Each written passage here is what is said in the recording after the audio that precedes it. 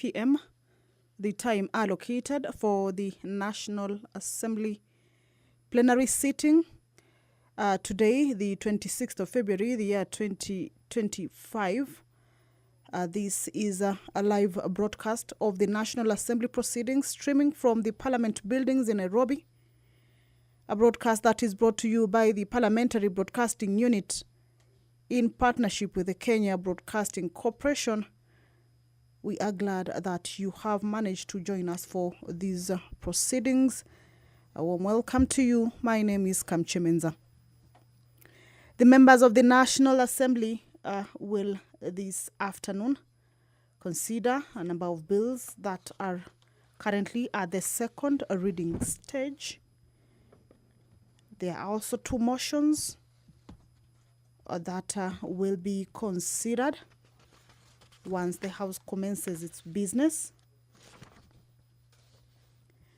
Members will also, pursuant to provisions of Standing Order 44, Paragraph 2, Part C, request statements from various committees. On the bills, members will conclude on the Equalization Fund Administration Bill, a bill originating from the Senate, a bill sponsored by the Chairperson, Departmental Committee on Finance and National Planning.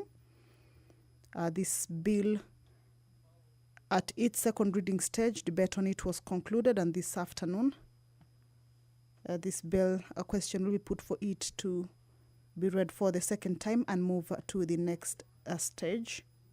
Also, the Insurance Professionals Bill, a bill originating from the National Assembly and sponsored by the Chairperson, Departmental Committee on Finance and National Planning, Honorable Kimani Kuria, will also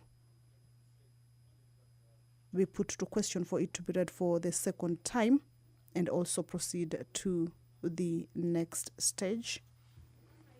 Debate on the political parties amendment bill, a bill originating from the National Assembly and sponsored by the Vice Chairperson, Procedure and House Rules Committee,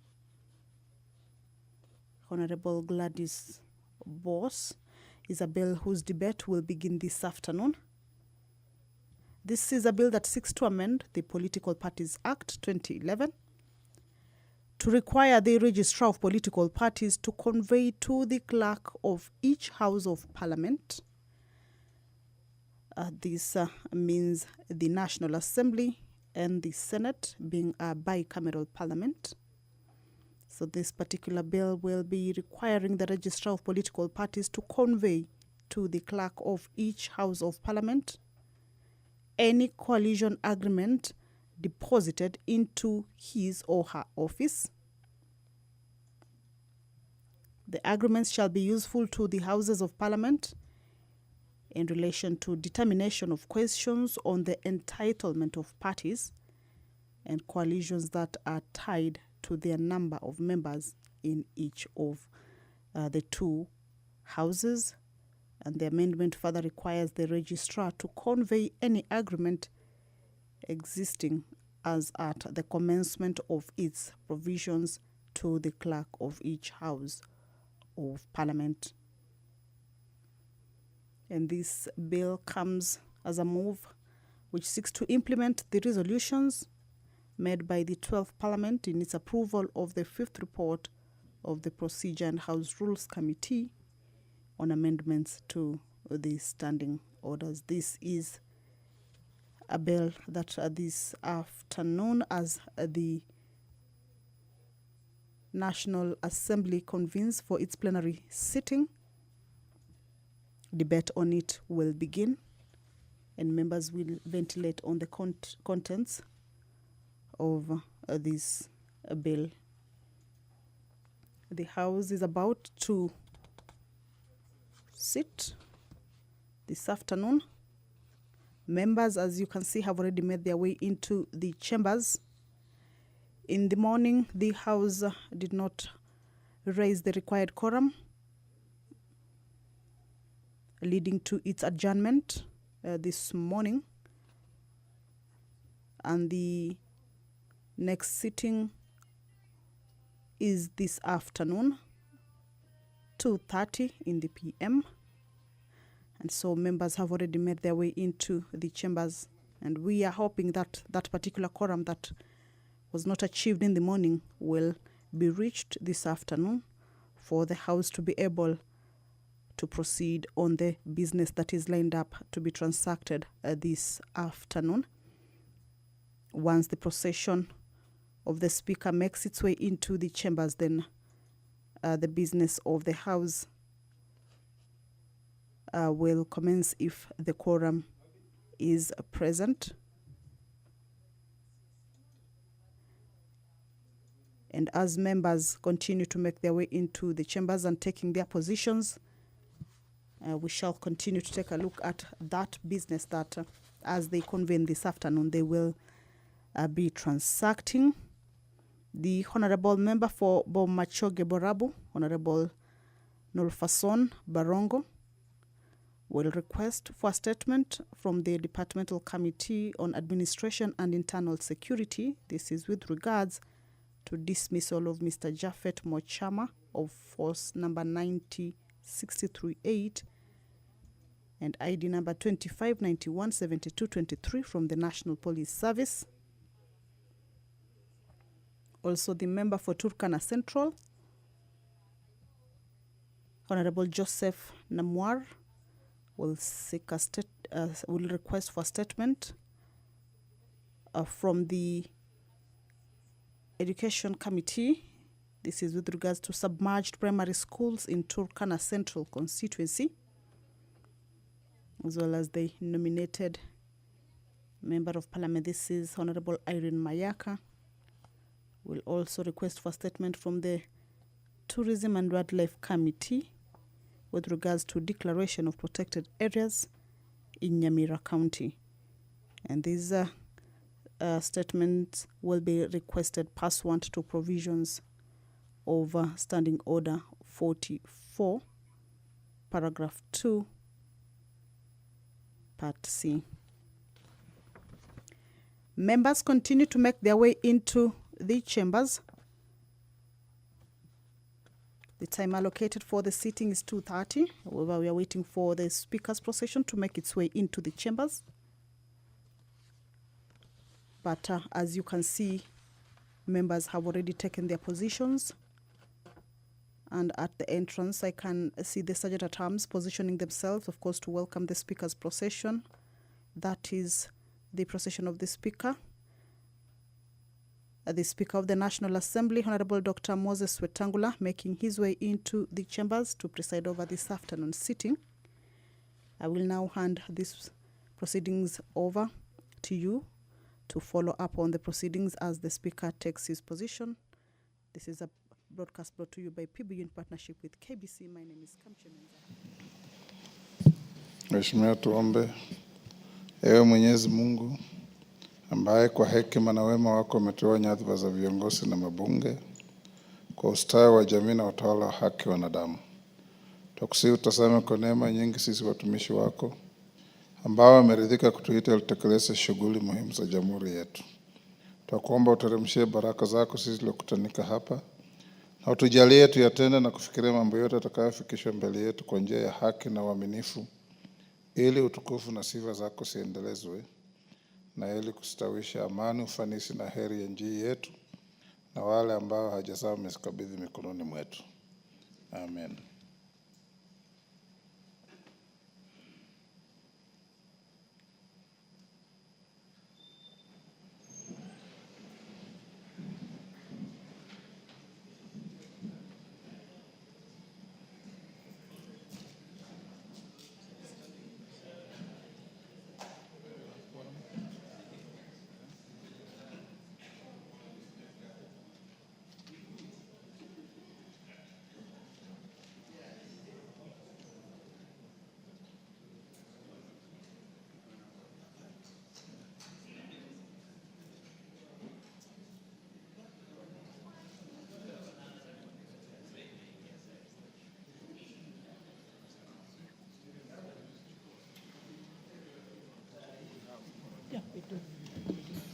Honorable members, we have quorum to transact business as your quorum H. I've since established that the bulk of members, honorable members who are in committees on budget issues. There were at least 12 committees meeting because of the strict constitutional timelines. That being the case, I've directed the clerk to publish a supplementary order paper that combines the business of this morning and this afternoon so that we can see if we can dispose of both in the course of this sitting. Okay, clerk.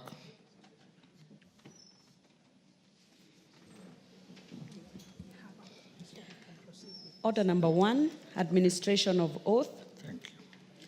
Order number 2, communication from the chair. Order number 3, messages. Order number 4, petitions.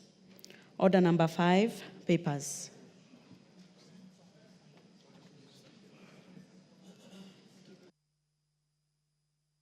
Majority.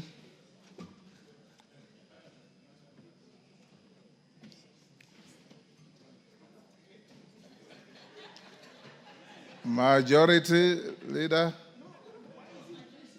Ruku. Order Ruku. Are you the majority leader?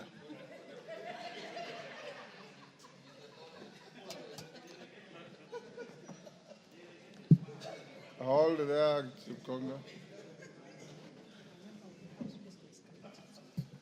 In the absence of the majority leader, a member of the House Business Committee can transact business if you have the business with you. Chikonga, go ahead. You have better lockers than Ruku. Honorable Speaker, I thank you very much. Honorable Speaker, I beg to lay the following papers on the table of the House today, Wednesday, February 26, 2025, the afternoon sitting. Reports of the Auditor General and financial statements for the years ended 30th June 2021, 30th June 2022, 30th June 2023, and the certificates therein in respect of the following. 1, Kiamaina Secondary School.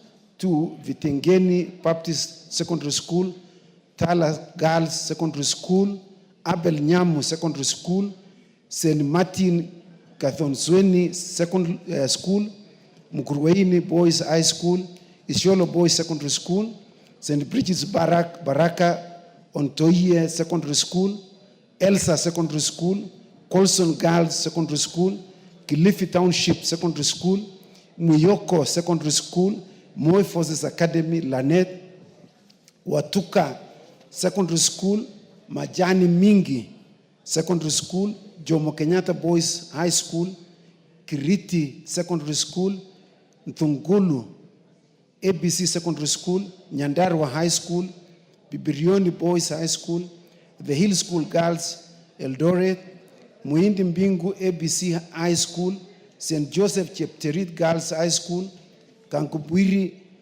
Girls High School, Ripe Boys High School, Utangwa Girls Secondary School, Akuthi Secondary School, Mamangina Girls Secondary School, Murray Girls Secondary School, and finally 30, Shimba Hills Secondary School. I thank you, Mr. Speaker, and I lay.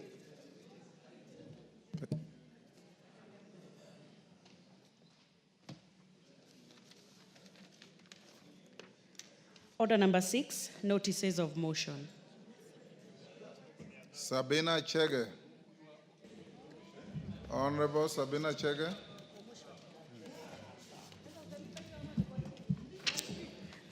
Thank you, Mr. Speaker. I would like to give a notice of motion on the implementation of the universal health coverage and a policy on mandatory use of public health care facilities by public officers. Mr. Speaker, I'm aware that Article 43(1)(a) of the Constitution provides every person has the right to highest attainable standard of health, which includes the right to health care services.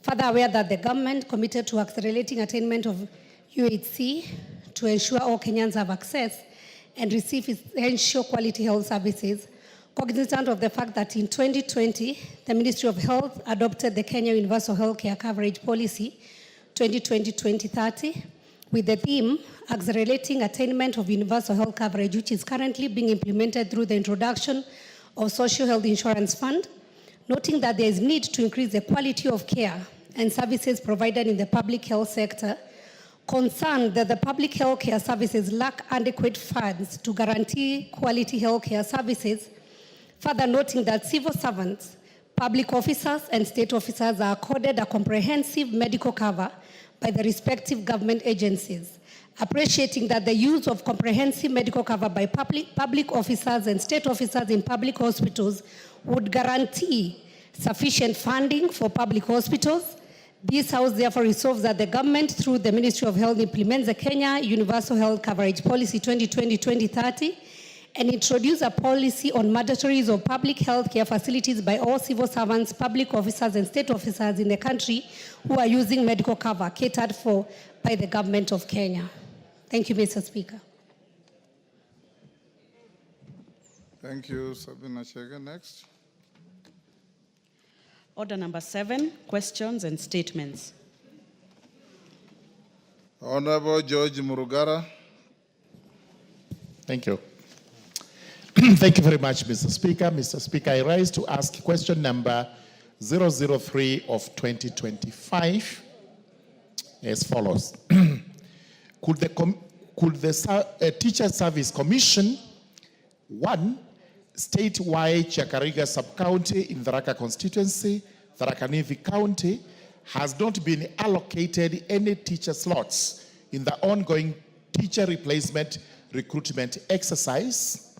Number 2, elaborate on the criterion used to allocate Tharaka North sub-county and Tharaka South sub-county 7 and 42 slots respectively, despite the fact that the 2 sub-counties are in the Tharaka constituency. Number 3, state the reasons that led to the teacher applicants from Chakariga sub-county being turned away from the recruitment exercise, limiting their chances to secure employment. And number 4, state the measures in place to address the unfair, discriminatory, and illegal conduct of the Commission in turning away the teacher applicants from Chakariga sub-county from the recruitment exercise, and steps to ensure that the applicants are not left out in the ongoing recruitment exercise. Thank you very much, Mr. Speaker. Chair, Education. Where is Honorable Meli? Any member of the committee? Naomi, tell them to bring Tonke. You are a member? Yes, Honorable Speaker. Tell your committee to bring a response in 2 weeks. Okay, noted, sir.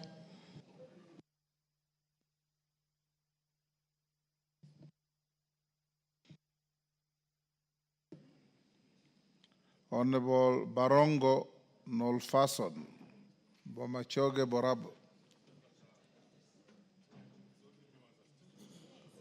You look startled.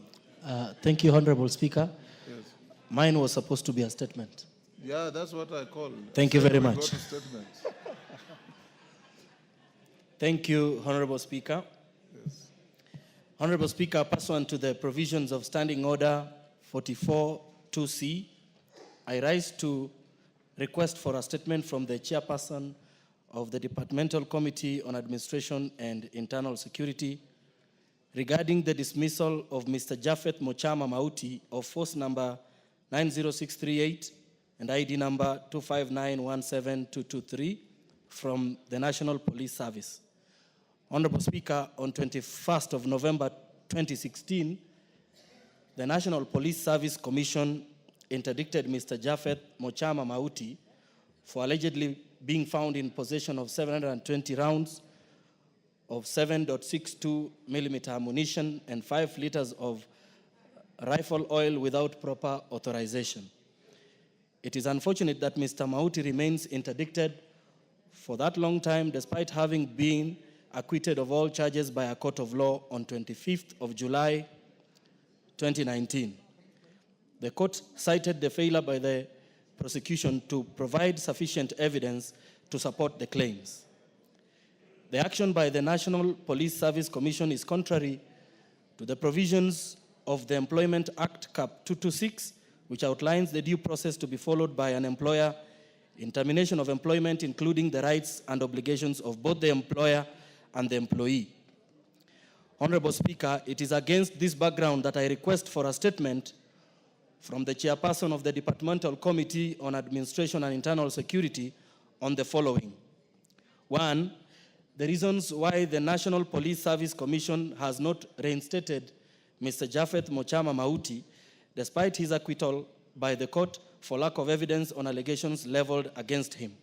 And 2, measures that the Ministry of Interior and National Administration has put in place to ensure that all employees serving in the National Police Service who are subject to disciplinary proceedings are fairly processed as per law and respective standard operating procedures. I thank you, Honorable Speaker. Thank you, Barongo. Tongoyo.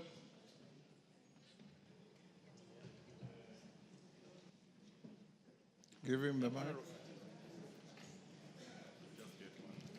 Oh, thank you. Thank you. Now I've got the mic. I can respond hopefully next week, Thursday. Next week? Thursday. Thursday. Yeah. So directed. Next, Honorable Rebecca Tonkei, Narok County. Thank you, Honorable Speaker.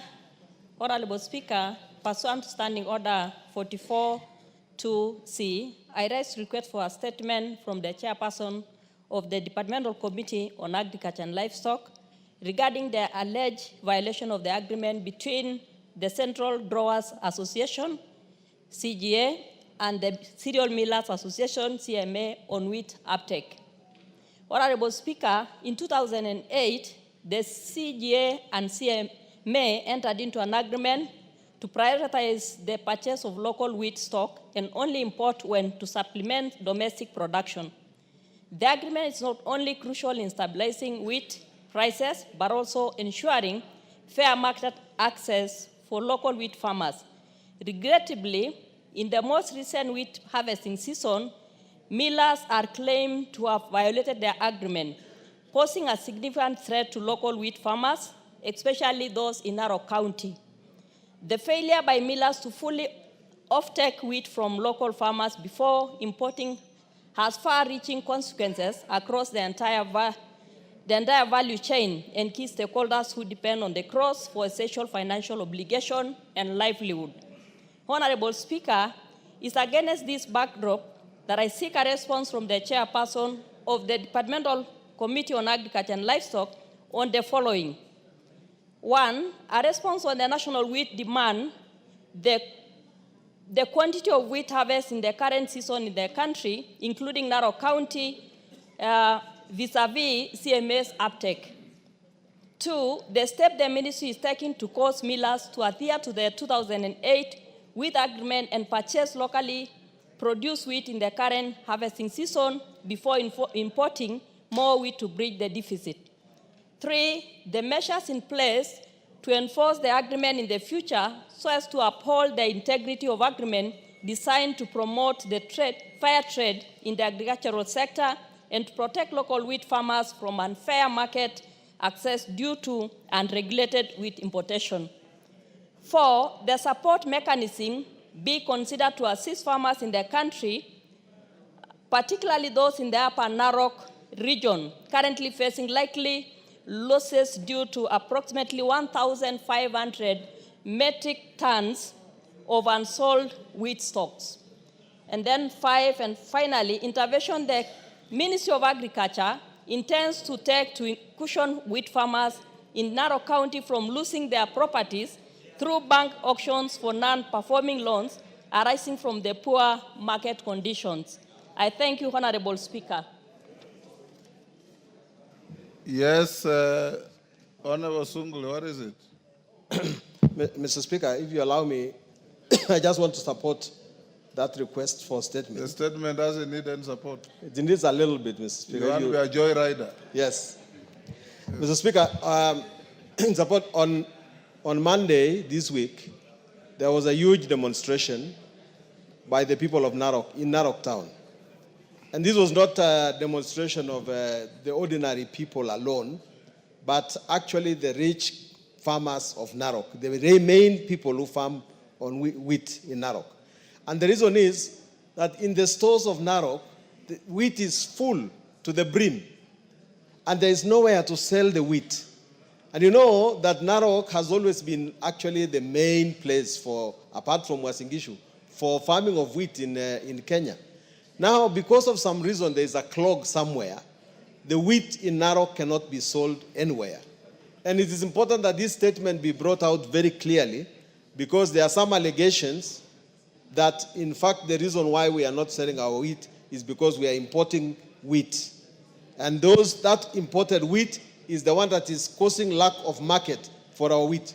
So the minister must tell us, is this a fact? And if so, then the government must buy this wheat and keep it in itself, give the farmers money so that they can continue farming. Otherwise, next year, we will still continue wanting to import wheat. Mr. Speaker, I support. Yes, Tongoyo. You want to be a joyrider? Yeah, thank you, Honorable Speaker. I just want also to ride on what my colleagues Tongei and Sunguli had said. Honorable Speaker, it's true. On Monday, the farmers of Narok were all over on the streets protesting over the failure of the cereal board to accept to take their produce. And Honorable Speaker, this is a very, it really should be very concerning to all of us, because we know Narok, especially the belt in Narok North, is the food basket of this country. And actually the failure of the government, of the cereal board, to take this farm produce will negate even the gain that, of course, we already gotten through the subsidy, the fertilizer subsidy. And they have already even suffered post-harvest losses. And we are so worried that if no intervention is set as a matter of urgency, there will be actually very little to be salvaged. So, Honorable Speaker, I don't want to preempt, but I just want to really prevail upon you that this matter should be handled and treated as urgent, so that at least the produce can be, they're all piled all over the place. I'm told they're even already in Nairobi trying to look where to get helped. So, Honorable Speaker, I just want to prevail that we should look at an immediate, as a matter of urgency, to have the intervention into this. Thank you, Honorable Speaker. Chair Agriculture. Naomi, yes, Ferdinand, you are a member? Yes, I'm a ranking member of that committee. I think given the urgency and given that actually we have seen the demonstration of the farmers, and the wheat is very important for this country, I want to promise that within 2.5 weeks. It can't be urgent, and you ask for 2.5 weeks from now. I think let's make it 1 week. The next 1 week, because Mr. Speaker, what will happen is that we just have to send a team on the ground to be able to also to interact with the farmers. So 1 week, I think today Ferdinand, will tell be your enough. chairman you bring a response on Wednesday afternoon. Next week. That's 1 week from today. Mr. Speaker, we may need to have some people going to the ground. But if not, 1 week is fine. You have given you the week you wanted. Yeah, I'll get in touch with the week. chairman. Thank you. Yes, Okello. Give to Jared. There's one next to you. I thank you, Honorable Speaker. As I join my brother Ferdinand, it is true that we will not disenfranchise our farmers at the altar of importers. At the moment, Honorable Speaker, we have had a stoppage of importation of sugar because the country is believed to be producing enough. And therefore, the farmers of Narok and other areas should not be subjected to economic jeopardy just because some importers have a leverage over others. Honorable Speaker, it is going to involve the Farmers Association to present their petition before the committee Then there will be the element of National Cereals and Produce Board to come and explain the reasons underneath. And then there will be the Kenya National Trading Corporation, and finally the Ministry of Trade, that all must bring these issues together. And finally the millers, who ought to bear the burden of purchasing this wheat, must also be brought on board, Honorable Speaker. And therefore, whereas there is great urgency, but I do not foresee a situation where 1 week will be sufficient to bring in all the players into this and come up with a cogent reason that will inform the next course of action for this House. And therefore, I just want to plead with you, Honorable Speaker, that you grant us 2 weeks as a committee to get to the bottom of it, resolve this once and for all, and that our farmers can at least offload the wheat that they have in their stores, Honorable Speaker. And I thank you. Because, what is it?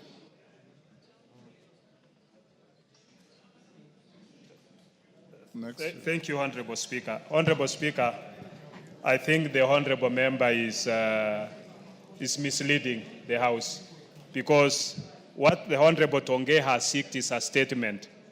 And you've already ruled, no, it's not a petition, and you've already ruled that in a week's time, the chair of the Departmental Committee on Agriculture should be able to table a report. Now, what Honorable Jared Okello is putting a spanner into the whole issue, Honorable Speaker. And I think that will even lengthen the period for which we can be able to address this very urgent matter that has been confessed by the 3 honorable members who are from Narok. And I think, Honorable Speaker, your ruling should stand. Thank you. Yes, Sabina. And he's not a farmer, Honorable Speaker. Who? Honorable Jared Okello. He's a fisherman. He's not a farmer. So. Thank you, Mr. Speaker. Allow me to add my voice on the same as a member of Agriculture Committee, and also to inform Honorable Pukose that even fishermen are also farming. It's a type of farming. So that is fish farming. And so you cannot rule him out being a farmer. Mr. Speaker, looking at the timelines that you have given and the notice that is supposed to be given for the summons, it is important, maybe, Mr. Speaker, to add us those 2 more days for 2 weeks. But at the same time, Mr. Speaker, I just want to add my voice on importation of products and produces that our farmers are already producing. Apart from what has been raised by honorable members from Narok on wheat, Mr. Speaker, we also have a huge outcry on rice and the farmers from Mwea. So, Mr. Speaker, this is something as a committee we need to look at it wholesomely so that what our farmers can produce. There is a statement on that already coming. Perfect. So that we can be able to protect our farmers before we import. We make sure we have exhausted what our farmers are already producing so that we empower them and not to look for importation where people are looking for quick money. Thank you, Mr. Speaker. Yes, a member for Elgeyo Marakwet County. Thank you, Mr. Speaker. I just want to add my voice by saying at times the issue to do with farming needs to be handled within a very short time. Remember, farmers, Mr. Speaker, at times depend on the harvest to prepare for the next season. And it is pointless, especially after the government of President William Ruto provided subsidized fertilizer, for farmers to be able to have a bump harvest and then lack market because of importations. It is pointless to subsidize production, and yet there will be no market. So my request is, if the time can be reduced, because I know these farmers have had the produce since August, Mr. Speaker. There is an expense of storage.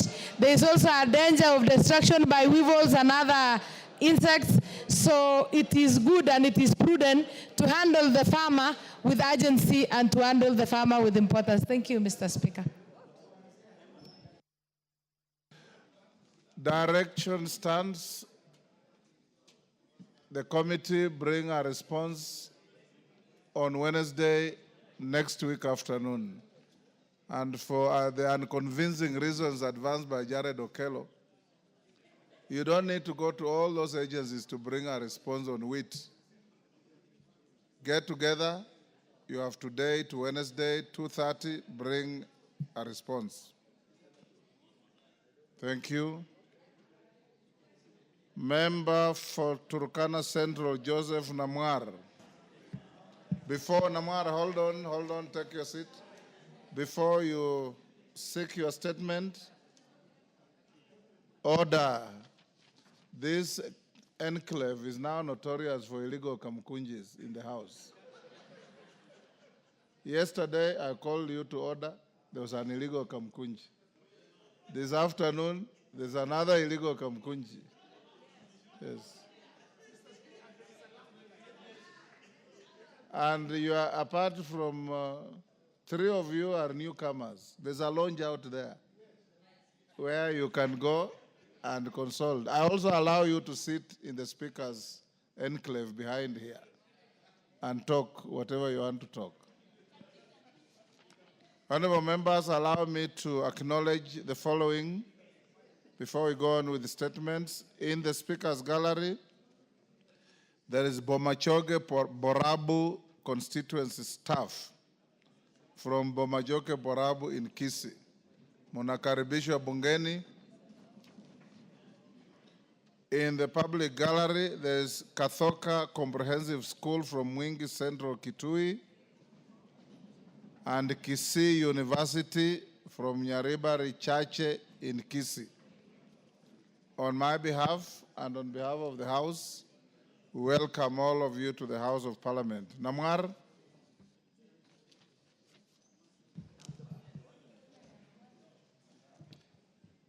Request for statement regarding submerged primary schools in Turkana Central constituency due to rising water levels.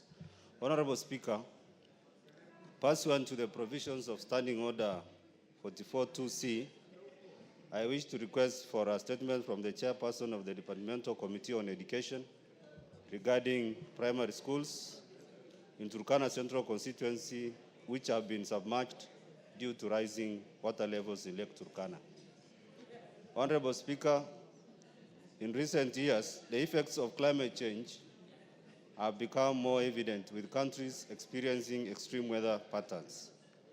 One such consequence has been the rising waters of Lake Turkana, which have displaced settlements and submerged several primary schools.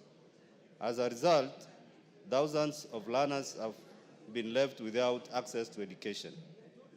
The affected schools, with a total enrollment of 1,442 learners, are Natole, 406, Katula, 202, Merrier, 210, Nangolpus, 314, and Ekwar, 310. Unfortunately, many of the pupils have been forced to either transfer to other schools or drop out to engage in work, disrupting their education. To mitigate these effects, the National Government Constituencies Development Fund, NGCDF, has constructed 5 classrooms for Ngimuria Primary School, another institution affected by submersion. However, this intervention remains inadequate, as the United Nations Educational, Scientific, and Cultural Organization, UNESCO, recommended 3-kilometer school accessibility requirement is still unmet. This significantly limits access to education as envisaged in Article 43(1) of the Constitution and threatens literacy levels in the region. Honorable Speaker, it's against this background that I request for a statement from the chairperson of the Departmental Committee on Education on the following. 1, immediate interventions in place to ensure the continuity of education for displaced learners at Natole Comprehensive Primary School and other affected schools. 2, a report on the assessment conducted by the Ministry of Education to determine the extent of damage and the feasibility of rebuilding affected schools in several locations. 3, plans to establish temporary learning centers or mobile classrooms to ensure uninterrupted education for displaced learners. 4, measures by the ministry to provide the necessary infrastructure, equipment, and school feeding program for the affected primary schools, given that livelihoods in the region have also been severely impacted. And 5, last, long-term strategies in place to enhance climate resilience in school infrastructure within Turkana County and other vulnerable regions. Thank you, Honorable Speaker. Chair Education, Honorable Meli. Tongay, 2 weeks. Yes, Honorable Speaker. Thank you. Honorable members, allow me to acknowledge teachers from Chepgoror Secondary School in Ainabkoi constituency was in Gishu. On my behalf and on your behalf, we welcome them to the House of Parliament. Peter Masara, member for Suna West. Thank you, Mr. Speaker. Honorable Speaker, pursuant to the provision of Standing Order 44, 2C, I rise to request for statement from the chairperson of the Departmental Committee on Education regarding capitation to schools, textbook ratio to pupils, and the state of early childhood development and education ECD programs. Honorable Speaker, the country has made remarkable strides in expanding access to education through initiatives such as free primary and secondary education, significantly boosting the enrollment rates and reducing the educational disparities. However, while access to education is essential, the quality of education must also be prioritized so as to equip learners with the skills and knowledge needed to succeed in the competitive and dynamic environment. Unfortunately, the current government capitation grants for primary and secondary schools are insufficient to address rising operational costs driven by the inflation and the high cost of living. These financial strains leaves schools struggling to provide essential resources, ultimately compromising the quality of education. In addition, there is need to ensure that the framework for textbook distribution in public school under the free basic education system is designed to boost the quality education provided. Honorable Speaker, pre-primary education is crucial for early character development and cognitive preparedness of a child under Article 186 of the Constitution, devolves early childhood development and education ECD to county government, leaving each county to regulate its own ECD programs. Consequently, ECD programs in some counties have faced significant challenges, including lack of investment by counties, resulting to disparities with regards to poor facilities and underpaid teachers, hindering quality of education and resources available to learners and teachers. Honorable Speaker, it is against this background that I request for statement from the chairperson on the Departmental Committee on Education on the following. 1, plans, if any, by the Ministry of Education to increase capitation for both primary and secondary schools to caution schools against the high cost of living and inflation. 2, a report on the ratio of textbook to pupils in country, the criteria used by the ministry to determine the ratio of textbook distribution, and measures taken to ensure an equitable ratio countrywide. And finally, a comprehensive assessment of the implementation of early childhood development and education ECD programs under county government, including steps taken to collaborate to ensure standardization for smooth and effective transition of children from ECD to primary school education. Thank you, Honorable Speaker. Thank you, Honorable Masara. Tonkei, that's to education. Honorable Speaker. Hold. There is a joyrider in the person of Honorable Mudoni. Yes, Mudoni? Honorable Speaker, I want to thank the member who has brought that statement. Honorable Speaker, it's important that the county governments take full responsibility of the ECD classes and make sure that they rationalize the payment of teachers in ECD so that it's uniform across all counties. Honorable Speaker, at the same time, I want to say capitation, as he has indicated, for both primary and secondary school. Let the government see if there is a way it can be increased because of the high cost of food and other amenities, Honorable Speaker. Thank you. I support that statement. Tongei, how much time do you require? Honorable Speaker, I appreciate the concerns raised by members. This shows the seriousness people have on the education sector. So we will do this and we'll respond in 2 weeks. Thank you. 2 weeks, thank you. Honorable Mary Maingi, MP for Mwea.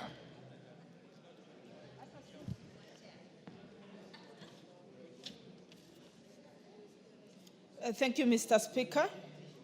Honorable Speaker, pursuant to the provisions of Standing Order 44-2C, I wish to request for a statement from the chairperson of the Departmental Committee on Trade, Industry and Cooperatives regarding importation of rice into the country. Honorable Speaker, rice is the third most consumed cereal crop in the country after maize and wheat. A study conducted by the Sustainable Trade Initiative on Mwea Rice Growers Multipurpose in 2020 showed that about 80% of rice grown in Kenya is from irrigation schemes. These schemes are established by the government and include the Mwea irrigation scheme, which, as per the study, accounted for more than 70% of the rice produce. However, over the years, domestic rice production has not been able to meet market demand, necessitating importation of rice to bridge the deficit and meet the market demand. There have been indications that the Kenya National Trading Corporation, KNTC, intends to import rice into the country in the near future. Considering the investment that have been made to revitalize irrigation schemes in the country, including Mwea irrigation scheme, so as to boost rice production, it is important that importation of rice by the KNTC be structured in a manner that promotes local price production instead of encouraging over-reliance on imported rice. Honorable Speaker, it is against this background that I request for a statement from the chairperson of the Departmental Committee on Trade, Industry and Cooperatives on the following. 1, the total quantity of rice that the government intends to import as part of the measures to supplement domestic production and bridge the deficit in the local demand. 2, the total annual production of rice in the last financial year compared to the local annual consumption projections. 3, measures in place to support farmers within the rice-growing areas like Mwea to increase rice production for the country to cut down on over-reliance on imported rice. And 4, the steps being taken to caution rice farmers in the country from likely unfair market competition that could arise from saturation of the market by imported rice. Thank you, Honorable Speaker. Chair, Trade, Industry and Cooperatives. Marianne. Thank you. 2 weeks is adequate for us to respond. Thank you. 2 weeks it is. Stephen Mogaka, Honorable Stephen Mogaka, West Mugirango.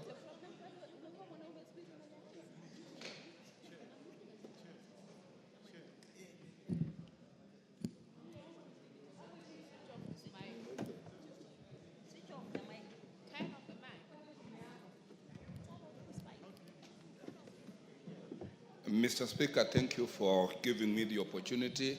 I do request that you defer my statement to later, because I do not have it at the moment. I don't have an approved copy. Thank you, Mr. Speaker. What did you say? Sorry. Thank you, Mr. Speaker. You want it deferred? I am pleading, Mr. Speaker, that you defer. To when? Or you fall off? No, later today or even tomorrow. because it is ready if you gave me 5 minutes, Mr. Speaker. Sir. So tomorrow afternoon. Tomorrow afternoon. I'm most obliged, Mr. Speaker. Thank you, Stephen. Irene Mayaka. Thank you, Honorable Speaker. Honorable Speaker, I stand to request for a statement regarding the declaration of protected areas in Nyamira County. Honorable Speaker, pursuant to the provisions of Standing Order 44 2C, I rise to request for a statement from the chairperson of the Departmental Committee of Tourism and Wildlife regarding the declaration of certain areas in Nyamira County as protected areas and national monuments. Honorable Speaker, tourism is a key driver of our economy and a significant contributor to economic activity. Nyamira County is fortunate to host numerous sites rich in cultural heritage that are essential for tourism development and economic growth. These sites include the Manga Hills, Emanga Ridge, Engoroya Manga, Kera Waterfalls, Nkora Hills, and Kiabonyeru Hills. On Wednesday, 16th August of 2023, during question time, I posed a supplementary question to the Cabinet Secretary for Tourism and Wildlife regarding the declaration of these historical sites, especially Manga Hills, as protected areas and national monuments. The Cabinet Secretary acknowledged the significance of these sites and confirmed that a proposal was being developed in collaboration with the State Department for Cultural and Heritage and County Government of Nyamira to achieve this objective. Honorable Speaker, it is against this background that I seek a statement from the chairperson of the Departmental Committee on Tourism and Wildlife on the following. A comprehensive report on the progress made by the Ministry of Tourism and Wildlife in implementing the undertaking by the Cabinet Secretary on Wednesday, 16th August of 2023, including specific timelines for completion of the said process.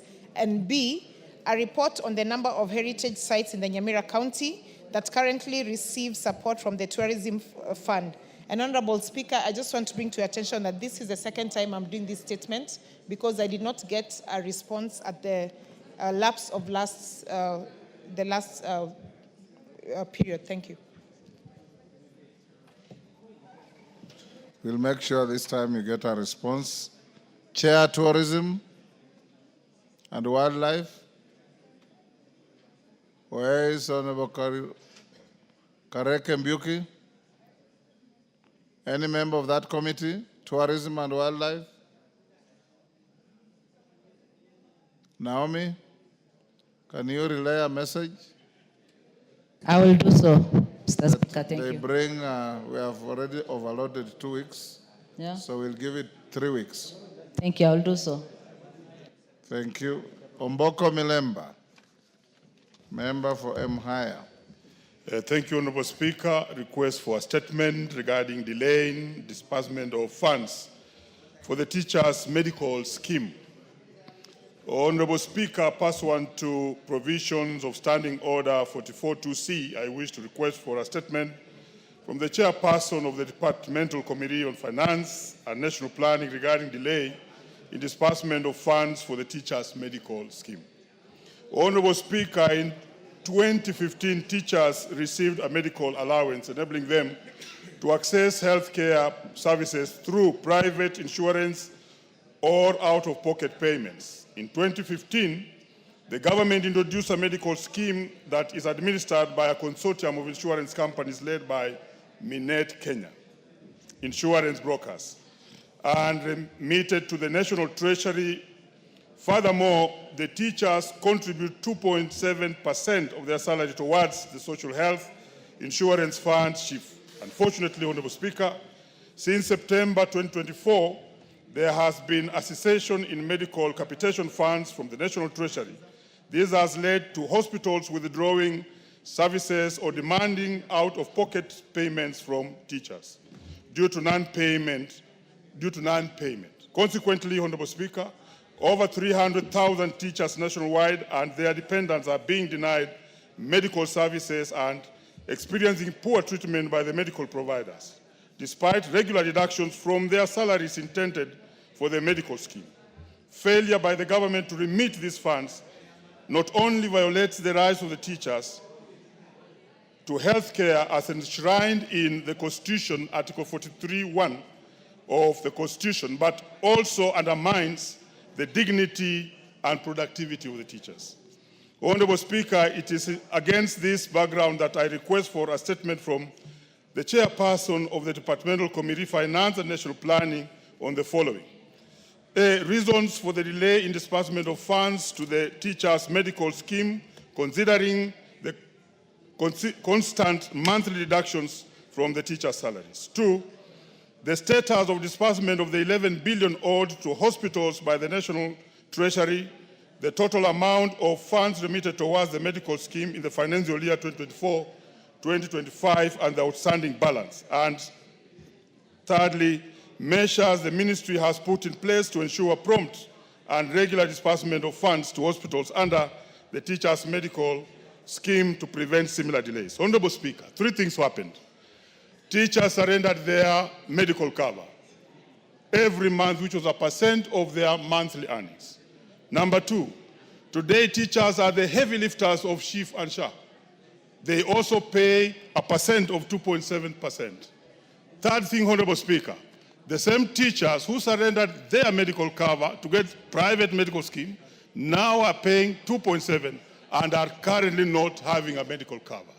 We don't want the teachers to join what we talked about as the strike by the national hospitals. I would really wish to ask this House, through you, Honorable Speaker, that this is expedited so that we don't get teachers to that bracket. Thank you, Honorable Speaker. Chair, Education. You asked for finance. Yes. Honorable Speaker, I thought it should have gone to education. It should have gone to education, but you chose. I thought it should have gone to, but the right has put finance, but education will be the correct place. I thought so too.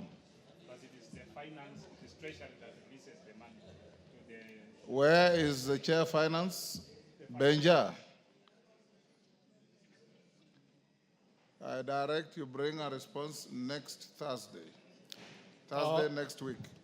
Mr. Speaker, thank you. And I want to thank the member for asking that very important question. But I also thought maybe you should go to Chair Education unless the member has information that the money has not been released from Treasury to Ministry of Education.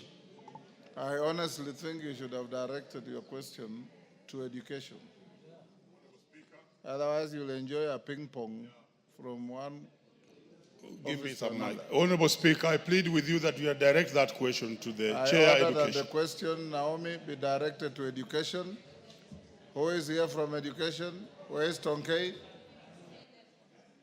Tonkei has left. Masara, you are in Education? Pardon? Mr. Speaker, give me 1 minute to say something on the same statement by Honorable Molemba. Go ahead. Mr. Speaker, I'm really imploring on you. The suffering on teachers on issues on insurance and their health care should not be taken lightly, Mr. Speaker. These are the people who are really on the ground serving our students and children. If their insurance cover is not, their money is not being remitted in time, it brings suffering to many because teachers are guardian to so many other people. When they are in trouble in terms of health, Mr. Speaker, it's the society.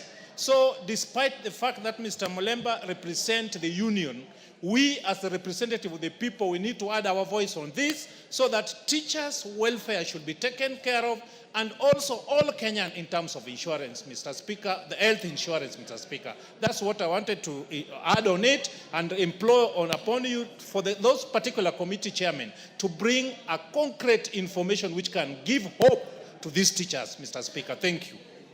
Thank you, Naomi. Can you inform the Chair Education to bring a response on Thursday next week? I will do so due to the seriousness of this matter. Thank you. Next order. Order number 8, the Equalization Fund Administration Bill, Senate Bill number 14 of 2023. Second reading, question to be put. Yes, on this order, Then let's put the question first. I'll give you. Order, members on your feet, take your seats. Order, take your seats. Kwame, take your seats. Honorable members, I now put the question at order number 8, which is that the Equalization Fund Administration Bill, Senate Bill number 14 of 2023 be now read a second time. As members of that opinion say aye. Aye. Will those of the contrary opinion say nay? The ayes have it. A bill for an act of parliament to provide for the administrative structures for the management of the Equalization Fund, to establish an advisory board, and for connected purposes. Next. Order number 9, the Insurance Professionals Bill, National Assembly Bill number 13 of 2024, second reading, question to be put. Order, honorable member on your feet, take your seat. Honorable members, I now put the question at order number 9, which is the Insurance Professionals Bill, National Assembly Bill number 13 of 2024, be now read a second time. As members of that opinion say aye. Aye. Will those of the contrary opinion say nay? The ayes have it. A bill for an act of parliament to make provision for the establishment of the Insurance Institute of Kenya and the Insurance Professionals Examinations Board, to provide for examination, registration, and regulation of standards and practice of insurance professionals, and make provision for matters concerned therewith and incidental thereto. Next. Order number 10, the Institute of Social Work Professionals Bill, National Assembly Bill number 17 of 2023, second reading, question to be put. Thank you. Order, member for Vihiga, take your seat.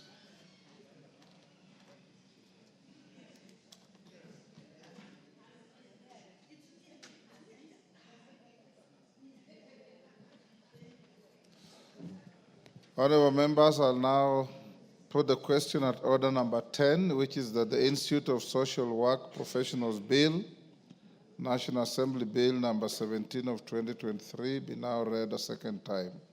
As members of that opinion say aye. Aye. Will those of the contrary opinion say nay? The ayes have it.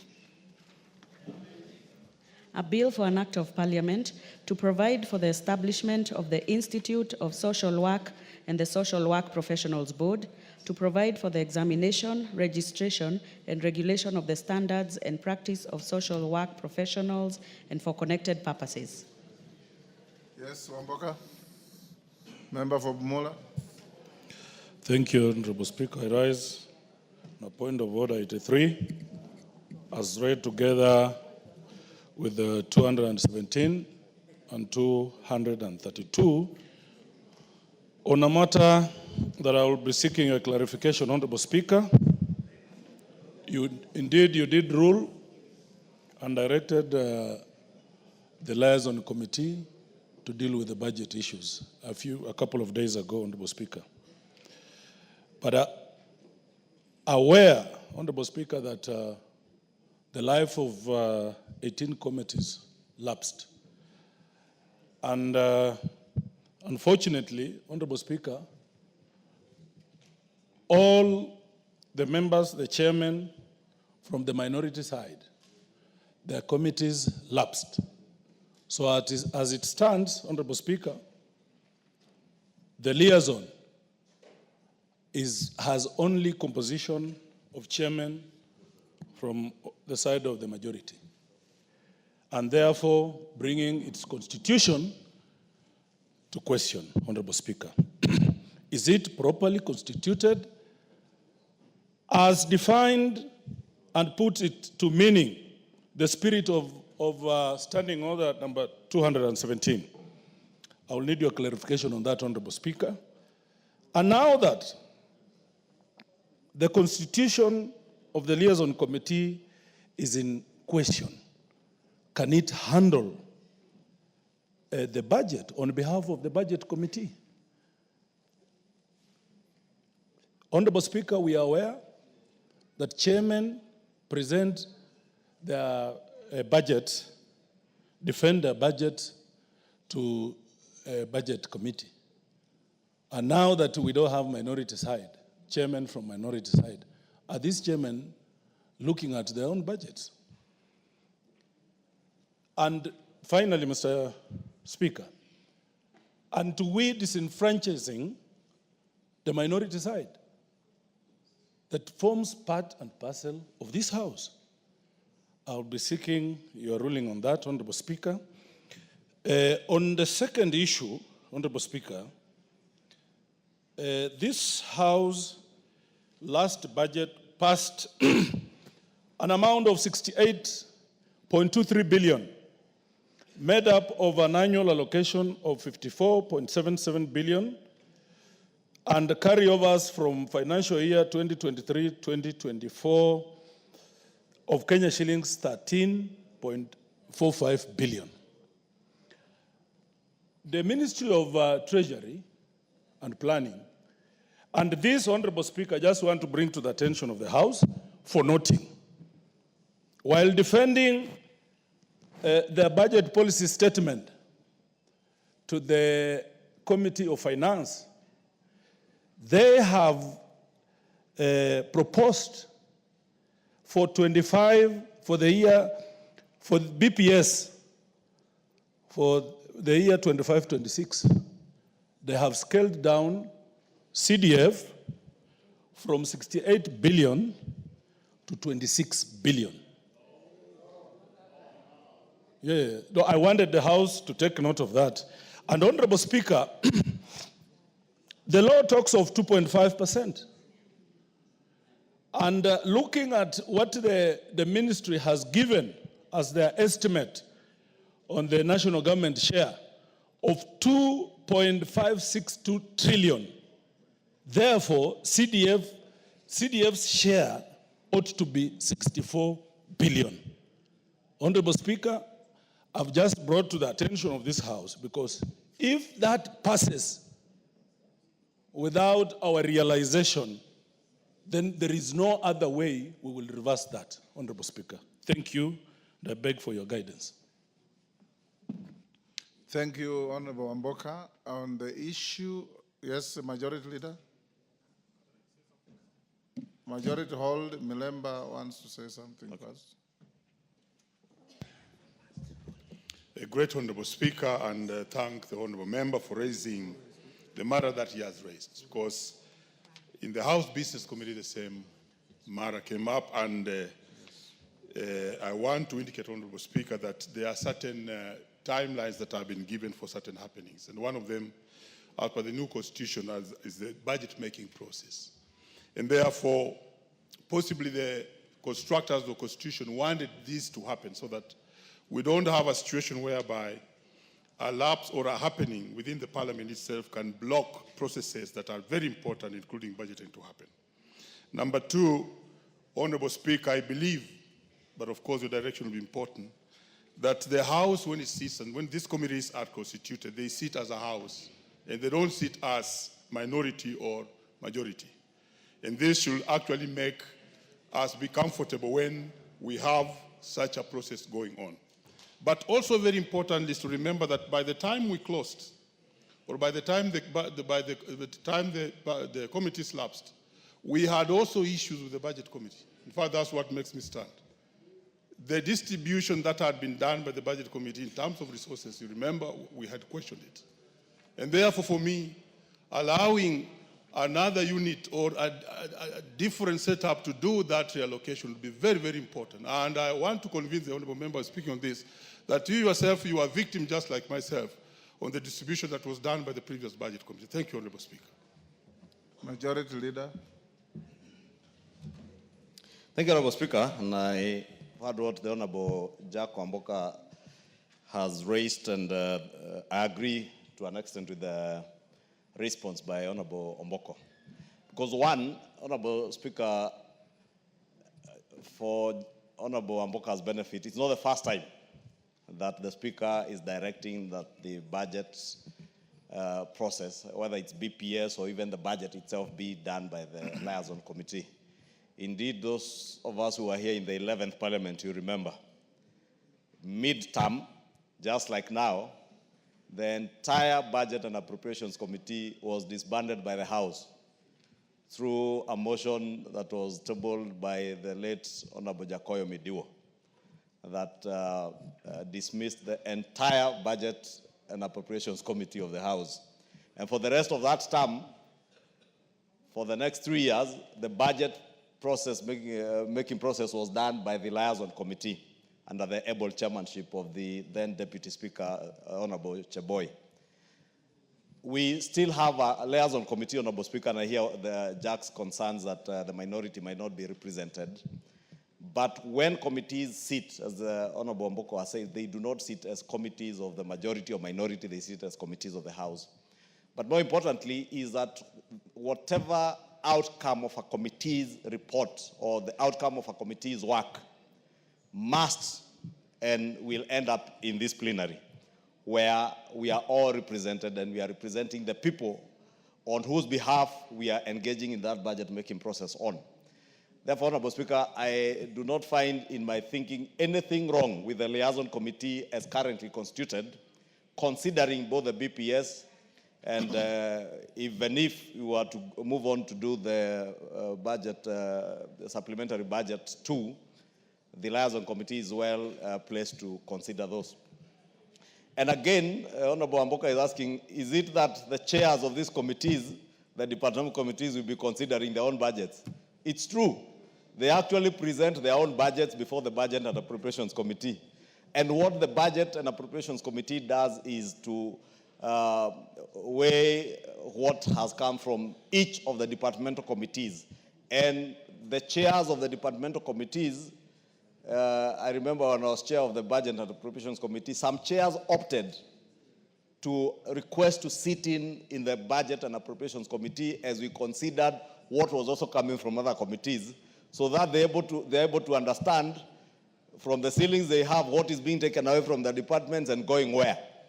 And nothing stops any chair of a committee or indeed any member who has interest in the BPS process from seeking the chair's permission, the deputy speaker or whoever will be chairing the liaison committee, to appear before that committee should you have an interest that you want to engage in that process. But hopefully, Honorable Speaker, as we indicated in the House Business Committee yesterday, and I believe the leader of minority is not here, but the minority whip is here, we are completing the reconstitution of all these committees. And I am sure that's why, Honorable Speaker, you did not see myself, Honorable Millie, Honorable Junet here this morning. And part of the yesterday evening, we will be completing this work, and our whip will be completing this work.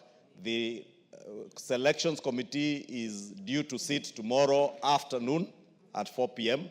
Once we complete that and the reconstituted committees list is approved by the House Business Committee, we should be able to reconstitute these committees, and hopefully they would even catch up before we finalize with both the debt management strategy paper, BPS, and the supplementary appropriations bill. But just to reassure Jack Wamboka, there is absolutely nothing to worry. Whatever outcome will come back to you here in plenary to approve. And Honorable Speaker, I believe Jack looks very well satisfied now. So, first of all, Honorable Wamboka, in future when you have a matter of that nature, as a matter of courtesy, approach the chair and tell the chair that you have such a matter to raise, or even go to the Speaker's chamber so that we can be able to deal with it. Be that as it may, what Honorable Mboko Milemba and the Majority Leader have said partly deals with the matter, and is not without precedent.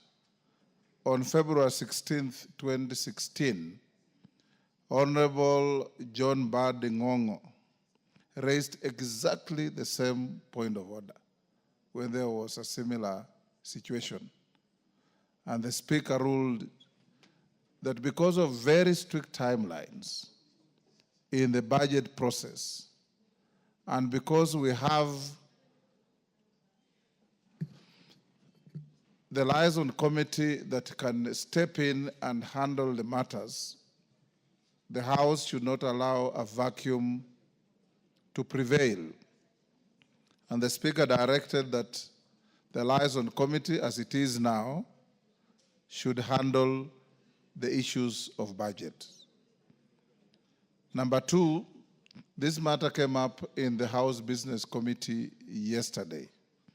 So if you had properly consulted with the minority leader, Honorable Junet, the House Business Committee unanimously agreed that in the interest of meeting constitutional timelines and that looking at the totality of the issues at hand, no prejudice will be occasioned, the liaison committee will deal with this issue until the committees are constituted. And I directed that both sides of the House, the leadership, must be ready with the constitution of the reconstituted committees by end of the day tomorrow, so that we can be able to open next week with committees in place. Those that have been reconstituted differently, elect their chairs and get on with the work. On the issue of the percentages on CDF, we have a CDF committee in this House, led by Musa Sirma, but I think it's one of those that have lapsed. I'll direct that as soon as the committee is reconstituted, your matter be placed before them so that they can deal with the matter together with the committee for finance, not finance, for budget, so that where there are percentages locked in the Constitution, they must be respected. And we'll ensure that that is done, because I'm a firm believer in CDF and what CDF does in the country, and any shilling less on CDF affects wananchi directly. It is so directed. Thank you. Yes, Wamboka, you have something else? Thank you, Honorable Speaker. I'm well guided on the issue of liaison, and similarly on the issue of CDF. It's just a worrying trend that even carer money, Honorable Speaker, you may not be aware, and we will be bringing a substantive motion to deal with that. Even carer money has been cut, revised downwards. I thought carer is subject of a court dispute between a group, I understand, surrogate litigants engineered by COG, competing against the interests of your constituencies in management of some carer funds. It is a matter that we are dealing with. Let's, Honorable Speaker, we will need your direction, because we need to be very firm. If they are surrogating, COG surrogating, we can also surrogate. So that, because why should we be the people all the time? Parliament is not looking for any surrogates. We are defending that suit with all the veracity we have. Honorable Speaker, in the meantime, Honorable Speaker, yes, why would carer be revising these figures downwards? As the case is in court, why can't the status quo remain? Yes, as Millie. the case continues. Yes. Thank you, Honorable Speaker. Yes, yes, Millie, then cases. Thank you, Mr. Speaker. Mr. Speaker, my concern from what you've just said, that as National Assembly, we are not surrogating, we are defending. Yes. Mr. Speaker, when you are always under attack, sometimes attack is the best defense. Mr. Speaker, if the COG is actually surrogating somebody else to take away work that helps in our constituencies, and yet, very clearly, COG under the 4th schedule have no constitutional mandate to give bursaries. But because we know it tells people, we are closing our ears and our eyes to the fact that what they're doing is actually unconstitutional. So instead of defending, why don't we also attack? So that we are all fair. The National Assembly has very many brilliant minds. But I don't know, like Paul says in the Bible, you foolish Galatians, who bewitched you? Foolish parliamentarians, who bewitched you? Why are we allowing people to always attack parliament? When we also have brains, we can also attack in courts. If they want to take away care that helps our people, then let us go to the Constitution. ECD, there is no bursary for ECD. The constitutional mandate for governors are very clear. On education, ECD. I don't know any child that pays bursary for ECD. We only keep quiet because we know it helps our people. But if you want to bring the war on, bring it on. We will meet you halfway. Cases.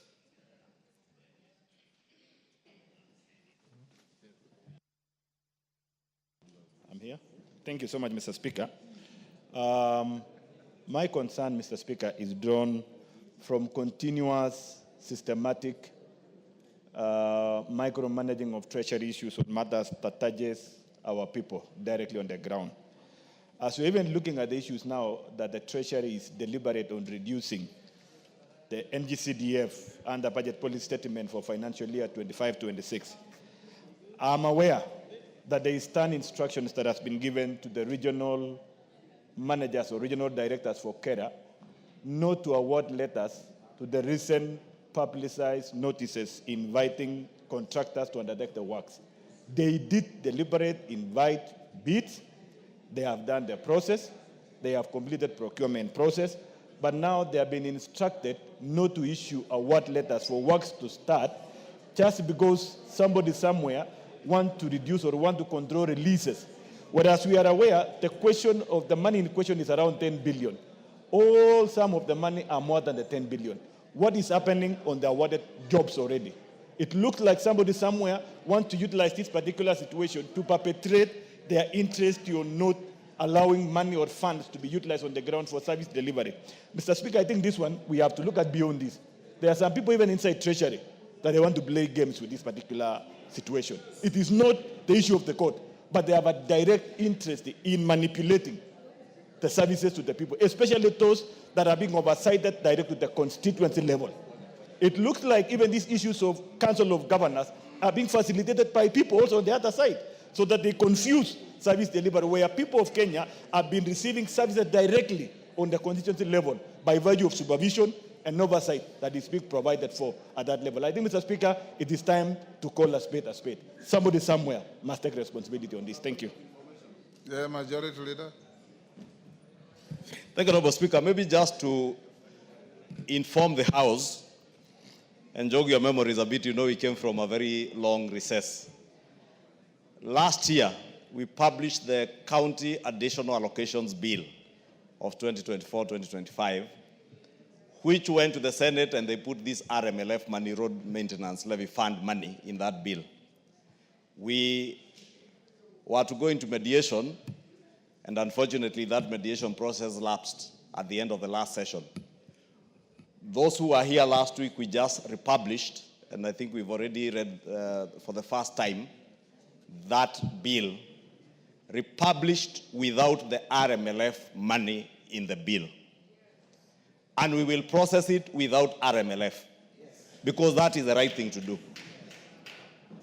And probably is a good time to speak to our colleagues in the other house that many counties, I had an engagement with 2 governors, and let me not mention their names here, Honorable Speaker, but they were telling me in one of them in their county, they have money for KUSIP going to about 1.1 billion shillings that they cannot access because some other governors want to fight over RMLF.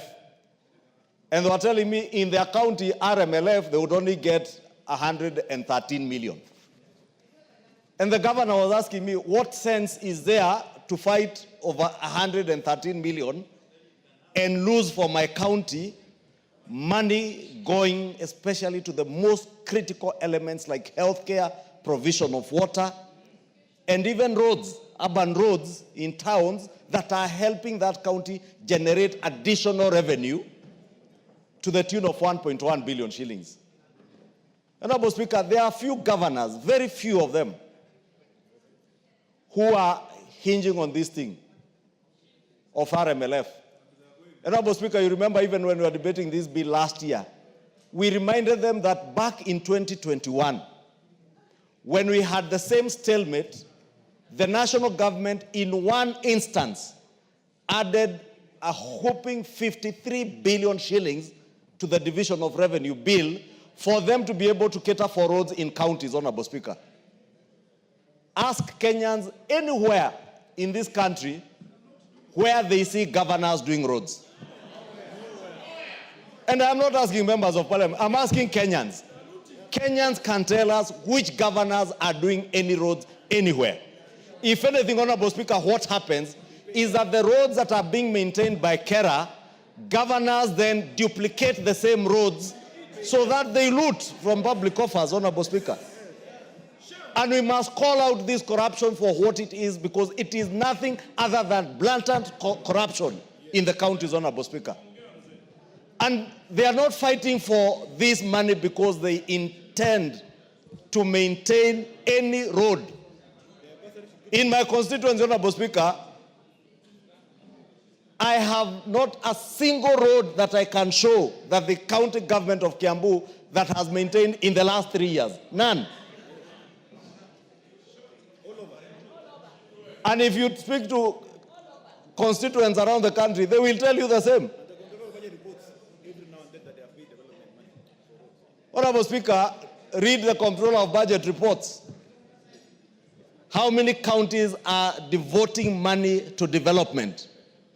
Many are busy devoting money to freebies, things that are politically expedient and that are exciting to the masses, but not those sustainable things that members of parliament ensure through proper oversight of RMLF that KERA and KURA are actually maintaining roads in our counties and constituencies, Honorable Speaker.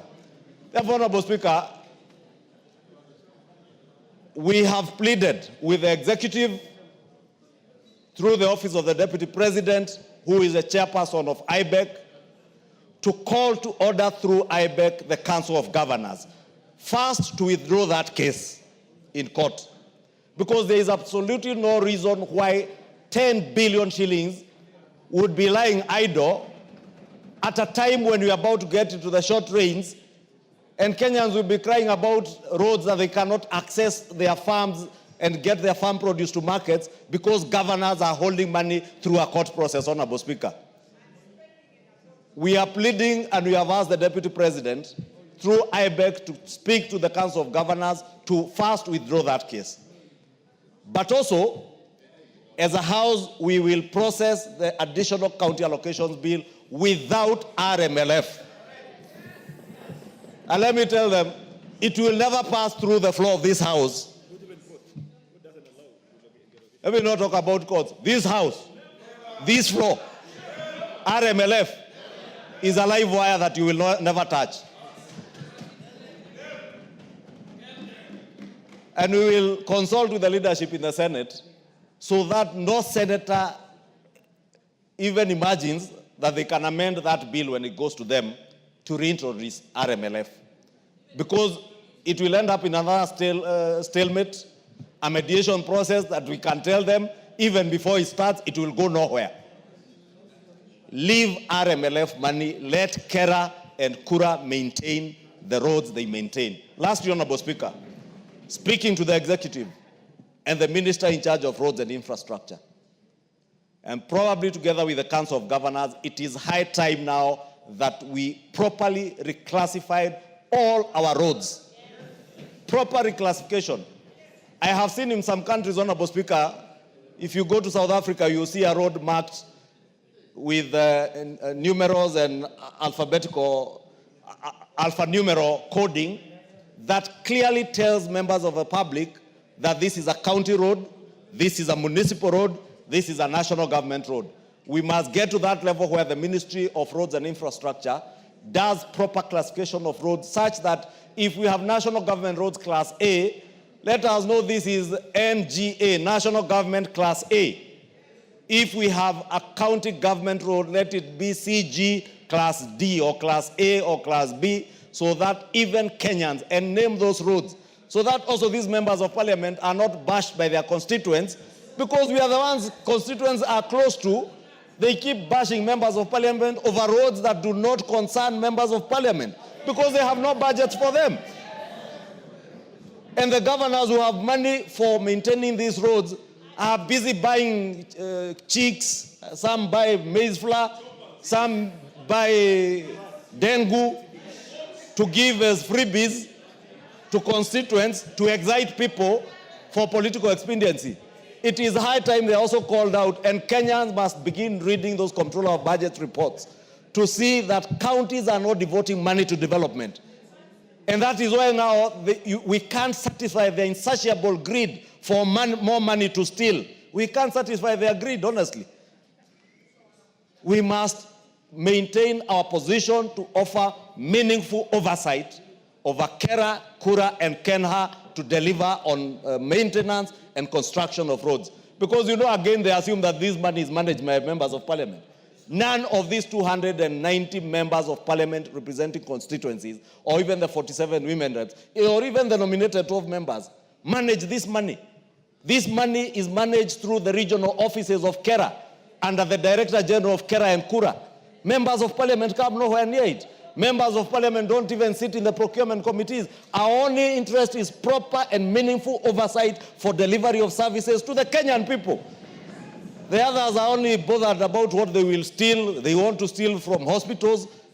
They have looted hospitals. They have looted our water projects. They now are after roads. Honestly, who will satisfy their insatiable greed, Mr. Speaker? We cannot, and we will not satisfy by processing that additional county allocations bill with RMLF included. I hope my leader of majority in the Senate has heard me. Thank you, Honorable Speaker. Minority Leader. Thank you, Mr. Speaker. Mr. Speaker, I just want to add a few things to what the majority leader said. Mr. Speaker, this issue of RMLF has been on this floor now for some time, even since last parliament, Mr. Speaker. Mr. Speaker, what I have come to realize, there is a systematic program going on in this country to disconnect members of this House from the public completely. Mr. Speaker, I don't know where that plan is hatched, Mr. Speaker, whether it is in the executive or in the judiciary or somewhere. Mr. Speaker, there is a serious plan to disconnect members of parliament, especially members of the National Assembly, from the public, Mr. Speaker. Mr. Speaker, people tell you that it is not your work to bring development to the people. If I cannot bring development to my people, what is the constitutional requirement of representation? You represent people so that you can speak on their behalf on the floor of the House to get resources to the public, Mr. Speaker, if I understand it well. Mr. Speaker, this is something that this House will not accept. Mr. Speaker, look at what's happening in the counties. We are not against devolution. We completely support devolution, Mr. Speaker. But, Mr. Speaker, we have to reanalyze since the last 10 or 12 years whether devolution has worked for this country. The only things we see in devolution is conferences every year that shows us beans, ndengu, carrots, cucumber, cassavas grown in our areas, Mr. Speaker. Those things have been happening since independence. My grandmother has been growing cassava since Kenya became independent, Mr. Speaker. That's what you are being shown in devolution conferences. There is nothing serious that has happened in terms of devolution since devolution came into place, Mr. Speaker. Truth must be said. We must be truthful to the people, Mr. Speaker. Look at the amount of money that has been devolved in this country. Trillions of shillings since devolution came into place. Nothing to show for it. Nothing, completely nothing, Mr. Speaker. Let's be honest to Kenyans. Mr. Speaker, we don't want to describe them as devolved corruption, but people are preoccupied. Mr. Speaker, can we have order here? people are preoccupied with the little money that has been devolved through NGCDF, little money that has been devolved to the constituencies through RMLF, and people don't take note of the billions of shillings that are being devolved every financial year, Mr. Speaker. Counties are getting their money. They are never in arrears. Even if they're in arrears, it's 1 month, 2 months, in the end the money goes down to the ground. There are counties that are holding billions of shillings in their central bank accounts. I was reading in the newspaper the other day that there are counties that have not spent 48 billion shillings, Mr. Speaker. They are lying idle in their account. And they are still demanding for more money. They're saying, oh, the national government has not devolved. Lastly, Mr. Speaker, these people who are calling themselves here Nairobi, Kera and Kura, these people must know that these are organs of national government. They are not part of county government. They are oversighted by this house. This Director General of Kera, Mr. Speaker, this man is a joker. I can tell you for true. He thinks that he is supposed to report to counties. Which governor oversights him? Which county government oversights him? That man must be dragged here to this house under full committee of the full house, Mr. Speaker. And he must be told in no certain terms that he is supposed to report and to the National Assembly, Mr. Speaker. This is a man who thinks that he is supposed to work with county government. Which county government is giving him money? Mr. Speaker, you can go around to every constituency today, and we'll take you around as a speaker. The roads that are maintained by constituency development, by this RMF through the constituency, are known. In every constituency, they're not even more than 4 or 5. Majority of the roads are classified as county roads, and they're in pathetic condition, all of them. And they're asking for the RLMF for the constituency. The ones for the constituency are well maintained. Actually, the national government is trying its best to even tarmac majority of the county roads. Mr. Speaker, we cannot take this thing anymore lying down. We will put our foot down.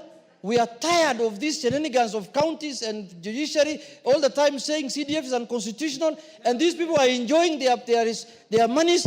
They are not delivering any services to the public, and the people who are supposed to do that work are being curtailed, Mr. Speaker. This matter must come to an end, and we are going to pass, as the majority leader said, the county revenue allocation, the extra money we are giving them through the bill that has been brought here, without RLMF. If they don't want money, the bill will get stuck here for good. You can continue with the one that you have been given at the beginning of the year. And I want to tell the Council of Governors, please, don't joke with members of parliament. They have been elected just like the way you have been elected. You have votes. We got votes the same way you got votes. Some of you, we just go through waves.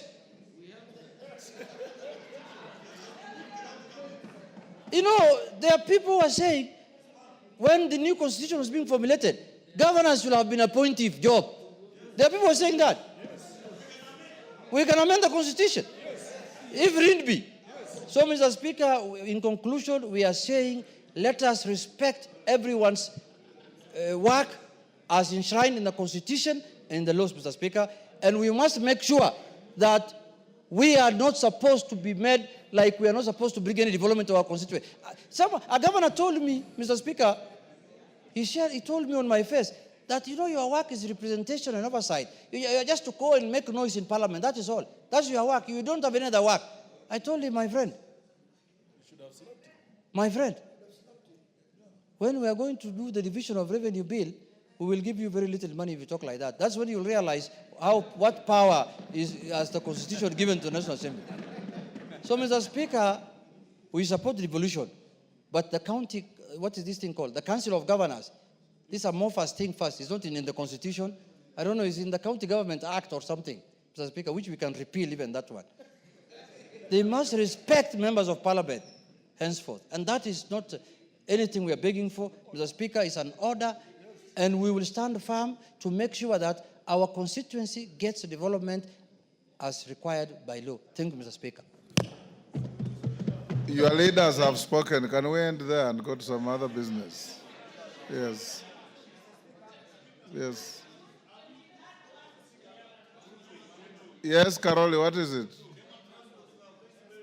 Honorable Speaker, for giving me this opportunity. I'll add on to what Honorable Millie had said, taking the war to them. Honorable Speaker, 12 years ago when we were writing the new constitution, the original proposal was to have 14 counties plus Nairobi. There were supposed to be only 15. We ended up with 47. During this period, we've seen what is happening. Most of the counties, as a matter of fact, have nothing to show for. You go to counties, what the governors do are cultural festivals. In a year, there'll be 6, 7 festivals. You don't even know which one you are at. There'll be this, there'll be that. County governments are building posho mills, others are building rice mills, things that even the central government is already divesting from. Mr. Speaker, I belong to a small group which is already doing a study whether the structure that we have for devolution is sustainable for Kenya. And the preliminary conclusion is that it is not. As a matter of fact, what would be more sustainable is to protect devolution and devolved funds, but to channel them through constituencies. And what that would mean, I'll give an example. Turkana, that gets about 11, 12 billion per year with 6 constituencies, each constituency for direct development would have 2 billion a year. In Suba South, the calculation that we have done, if I was to oversee the constituency for 10 years at the current amount of devolved funds, in 10 years we'll have resolved all the road networks, built hospitals, finished all the schools. We will be talking about new things. So I think the war that we should take to them, building on what Honorable Milia said, is to relook at the constitution and the structure of devolution and take away the counties and protect the funds, but channel them as development funds directly to the constituencies. Because that is what is working in this country. All the other things are not working. And that is the war that we need to take to them as a house. And probably if this house, on a bipartisanship manner, can come up with a working group to explore this and review, using experts, exactly what we are proposing, we will help this country. Devolution in its current structure is not sustainable, will never work. It's a den of corruption. It's a den of incompetent people. You go to functions, governors have carried truckloads of people praising them. Another group has brought people fighting. I don't know. It's all chaos. It's not working for this country. Thank you, Honorable Speaker. Yes, Chepkonga. Thank you very much, Honorable Speaker. Honorable Speaker, I want to join my colleagues. You know, Honorable Speaker, I want to remind them. 2 Peter chapter 1, verse 12. The Bible says, remind them even though they know. Mr. Speaker, I want to remind the Council of Governors, even though they know that Article 95 of the Constitution is very clear, and it does not exist anywhere in any other article, Mr. Speaker. And it reads, for the avoidance of doubt, that the National Assembly represents the people of the constituents and special interests of the National Assembly. It says in 2, Mr. Speaker, the National Assembly deliberates on and resolves issues that are of concern to the people. Mr. Speaker, there is no other person in Kenya that has the power to resolve issues that are of concern to the people. It is only this House, Mr. Speaker. Even the courts themselves, I am being reminded by a layman here that the courts are also don't have power to resolve issues that are of concern to the people. Mr. Speaker, you know the other day we increased the RMLF from 18 shillings to 25. And now because we increased that money, they are now salivating. The reason we were doing so, Mr. Speaker, was to resolve issues that are of concern to the people. Mr. Speaker, you know, in the last government, they launched about 10,000 kilometers of roads. And you know, Mr. Speaker, there was no money to pay for those roads. And it is necessary that the RMLF was increased for purposes of paying off the outstanding bills with regard to those roads that have been constructed in those counties, Mr. Speaker. And so, Mr. Speaker, for someone to come and say that they are holding 10 billion shillings because they are salivating for the 7 or 8 shillings that was increased is completely unfair and unconstitutional, Mr. Speaker. You know, people just read Article 95 and they just go to sleep.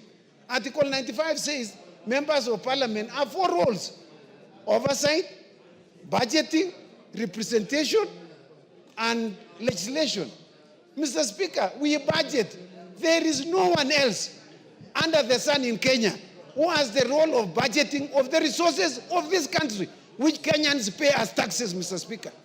In fact, the Senate or any other body cannot originate a money bill. It can only be originated from this house. That is the reason why Kara could not be passed until this house agrees. Mr. Speaker, we are not begging the Council of Governors. We want to ask them to withdraw that bill so that they can be able to get their money, which is more than the 10 billion shillings, Mr. Speaker. As members have just said, I also come from a constituency. I have never seen any Council of Governors repairing roads in Ainabkoi or maintaining them, Mr. Speaker. In fact, most of the time we are asked, please assist us, we know this is not your road. And we go and plead with the Director General of Kera, please, could you assist these people of Ainabkoi who have a problem with this road? And you know, Mr. Speaker, it is not a Kera road, it is a county road, Mr. Speaker. And we can give so many of them, there are plethora of roads that have been repaired by Kera that has nothing to do with what has been apportioned to them. And so, Mr. Speaker, we must stand very firm. In fact, we have now learned something, Mr. Speaker, that we can use the Sakaja route to stop some people from doing some funny things. No, I'm not saying it's a Sakaja route. No. The Sakaja route, Mr. Speaker, is very unfair. That is criminal conduct. It is you a very criminal conduct. Justify but that. We are saying... Well, that is criminal conduct. But we are saying, Mr. Speaker, we have just learned bad habits recently. There is no justification for that. I agree with you, Mr. Speaker. Yes. There's no justification at all. Yes. For people to pour cabbage on people's gates. Yes.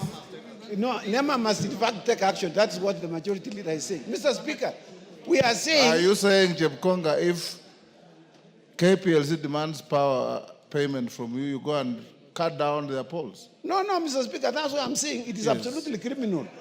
It's a criminal enterprise. They are involved in some criminality, Mr. Speaker. Yes. And it is that we don't have any... No country will condone that with the kind governors. of criminal behavior. Yeah, but we would like to ask the Senate to call to order Senator Sakaja for dumping waste on KPLC, Mr. Speaker. That is conduct unbecoming. Yeah, and the reason why people see us this way, Mr. Speaker, is because we are gentlemen and gentlewomen, and we like to follow the law. But we should not be taken like we have no teeth, Mr. Speaker. We can fight. There are no gentlewomen, they are ladies. Oh, sorry, Mr. Speaker. They are gentle ladies. No, it's just that one of them was being told she was not properly dressed yesterday. Okay, finish up. Yeah, I thank you, Mr. Speaker, and I support. Honourable members, I'll close with Otienda Amolo, then Kainan, then GK. Only those, then we go to the next. Thank you. Thank you, Mr. Speaker. Exercise and brevity. Mr. Speaker, first is information to the members. As the members are aware, we are in court on the NGCDF matter. Yes. And it's currently before the Court of Appeal. And just next week, on 6th of March, we are appearing for directions. As we had indicated to the members, the court, we are fast-tracking the hearing. But that notwithstanding, it does not give anyone any authority to reduce anything. But the beauty with it, ultimately, members, is that we are the ones with the power. The executive can only make proposals. So it is within us to change what we need to change. And I agree with the ruling with the Speaker earlier that we must proceed as a matter of necessity.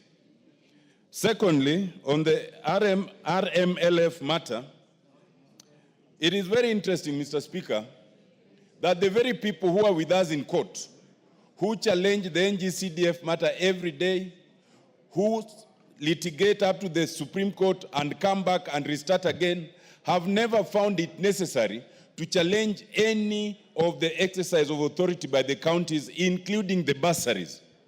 Strictly speaking, the county governors are supposed to deal with ECD and TVCs. Now, TVCs, you end up with students coming to the members of parliament to support them, even the institutions themselves. one would have thought that the governors would actually concentrate on the areas of their jurisdiction before they spill over. But many of us have usually not complained because in most of our constituencies, students are needy. So that even with all that, you still find other students who don't get it. But when then the same governors want to encroach into our area, then it calls for us to demonstrate that our power is not just latent, it is potent. And in that respect, Mr. Speaker, I think that as we go along, and we don't have to wait for your direction on this, we as members will be taking on these governors on many of these things, in court and outside court, in matters we filed and those ones filed by others, so that we can get what we call an equilibrium of power. So that people understand that actually this is where the power lies. It does not lie in courts, it does not lie in the executive, it lies here. Courts can interpret the law anytime, and they can interpret our actions anytime. But ultimately, they cannot stop us from making legislation however we want. Courts cannot stop us from exercising our powers in terms of the budget however we want. Let's send a caution to the governors that what's good for the goose is good for the gander. Thank you. They won't understand that English. Thank you, Honorable Otienda Amolo, for order.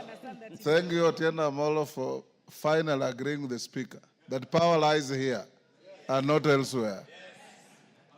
Kainan? Mr. Speaker, allow me to join this debate.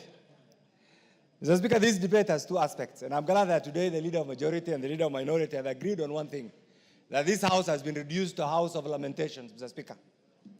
This August House, Mr. Speaker, once upon a time was an appendage of the executive. We freed ourselves, and you know it, how it used to be. But suddenly again, we are going back to the same, Mr. Speaker. I'm told the chairman of transport is here, Mr. Speaker.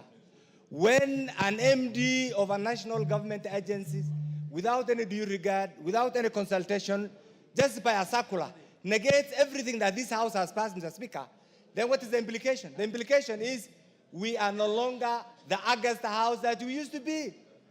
When the MD of Kera sits down, and yet we have an oversight committee called the Transport Committee. When the MD for Kura sits down, and yet we have a committee here, and negates what we have passed, Mr. Speaker, that has gone through all the stages, the only inference that you can make is this is no longer the August House. I agree with what the leader of majority has said. With the leader of majority and the leader of minority. Look, under the current constitution, and for those of us who have been part of this, we had certain considerations. Mr. Speaker, you know how we included devolution in the current constitution. You know how we captured equalization in the current constitution. CDF, all those now are floating in the air. The governors have gone to court to make sure equalization doesn't work. It's no longer functioning. The governors have gone to court to make sure NCDF is not working. The governors have gone to court to make sure RLNF is not working. The next thing they are saying is members of parliament have no role in the governance of the Republic of Kenya. Is that where you want to be? Is that where you want to be? That is where we are. To the extent that some of them are going public to say members of parliament have no role in the county affairs. Mr. Speaker, I want to urge this. I want to urge colleagues. There comes a time when people must be ready to make hard decisions. We need to do both summative and formative evaluation of all the resources that have devolved since the promulgation of the current constitution, so that we allow Kenyans to see the value of the billions and the trillions we have devolved, Mr. Speaker, as the true representative of the people, Mr. Speaker. Otherwise, we'll sit here, lament, go to court. I'm glad what the Honorable Otienda Amolo has said. But that's the court. What are we doing in the house here? The budget-making process is in our hands, Mr. Speaker. We are not using it. The oversight process is in our hands. We are not using it. The legislative power is in our hands. We are not using it, Mr. Speaker. Then what are we saying? Mr. Speaker, this group, Mr. Speaker, comprising of the Council of Governors, slowly they have taken over. One time, they blackmailed the members of parliament. The other time, they blackmailed the senators. They blackmailed the executive. Everybody's been blackmailed. Under our watch, what are we going to do? This is what I want to suggest. We need to critically dissect the current constitution and address all the areas, the gray areas, Mr. Speaker, that ought to have added value to the well-being of the people we represent. If we do both summative and formative evaluation, Mr. Speaker, you'll realize the billions that have gone. I had the privilege of representing 2 constituencies, Mr. Speaker, and I am ready to take all of you for a benchmarking visit to Wajir West and Eldas and see what the national government has done over the last 10 years and what the county government has done over the last 10 years, and you'll be in a position to compare and appreciate that our constituencies still survive on budgetary supports from the national government. Thank and you. Yet, billions are devolved. My conclusion is this. Chairman Transport, if you are here, we cannot be under the threat of a Mayor MD of Kera. He has issued circulars, many circulars. In fact, Mr. Speaker, some of these MDs, because we have failed to bite, we have failed to act. I went to, yesterday in the House Business Committee, and I want my colleagues, the leader of majority and the leader of minority, to hear this. This is the first time, and I want all the members to hear this, in the history of NCDF, from July, August, September, October, November, December, January, February, our proposals are yet to be approved. What are these other funds you are looking for? Where are your CDF proposals?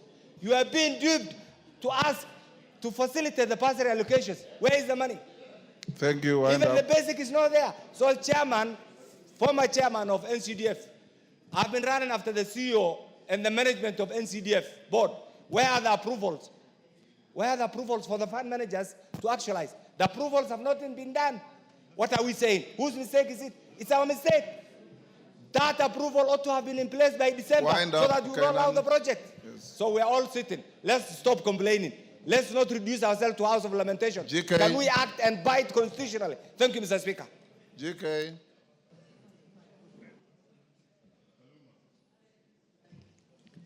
Thank you, Honorable Speaker, for allowing me to add my voice to this debate.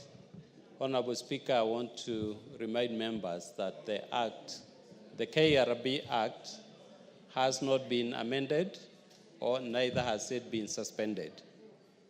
We have an act that stipulates how RMLF funds should be shared.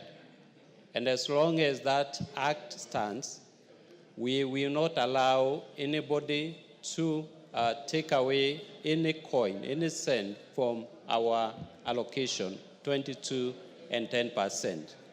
The committee that I lead, Honorable Speaker, has taken a position on this matter. We met the Cabinet Secretary yesterday and raised this issue, and he has assured the committee that he will support the position that exists. And this position is in the law, KRB Act. Honorable Speaker, I want to assure members that we will not cede any ground as far as these resources are concerned. We know what happens out there when governors are allowed to implement these resources. We do not see, we are not able to see anything that they do for our people. And Honorable Speaker, this money was set aside to avail to the people of Kenya what we call the common good. Honorable Speaker, we will stand with the people of Kenya and continue to serve them effectively by holding on to these resources. Yes, Nabi, what is it? Mr. Speaker, is it in order for the chairman of the Roads Committee to mislead the House that he is doing anything when we need to know he is the problem? Chairman. I think, Honorable Speaker, I do not have to respond to that, comment because it's he's totally out of order. I have been very consistent in my support for RMLF resources being appropriated through the constituency roads committees. And that is a position we have taken as a committee. Honorable Speaker, I want to once again assure members that we will continue engaging the ministry the KRB, KERA, to ensure that nothing changes, the status quo remains. And the case that is in court, Honorable Speaker, I urge the executive to engage the governors and make sure and ensure that the 10 billion that is held by the courts is released for the purpose of serving our people. Thank you, Honorable Speaker. Anton Oluoch, Nairobi colleagues of yours have asked me to give you an opportunity to say something. Thank you, Honorable Speaker. This morning, the 17 members of Parliament met with their regional engineers, and the very same question being discussed in this House was what we are discussing. Honorable Speaker, first, let me confirm that all the tendering for the RLMF KERA roads for Nairobi had been done. Letters expressing intention to award had been issued. And the unique problem that Nairobi constituency has, that unlike our other constituencies, the other 200 and so constituencies, is that we have to do tarmac roads or bitumen roads. Some of those roads are done in a layered form. Some of those roads are done in a sequential manner. So that when we tell the people of Nairobi that you cannot do 5 roads which you are tendered, you can only do 2 roads, on which wards are you going to select? These are the roads that I'm going to do, and which ones? There is a legitimate expectation, and especially when this member of Parliament before this very same House raised this question as to why the ceilings were being brought down from 61 or 62 million to have that amount. That same afternoon, before I had even sat down, that circular had been withdrawn, Honorable Speaker. And so the House went and relaxed that this problem had been sorted, and advert put on the basis of 62 million. How again are we told post the fact, when the tendering has been done and awards already issued, that we can only do 2 roads? Honorable Speaker, I want to summarize by saying this. I am tempted to think that this House does not have the teeth that it claims to be. And I heard Honorable Kipchunga very well.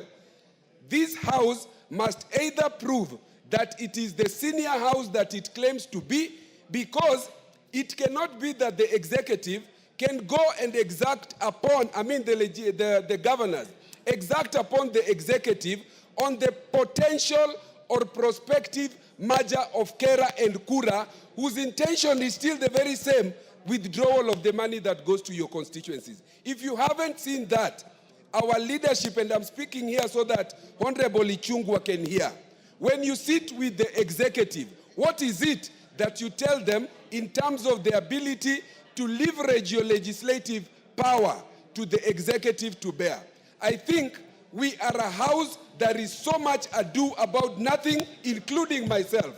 We either show that we can do this or we go the Karoli way. In the interim, Honorable Speaker, let us summon the CS of roads here even tomorrow and discuss these things, because the members of Parliament for Nairobi constituency, this is where all of you, the 290 of you, come here in between Tuesday and Thursday. Then you run to your constituencies. These roads are not maintained or done by the governors. I can confirm there is not a single tarmac road in Mathare constituency that has been done by the governors. So we must deal with this issue, and I suggest that we summon the CS tomorrow and suspend all our activities and address this issue. Thank you, Honorable Speaker. Junet. Mr. Speaker, I rise to, Mr. Speaker, to bring to the attention of the House matter of concern to the public, Mr. Speaker. Mr. Speaker, we are a country that is governed by the rule of law. And the last 2 days, Mr. Speaker, there was an episode in Nairobi County, Mr. Speaker, where people who could not pay their bills, electricity bills, Mr. Speaker, went ahead and dumped, I think, 1 truck or 2 trucks full of garbage, Mr. Speaker, in front of the premises of Kenya Power and Lighting Company, Mr. Speaker. Garbage and swill. Garbage and swill. And swill. You know swill? I know, Mr. Speaker. Okay, go Is on. it sewage? Is it sewage? Mr. Speaker, Mr. Speaker, Mr. Speaker, I want to bring to the attention of the House, Mr. Speaker, that is not the way to do things. Mr. Speaker, because Kenya Power and Lighting Company, Mr. Speaker, is a very, very important institution in our country.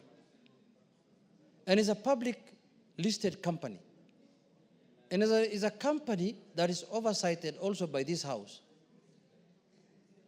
Mr. Speaker, many people have defaulted in paying their bills. It's not only Nairobi County Assembly, Nairobi County government. But Mr. Speaker, if you cannot afford to pay your bills, you negotiate with the person you owe money. You don't use other means to intimidate them and to make them, to make them let you go with their money. Mr. Speaker, I stand here to condemn that matter, Mr. Speaker, because it is uncouth and primitive, and it is an irresponsible way of dealing with an issue. Mr. Speaker, Nairobi City County of late has been doing a good job. They have been trying to clean the city, to remove, kiosks on the roadside that have encroached on the public pavements, Mr. Speaker. But this act they did yesterday, Majority Leader, is unacceptable. How can you, at this time, intimidate a government institution? Even though some of the major shareholders might be private, even some of them are members of this House, I know, of Kenya Power, and I'm told they're getting very good dividends this financial year because Kenya Power is doing very well. I don't know, he's not around now, but he's a serious investor in that place, Mr. Speaker. But that's very good. Even as we aspire to be that. Somebody who's younger than me, that I don't know how we achieve that. I'm really worried, Mr. Speaker. I need to pull up my socks and do something, Mr. Speaker. But having said that, Mr. Speaker, and that could be one of the reasons why we want to have change in the budget committee, maybe. Who knows? But I leave it there for people to decide. It's not in my place to judge anyone, Mr. Speaker. But Mr. Speaker, the issue that I want to bring to the attention of the House is that the Nairobi County government must apologize and must desist from that kind of act going forward. The governor must apologize to the institution called Kenya Power and Lighting Company and residents of Nairobi in general. Because, Mr. Speaker, we cannot do that. Tomorrow, they will have a problem with NEMA. They will have a problem with any other institution. Is that the way you are going to solve your disputes? So, Mr. Speaker... What will stop them from dumping garbage and swill outside your gate? What will stop them? The Speaker is asking me from dumping garbage in front of my house. Mr. Speaker, that's a good question. Because if I don't pay for their services also, if I don't pay their water bills on time, or I don't pay maybe their service charge on time, they can dump garbage also in front of my house.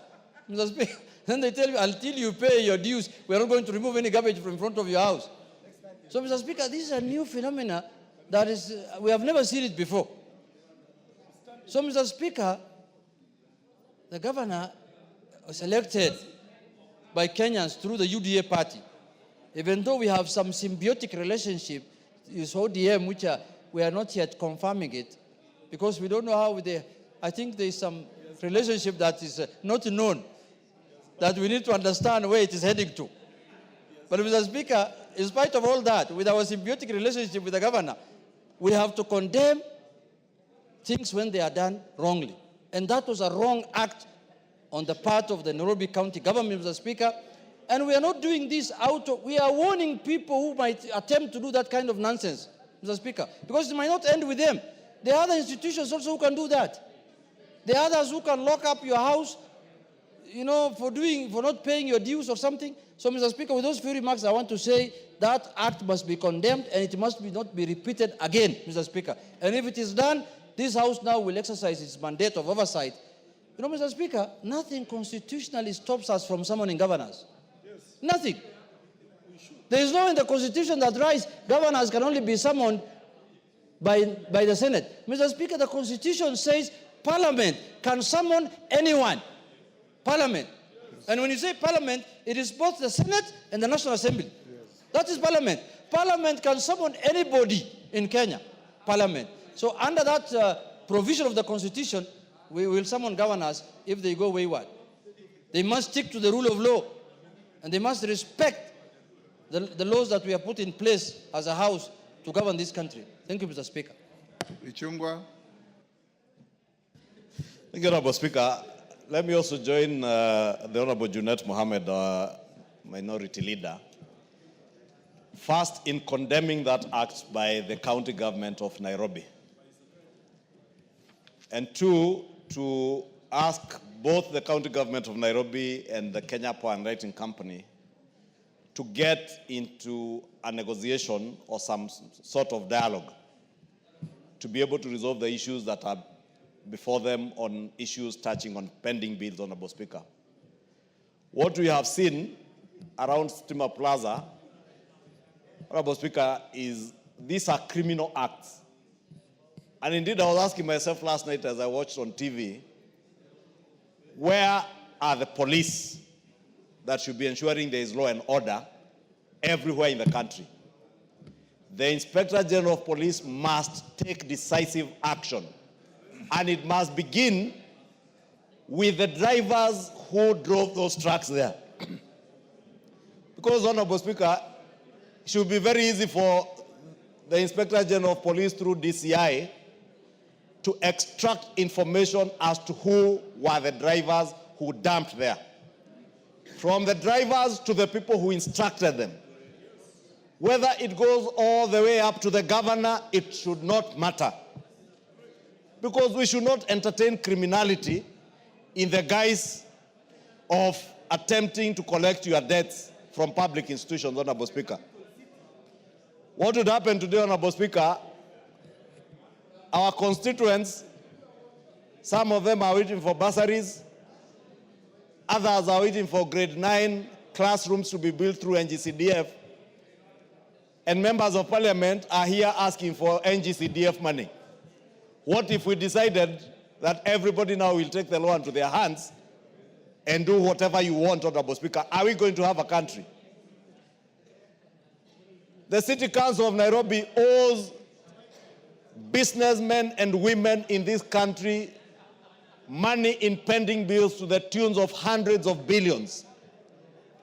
What if the people who are owed by the City County of Nairobi also tomorrow decided to go and dump their garbage outside City Hall?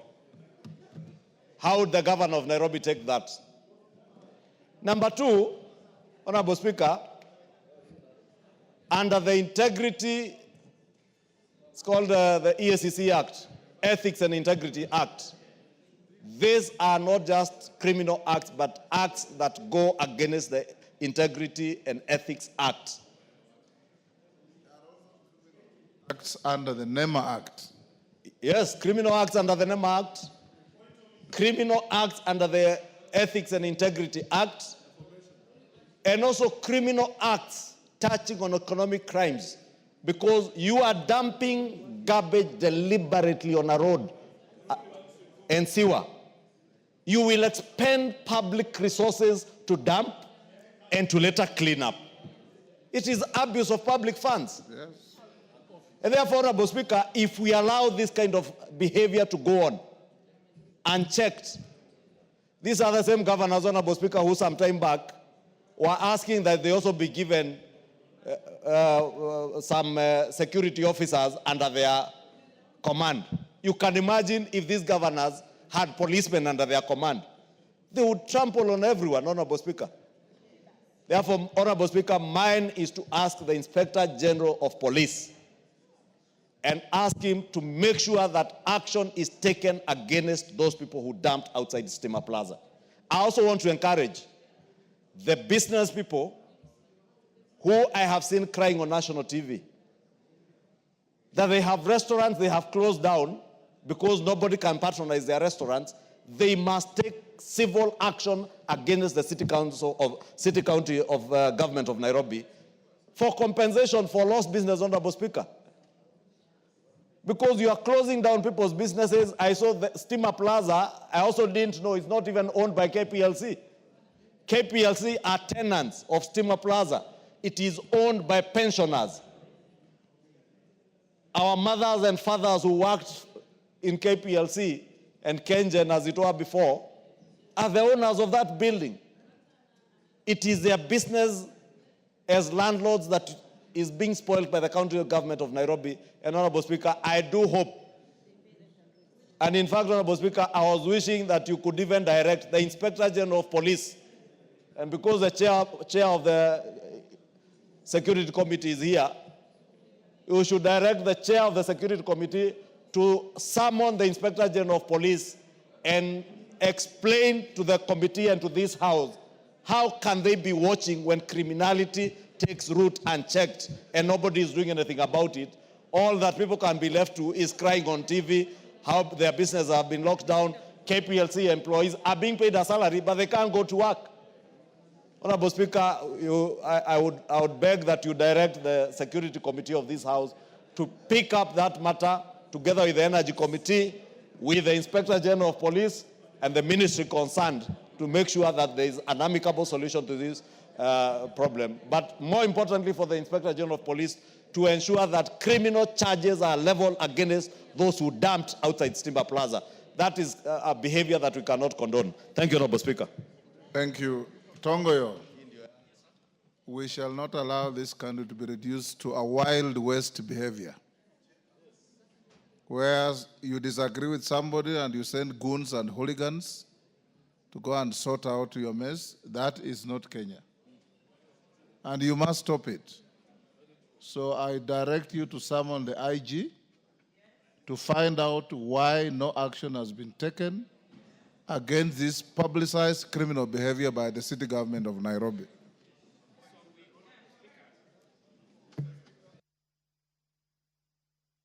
Yes, Dr. Nyikal.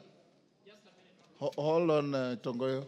Mr. Speaker, it's not only the police that we should ask. What was actually done is a public nuisance, and actually under the Public Health Act, the driver and their bosses who allowed that to open can be charged because they actually exposed people to garbage and soil, as you said, and that can easily cause an epidemic.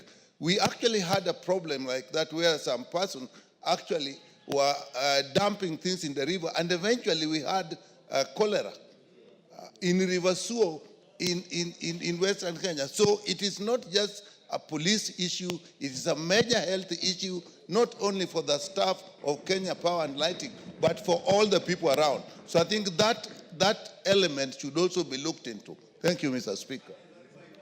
Yes, Chief Whip. On the same issue? Honorable Speaker, it is in line with what Dr. Nyikara has just said. This is actually what we've been saying, that we have created demigods in the name of governors, in the name of their excellence, Honorable Speaker. The cries of the business people around Stimba Plaza, Honorable Speaker, should not be left just like that. I saw on TV, Honorable Speaker, a lady who runs a restaurant just next to Stimba Plaza, who had no interest whatsoever to whatever happens between the county government and the Kenya Power and other business people around that area, Honorable Speaker, having it rough to even run their business, Honorable Speaker. There is even one cow, Honorable Speaker, that was towed by the county government, Honorable Speaker, that did not belong to the people, to any employee that works in the Stimba Plaza, Honorable Speaker. That is exactly what we are talking about in relation to everything that we've talked about as far as the county governments and the governors are concerned, Honorable Speaker. So I also join the majority leader and all the leaders that have spoken in saying that it's about time that we also invite those governors, perhaps in this House, or find a way to have these committees, Honorable Speaker, to investigate some of those actions. I know it's not within our mandate. We'll be acting ultra-violent. It is within your mandate. It is within our mandate. Read the Constitution. So that this committee, I'm well guided, Honorable Speaker. Article 95, I presume. And then have these relevant committees, not just the Security Committee, Honorable Speaker, even the committee that is that handles matters environment, Honorable Speaker. The committee that handles trade matters, because the business people are affected around that area. The governor and his team must face this house and explain what exactly they were trying to do and this childishness that we see. Because, Honorable Speaker, we see a lot of them, not just garbage. You see governors, Honorable Speaker, moving around with vehicles, about 30 vehicles. One vehicle carrying a carpet, another one carrying a toilet, another one carrying goons, another one carrying a chair, another one stand. Honorable Speaker, even a chair cover in barrios and disrupting things, people's places, and disrupting people all over, Honorable Speaker. You even saw in a funeral in Kakamega, Honorable Speaker, where there is war between a governor, the senator, and then a member of parliament, Honorable Speaker, because we've created demigods, Honorable Speaker. We also call upon the police to impound these trucks. The order by the governor to just release them, Honorable Speaker, that is playing PR. That is playing to the public gallery, playing politics, and playing clean. It shouldn't be that way. The vehicles that were parked outside, the vehicles that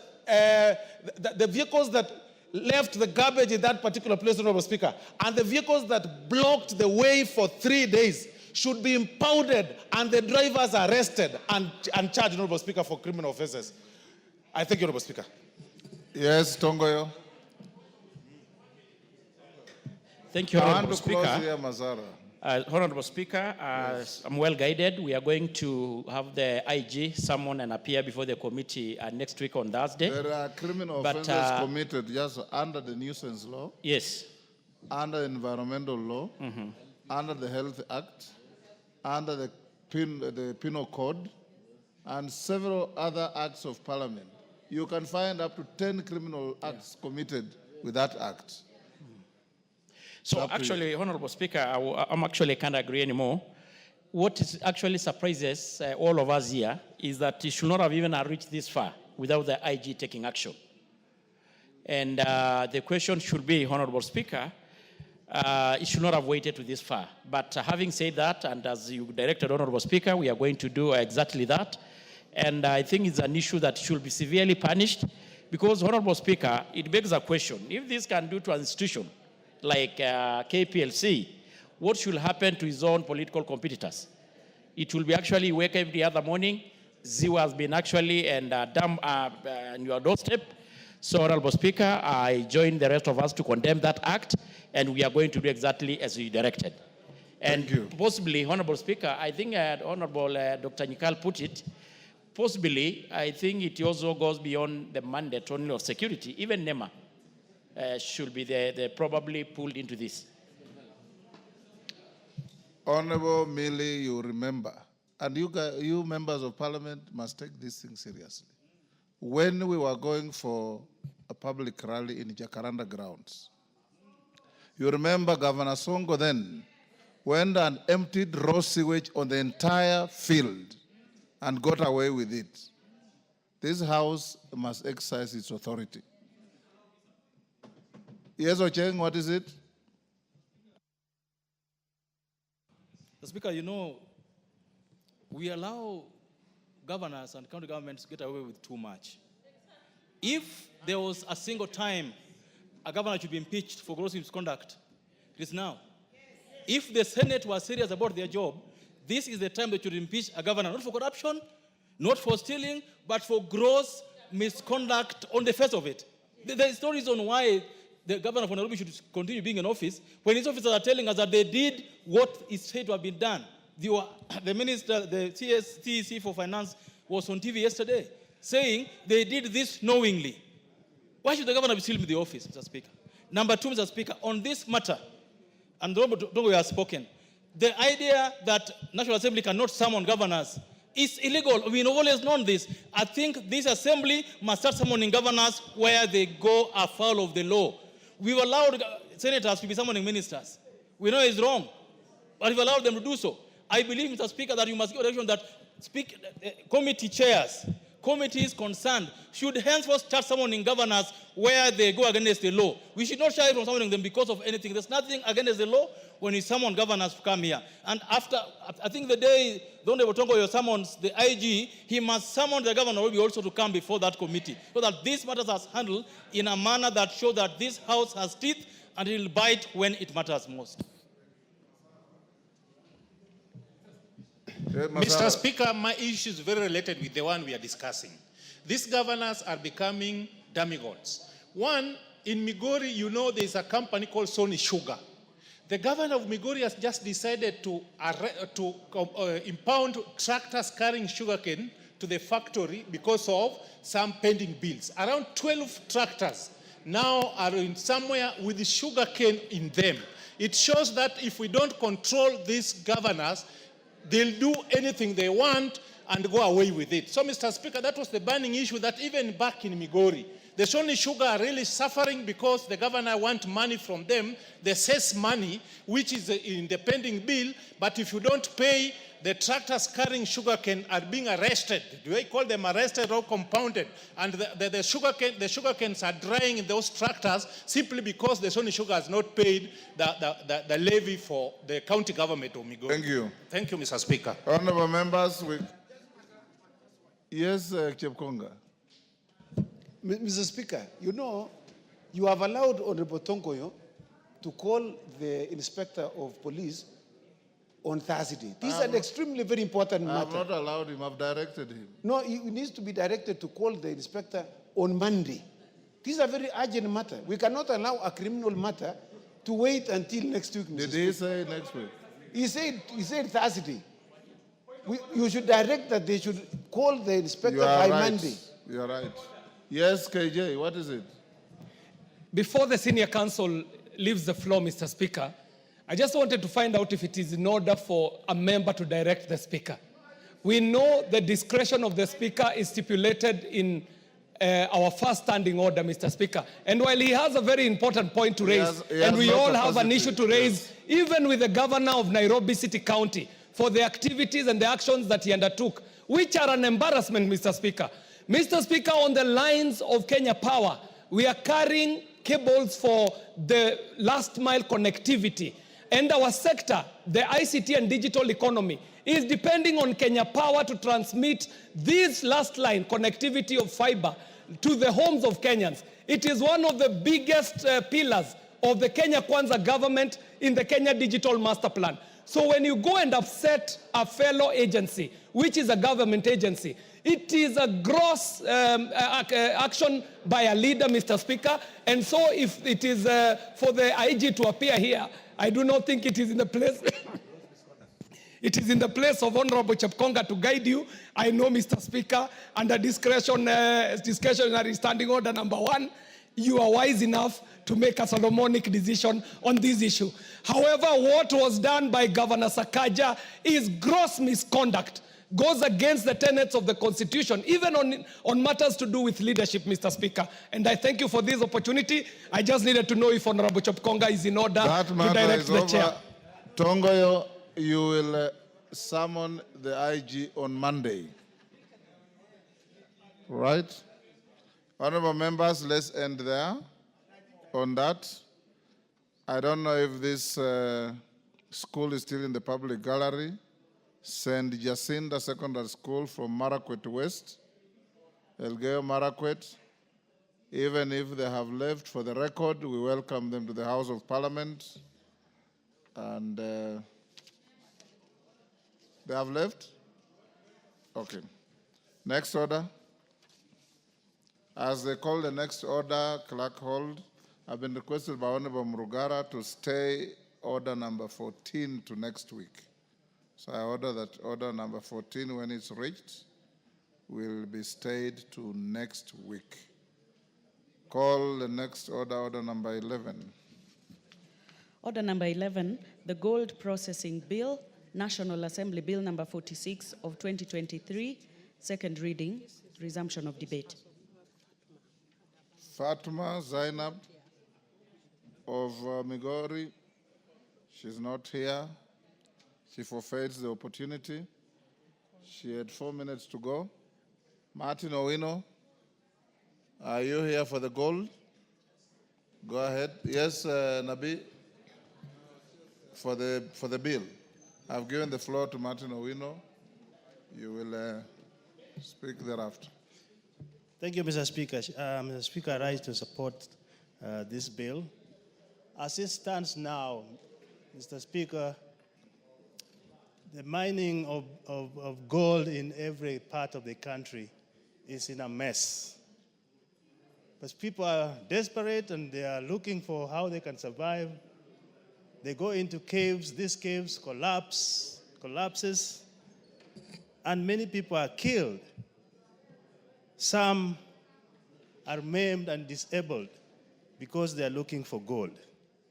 So when I look at this bill, I think it's going to bring order to the mining industry. Mr. Speaker, the bill seeks to establish the institutional and legal framework where these people who are struggling to mine gold can be put in order in terms of mining itself, collecting the gold, purification, smeltering, fabrication, and registration of the whole business. This is lacking right now.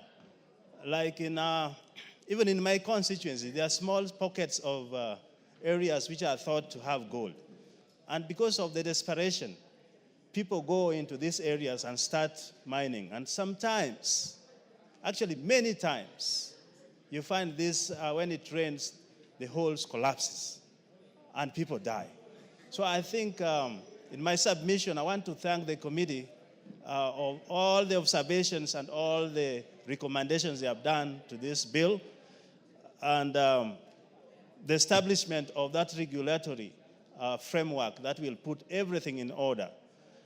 Another time, so you find these people, when they have got the little cash they have from the mining, they also get blackmailed by people in between. In fact, if we don't come to the rescue, I hope this will be fast-tracked so that our people are not exploited as they struggle to mine the bill. So, Mr. Speaker, with those few remarks, I want to say this is a good bill, and I urge other members to support it. It will bring order and soundness to the industry, and I think out of that, the whole country will also gain in that order of business. Thank you, Mr. Speaker.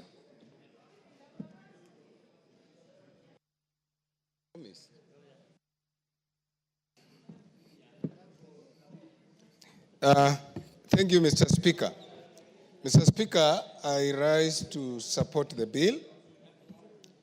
Mr. Speaker, as you are aware, parts of Kakamega have quite a bit of gold deposits. But Mr. Speaker, we've lost quite a number of productive people because the business has been done crudely, haphazardly, and by exploitative forces. In actual sense, Mr. Speaker, the community, the county government, and the country has lost not only people, but revenues. Mr. Speaker, some of the people who have engaged our local people into mining as basically smugglers. And this bill will not have come at a better time other than this. And therefore I want to thank Honorable Shinali and the members of the committee for processing this bill to this House.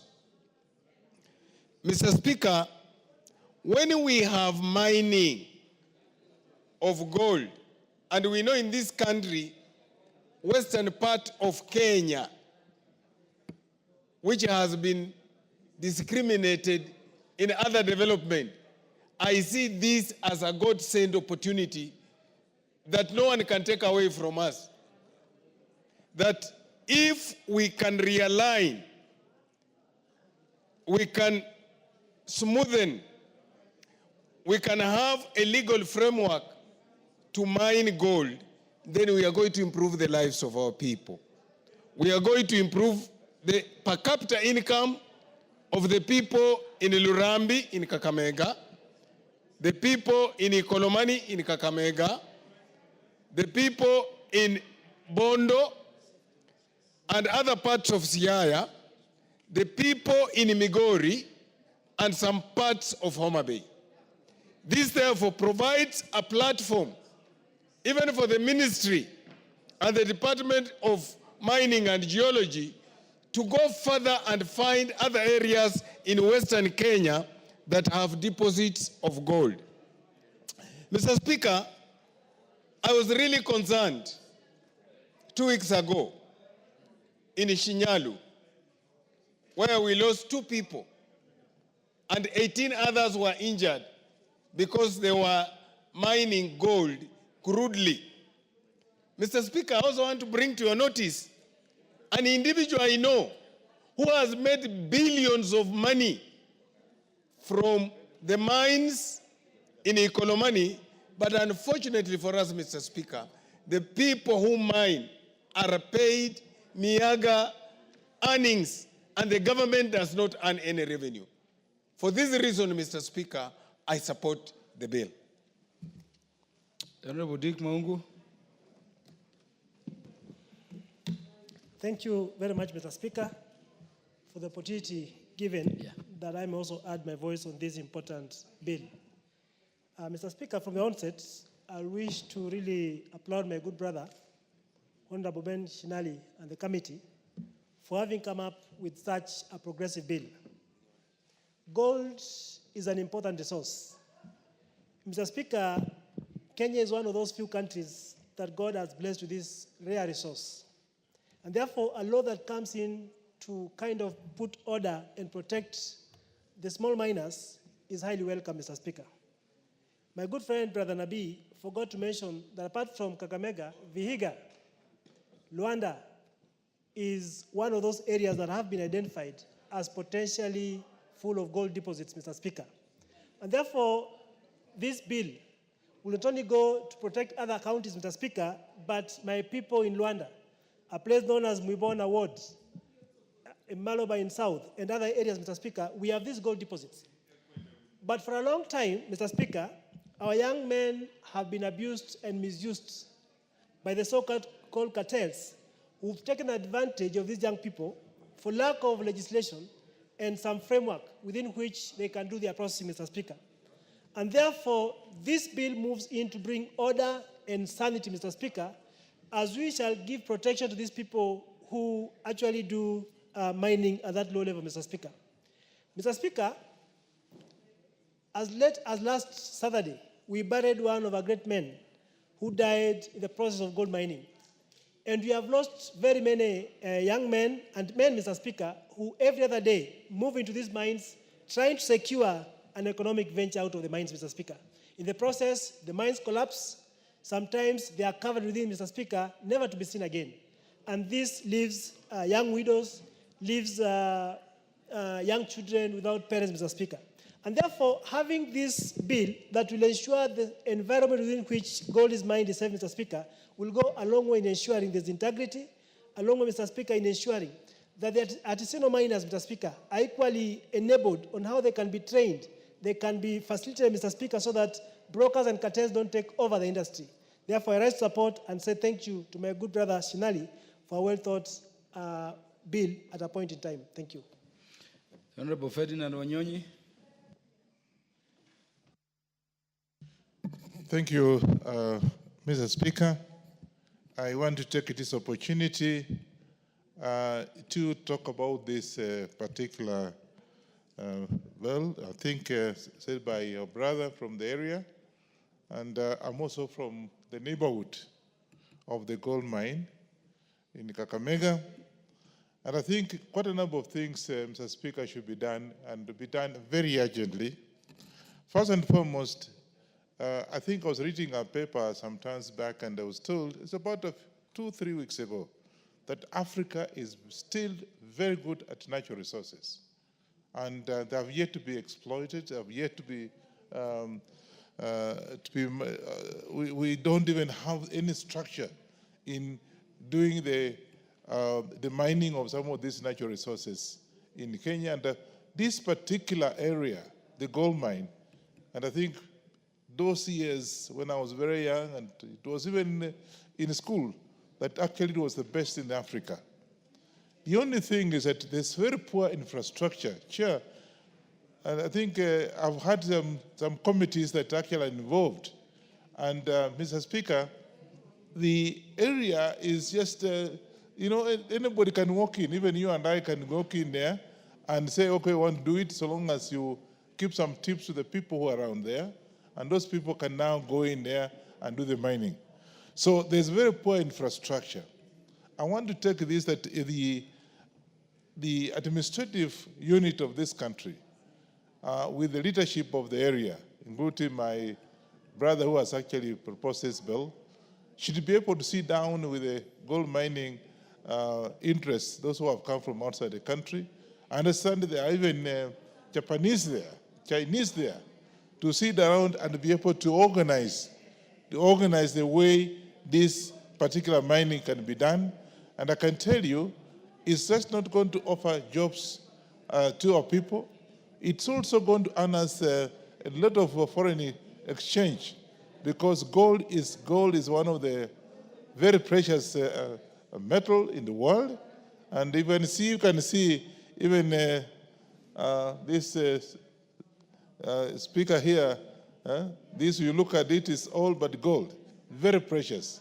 And therefore, I think the best thing to do, and I want to ask my brother, should I be able, because we are depending on you as a leader in the area, do you organize yourselves and be able to have the administrative unit to be able to organize the whole place? Because it's very, very unfortunate. There are people who actually are looking for jobs and there are no jobs. And that's why the boys and girls that rushed there died, because all they are looking for is an income. And therefore, I think my suggestion is that we sit down and be able to organize ourselves so that apart from that particular mining, the other exploration, that's why the Europeans actually, you and I have read history, rushed to Africa, because Africa had all the natural resources. And I can tell you, even where we are now in Africa, in Nairobi, maybe there are gold mines, we can always get gold here, but we have to organize ourselves. And I think the biggest problem today is that we pass this bill, Mr. Speaker, let's get organized so they can be able to see what we can do on this particular bill and be able to assist the locals, because they are looking for income. And you can't blame them. So I want to say that much as we are mourning those young men who died, I can't blame them. They were rushing there because of the source of income.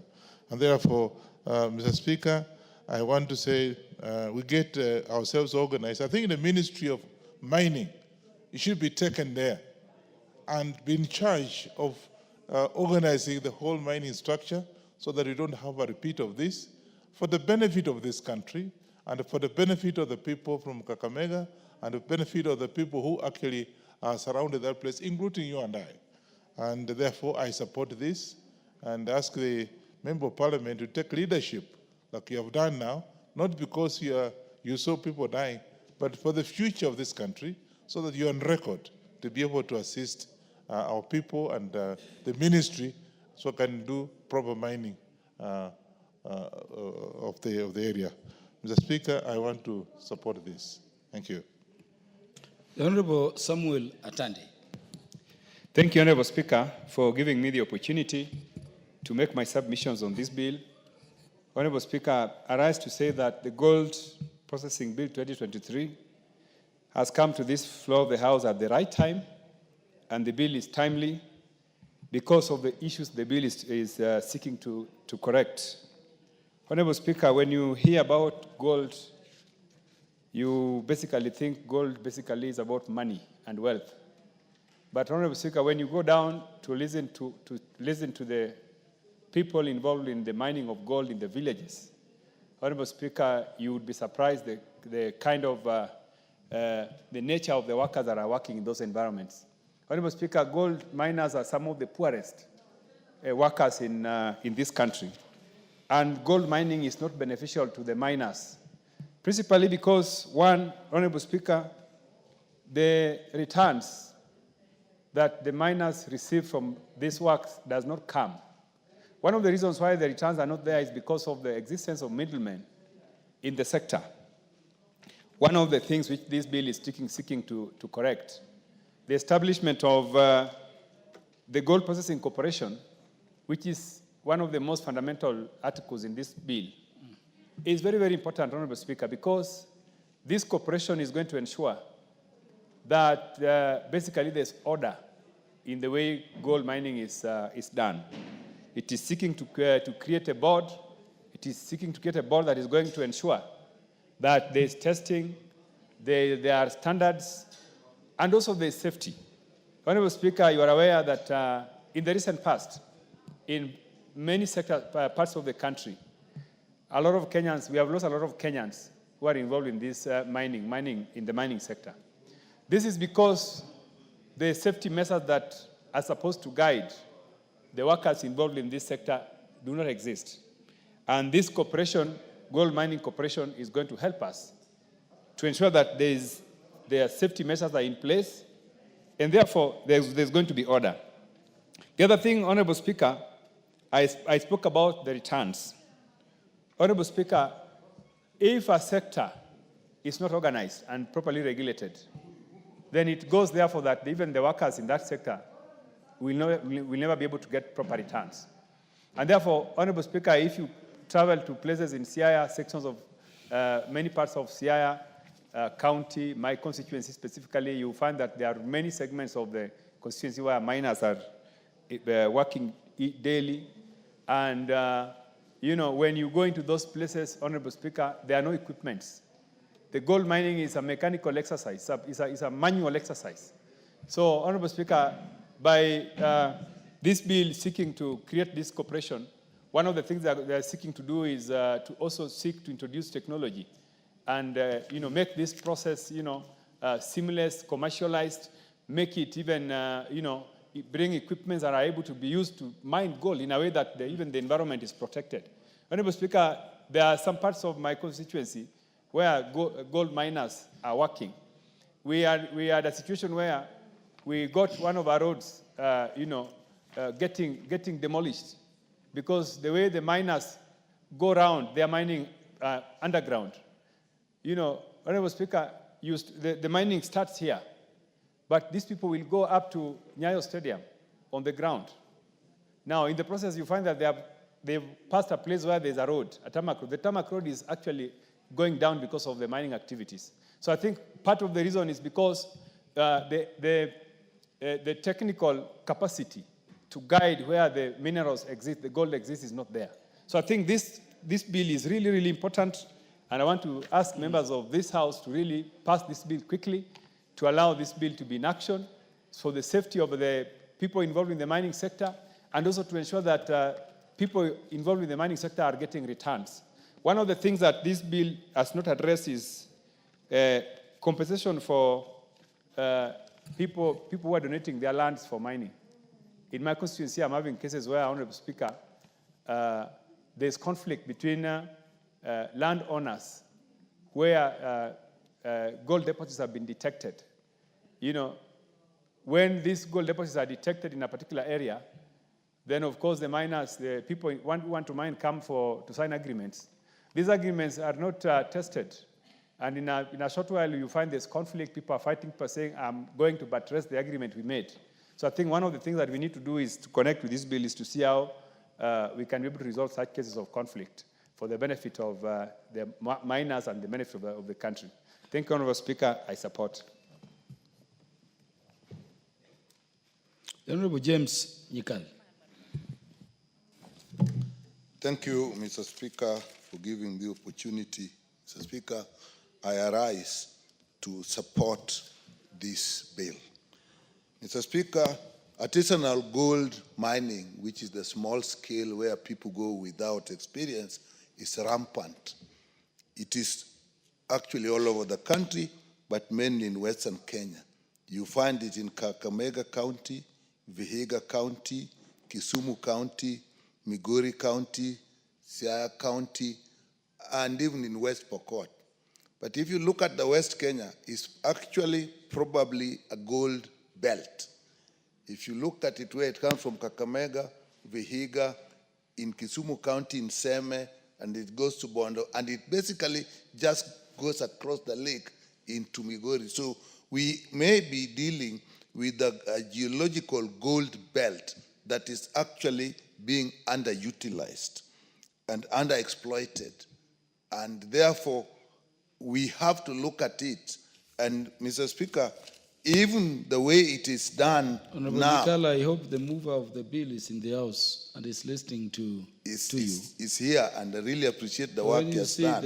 the move of the belt from Migori through Homa Bay, through the lake, through Nyamula in Uyoma, yes, the bit of Seme, yes, through to Ikolomani.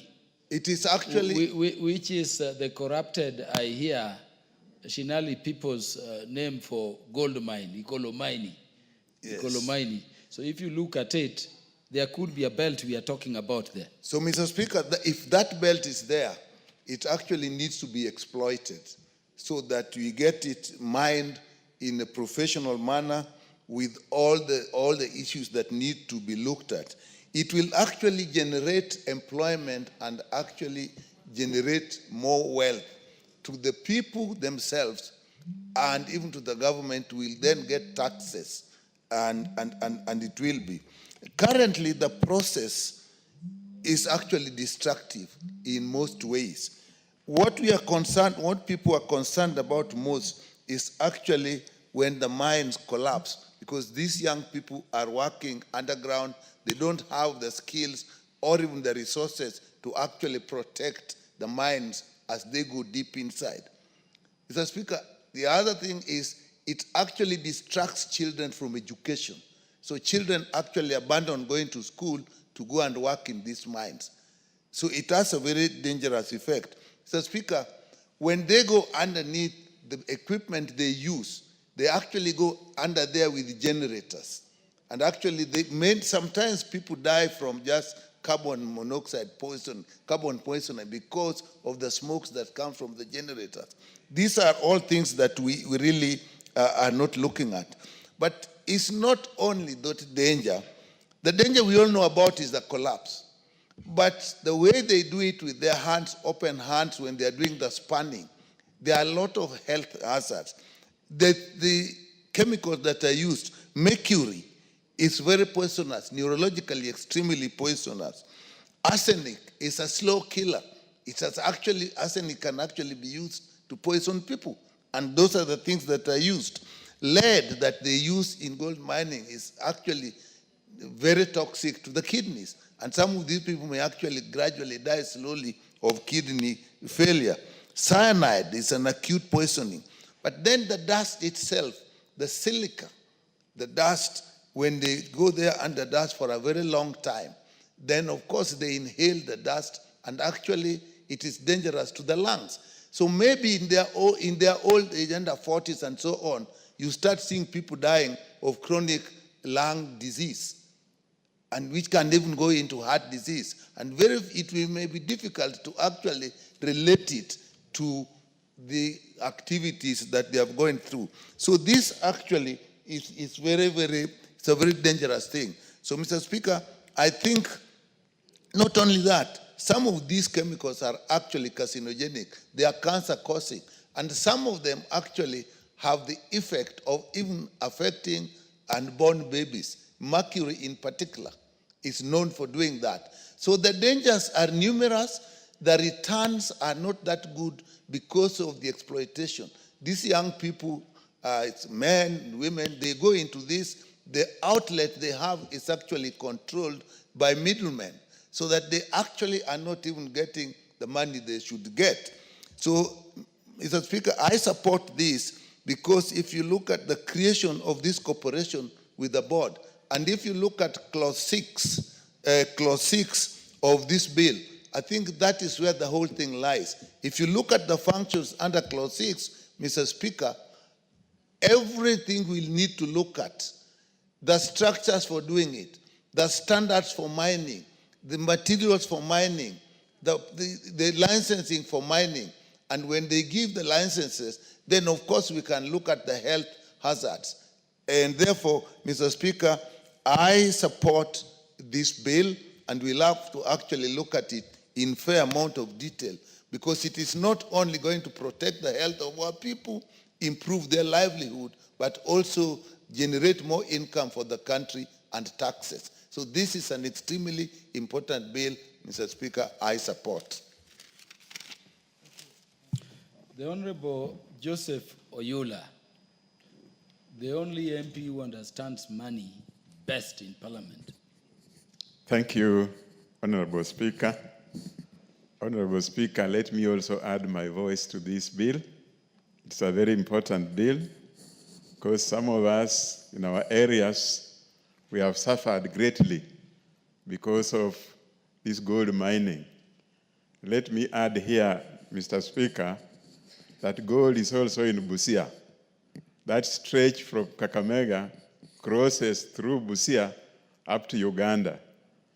In fact, right now, we have a fear because some Chinese are mining gold, and we suspect they have crossed the border into Kenya through that underground. So there is a big fear there at the border. The major problem, Mr. Speaker, here is we don't have any regulators. Anything gold is messy because both the young men who are used are never properly compensated. They are never protected well. They only go down there to follow the routes of how to get the gold, but come out, some die inside there because of some of the chemicals that they use. So, Honorable Speaker, it is important that this exercise is regulated. So this cooperation that has been mentioned in the bill, Mr. Speaker, will be very important. It should be given the teeth, because like in Busia, and particularly in my constituency, I had a lot of problems with those gold prospectors. If you ask them for any license, they don't have. Any permit, they don't have. They just tell you that we have authority from the above. Who is the above? So we now need to make sure that that authority can be seen. Representation at the counties should be made sure that we have the respective ministry having representatives at the county. Because without any regulation and without any representation, we have had a lot of problems. For instance, from our area, you go to Kakamega, where we hope that there is a representation in the ministry, yet there's nothing. So this bill, Honorable Speaker, is going to help us a lot. It's going to help people at the border, because this thing runs into Uganda, and from Uganda, they are going deep, deep, deep into the soils in Kenya. So we need to support this bill, Mr. Speaker, so that our people can be protected. The environment also, Mr. Speaker, when these people dig their ditches down there, they don't care what is left. Some have gone into school compounds, and they leave big trenches in the school compounds, which is very dangerous for the students. So we need such a regulation so that, and a corporation that can manage this for the country properly. So I stand to support this bill, Honorable Speaker. Thank you. The Honorable Dr. Naomi Wako.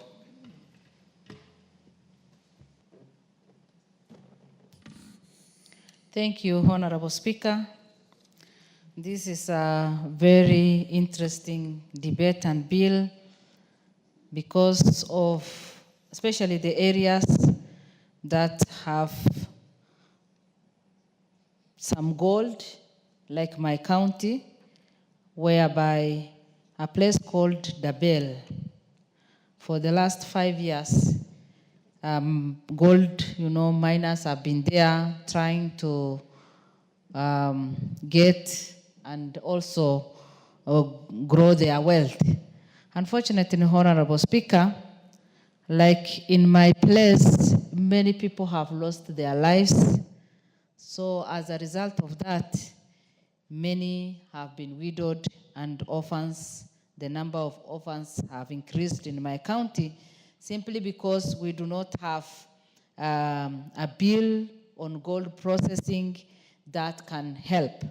And that is why I want to say that I support and I am for this bill so that the poor people in different parts of this country who are trying to do mining, who are trying to create their own wealth, grow their wealth, and get rich, can be able to do that. Honorable Speaker, the idea of having license and having cooperatives in place that can manage this is one thing that is that we should all support, because currently, like in my place, people just go and they try to do what they can without any knowledge, without any license and other things. And even when they die, no one can be able to pay them back, and it is like they have no right. And maybe they were even there unlawfully. But if this bill will be passed, then whoever will be there will be under certain cooperation, whereby the corporation will be able to take care of individuals, those who are licensed, and the corporation can also be able to guide them on what to do. Honorable Speaker, under the corporation, part 2 of the bill says the headquarters of the corporation shall be in Nairobi. The corporation may establish offices in other counties, meaning that even if the headquarters will be in the city, the other branch offices can be in every county that maybe gold mining or gold processing is done. This will help us a lot because it will reduce the risk, and it will also protect the people who are involved in the business, so that even when anything or any unfortunate thing happens, they can be well protected. Honorable Speaker, again, under 11, you can see 2A, a person shall be qualified for appointment as chairperson or member under subsection 1G if the person is citizen of Kenya, holds degree, and also I think we just need to add that maybe if all the areas that have gold processing can be represented so that their interest can be well protected. Honorable Speaker, for the last many years, many Kenyans who have involved themselves in gold mining, gold processing, have suffered in the hands of the cartels, simply because there are those rich people who are somewhere and the miners are there. They try very much to dig the gold, harvest, and sell at a very cheap price. And yet there are these middlemen who are here paying money and collecting the entire thing and even selling at a higher price. Once we do this and this bill will be in place, then their interest will be very much protected. They'll be able also to earn from their hard work. Then the counties will also not be left. I'm sure some percentage will be given to the even beneficiary, local community around there, some 10-15%, so that they can be able to benefit. Honorable Speaker, this is a bill that needs to be done quickly, and the President needs to assent so that Kenyans can be able to benefit from this. And also, we know very well that all the areas that gold have been, spotted or seen, many people and the countries, different countries, have grown rich because of gold and the sale of gold and all these other things. And unfortunately in Kenya, we have not put rules and regulations in place. We have not put laws that can guide us, can guide even the government in place. And that is why we need to do this. And I support this bill so that we debate on it, we finalize, and people will be given their license.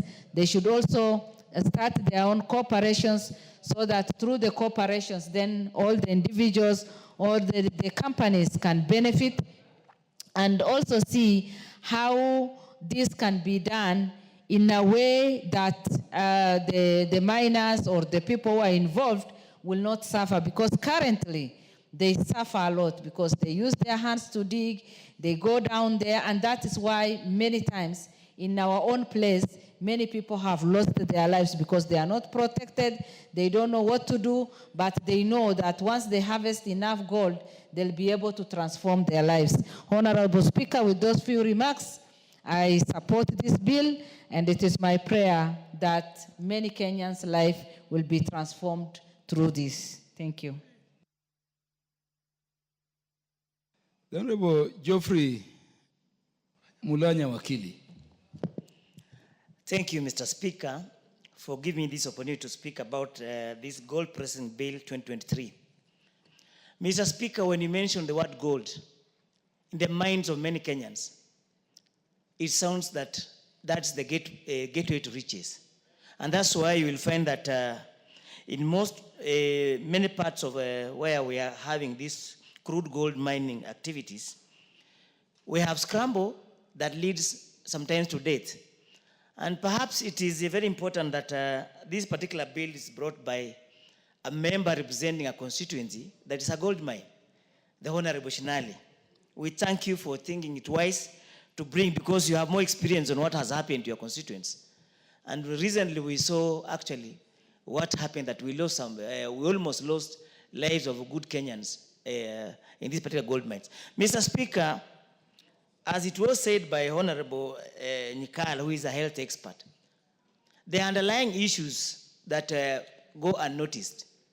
In most instances, we talk about miners trapped underground, but people forget to talk about the health hazards that go with this crude gold mining.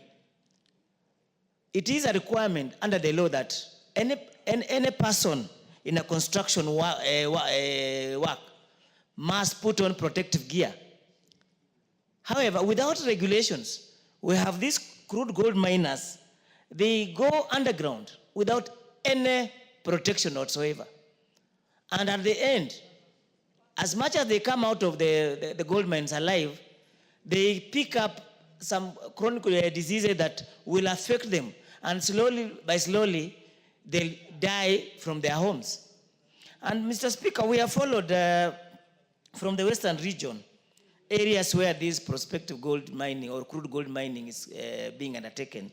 And in particular, Mr. Honorable Yula has mentioned that in Busia we have a crude gold mining activity in an area called Bumutiru, which is in the Butla constituency, that neighbors Nambali constituency. And what we have experienced, we find that many people abandon their farm work. They abandon their families. They go to prospect on gold mining, and in the end, they come back empty-handed. They waste valuable time that they will be working on their farms so that they can support their family. What they come back with is something that cannot support even to feed their family for a week. That particular time, if it was to be put to proper use by working on their farm, perhaps it could be meaningful. And for that reason, I support the proposal to have the Gold Mining Corporation, so that this corporation can put order to this particular sector. Let's have a proper geological study to confirm that the prospects of gold in that particular area is worth the mining, and also the regulations that any person to undertake this mining must, first of all, follows the safety precautions that are required for any construction site. Mr. Speaker, we also know that our government is losing revenue. This is a hard time that we don't have enough revenue in this country to support even NGCDF. We don't have money because of the hard economic times. But when we have resources like gold that is being smuggled, the government is not benefiting. The local government is also not benefiting. The land is being degraded because when they dig tunnels underground, the land becomes weaker. The soil topography is also interfered with. So there are so many things that are lined up so that we need to control. And as a house, this is the most important time that we put this in control, because where there are no regulation, there's disorder. And indeed, there's a lot of disorder in gold mining in this country that is leading to death, leading to poverty, which we as legislators, we are under duty to control. And I thank the Honorable Shinali for, and the committee for bringing up this bill. Thank you, Mr. Speaker. I support the bill. Honorable Peter Francis Masara, you want to speak to this? Yes. Thank you, Mr. Speaker. Of course, you know, my name is Masara, and Masara area has a lot of gold. So that's the reason why I have to add my voice on what has been said by other members. Mr. Speaker, this bill is very important. This bill will enable the artisan miners to get what is rightfully theirs. Mr. Speaker, currently as we speak, those miners, this area is unregulated. There are so many cartels. There are so many people who purport to have licenses, and they are actually doing things which are not in law. We have Chinese, especially in Migori, the Masara area, Osiri area, in Kuria, in Rongo, where gold is found. You'll get so many people doing so many cartels, actually undermining the work of our real people who are really suffering and working hard so that they can earn a living. Mr. Speaker, the importance of this bill, as per what I've read, if you look at clause 42, clause 42 of the bill talks of an application for the renewal of processing license shall contain the information or accompanied by the following document, Mr. Speaker. The proposed program for processing operation to be carried out during the term of renewal. 2, a plan of the area in respect on which renewal of this processing license is sought. And 3, an approved environmental impact assessment license, social heritage assessment, environmental management plan in respect of the applicant's proposal where required under this law. Mr. Speaker, currently, you get even in school, like in my area, there's a school called Arombe. People are doing mining within the school because that land belongs to somebody. There's no regulation. You get areas where people are taking water, natural water, people doing processing there, and the chemical used are affecting the community, but there's no regulator. Mr. Speaker, with this bill coming into an act, I believe the people involved in mining are going to appreciate us as legislators. Mr. Speaker, if you go to clause 48, and actually I want to be very specific about the laboratories. Currently, that is clause 48, 1D. Mr. Speaker, in my area, the laboratory which is being used majorly by the people doing mining is in Tanzania. So it means we are losing a lot of revenue to the Tanzanian government because people leave Migori, they go to Tanzania to take the sampling, and even the people involved are not professional, Mr. Speaker. There are people who have done this mining for a long time and they have the experience. So they come, they check the land, they do blah, blah, they talk what, and then they continue exploiting our people. Mr. Speaker, being this bill is proposing that there will be headquarters in Nairobi, but there are other offices at the county level. It means the people involved in mining, the artisan miners, will get opportunity to interact with professionals from the corporation. Mr. Speaker, by and large, as you have mentioned, gold is being done in Kenya. But in terms of revenue it's generating, currently nobody knows. Because even the issue of transporting it, the issue of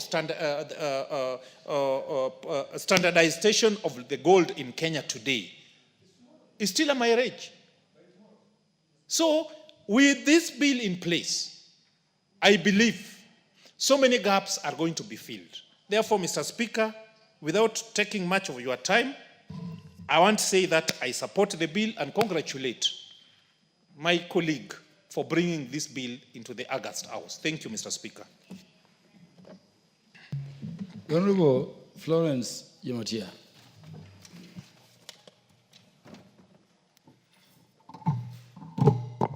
Thank you so much, Mr. Speaker. I also want to add my voice to this bill and congratulate my friend and colleague, Shinali, Honorable, for such a good thought. I see the bill was brought, I mean, these are 2023 bill, so it means it is a good time for us to look into it. Mr. Speaker, if you ask me, I think apart from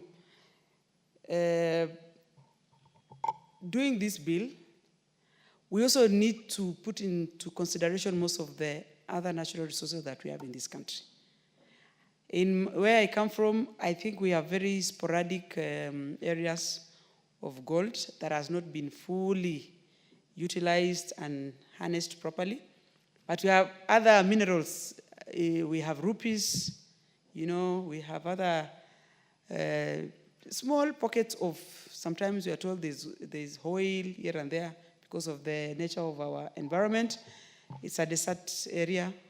But gold, in many ways, is considered to be one of the owners of production. I mean, wealth, depending on who discovered gold first. So we realize that even as we do this, we should also consider other minerals so that we have a bill that is packaged together that helps protect all types of minerals we have in this country. Recently, we discovered cobalt in eastern Kenya, I think Meru area and Embu. And as even we look forward, I think we need to do more to make sure we are protecting this, because this is an act of parliament that is, we will be working hand in hand with the mining act that is already in place. And as we do that, I would probably ask the committee, use a committee to help us do another, bring all the minerals so that we can do this thing and lock it properly for our safety and future.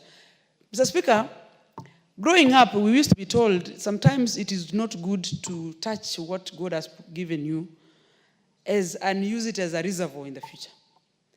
Many times when you look at these countries that have exploited minerals, it has acted as a curse or, it has brought problems. And many times it is not about the people who are actually mining and doing all this. It is the people who are beneficiaries, the cartels, the international groups that they come and bite in exploiting people. And this bill is going to help us to curb that problem.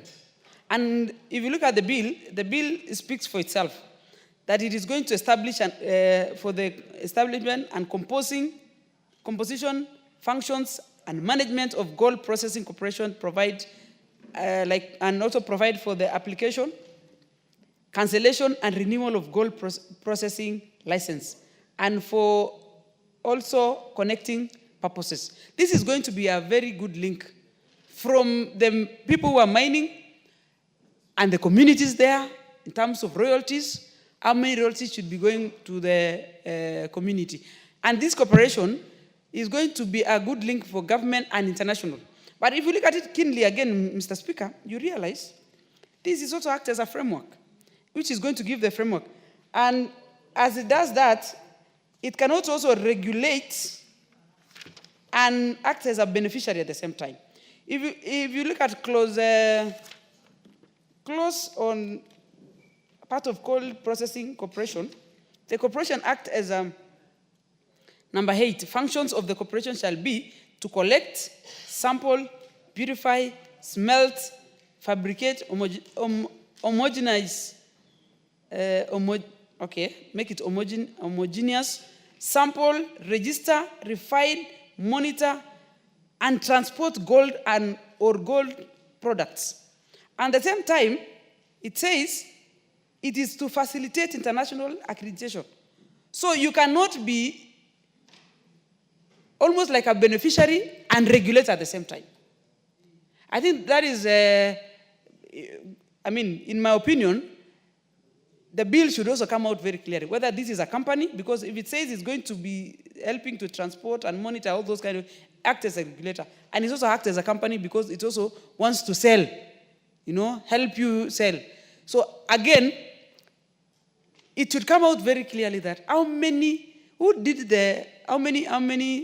gold sites do we have specifically in Kenya, so that even if I am an international buyer, through the corporation, I should be directed to the sites that I want, the quantity that I want, and all that. As much as I have not gone through the bill all full, I have cited that there are areas that, as a regulator, you should also bring out in circumstances where the miners, specifically the people who are in the locality, are affected with the side effects of exposure of these minerals.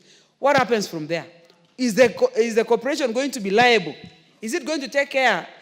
Is it going to build and take care of these people through insurance and help them? For instance, if people die today in the gold mining sites, are they going to be given compensation through the corporation? All those things, I think, should come out very clear. But generally, if you ask me as a leader, we need to have a proper consortium on all the minerals. The government of today should be able to do proper ground truthing. Tell us, how many minerals can we find in Kenya? So that going in the future, we should be not just waking up in the morning and mining everywhere.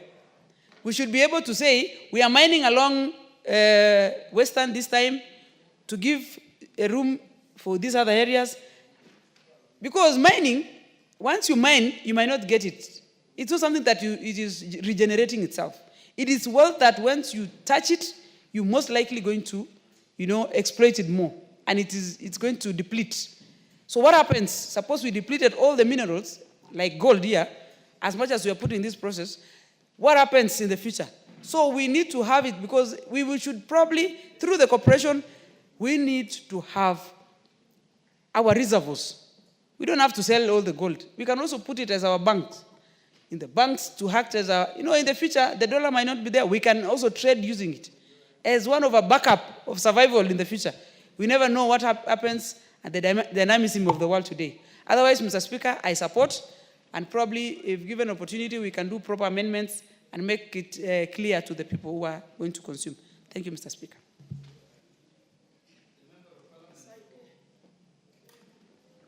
The MP for Kitui Rural, the Honorable David Boni. Thank you, Mr. Speaker, for giving this opportunity to also support the bill. Mr. Speaker, I think this bill is very important because gold mining, and most of the mining in this country, have been done in Juakali way or informally.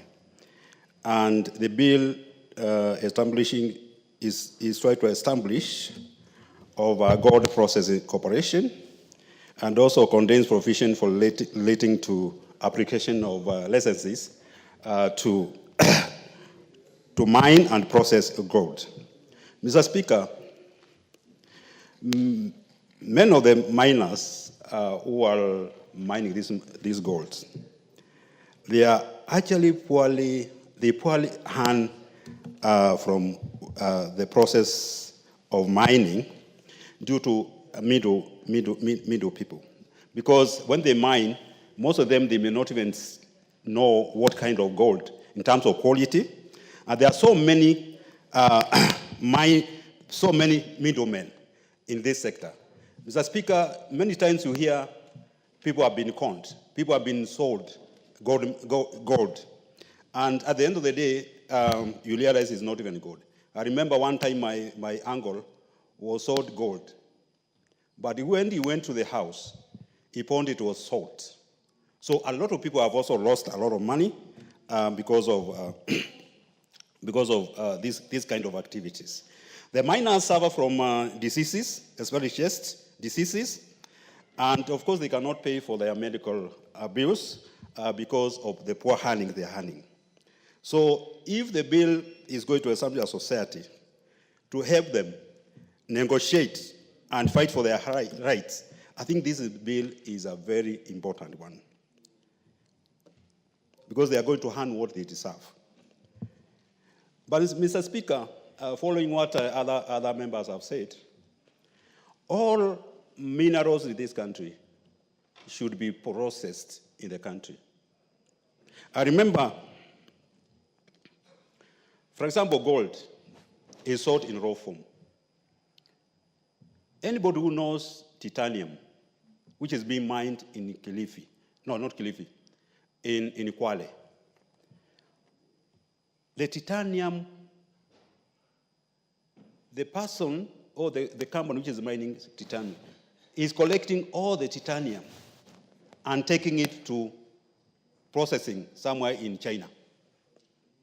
And you know, titanium is a very valuable mineral because it's used in making watches, which we have. It's also used in making some parts of aircrafts. And these are very valuable products. So if we are processing the minerals here ourselves, one, we are going to create jobs. Two, we are going to get income. Three, we are going to have economic growth in the country. So as we embark on this bill, we also need to think about processing other products, other minerals in this country, so that Kenyans can earn what is due to us. Mr. Speaker, government should also embark on mining other minerals.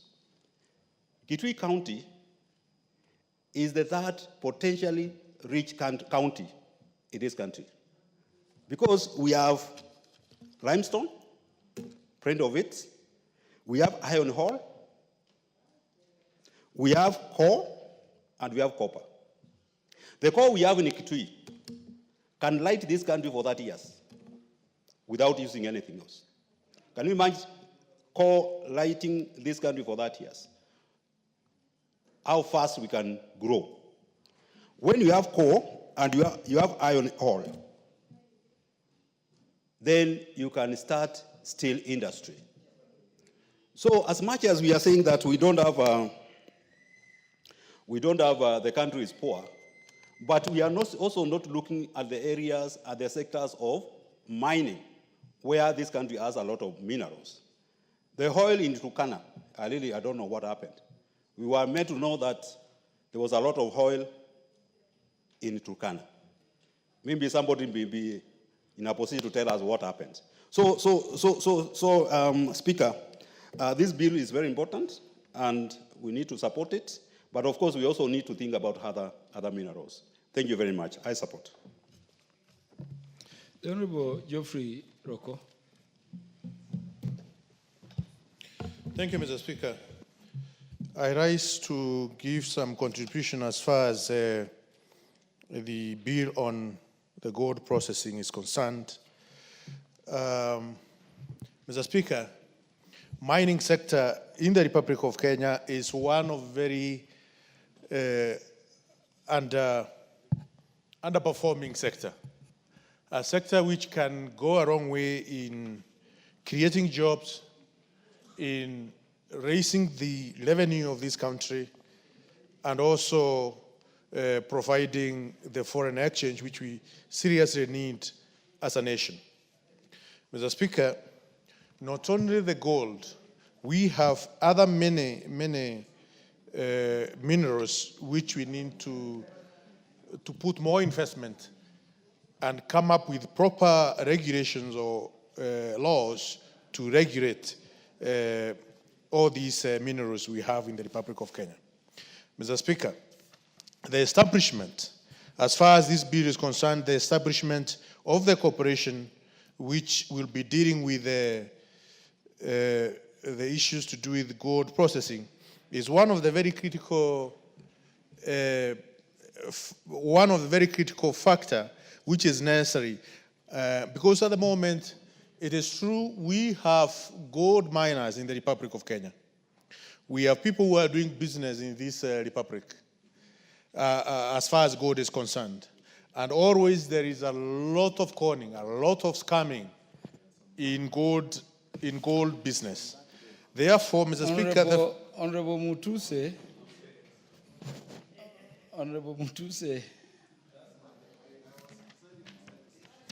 Yes. Honorable Mutuse was this side, eh? Okay. I thought you wanted to cross directly, so if you intend to cross, you have to do the right thing. Mr. Speaker, I was saying the establishment of the corporation to regulate the gold business, the gold processing, is very important because, as you know, gold business is an international trade, and the international standard should be facilitated in the most appropriate way. Licenses, appropriate licenses should be given and verified. Verification of some of these licenses are critical. You will find that there are areas in Africa where gold is plenty, but the consequences are dire in terms of that gold can be war gold or black gold. Many people may have lost their lives in the process of mining gold, and selling it may be facilitating that kind of trade for war and even armed dealings.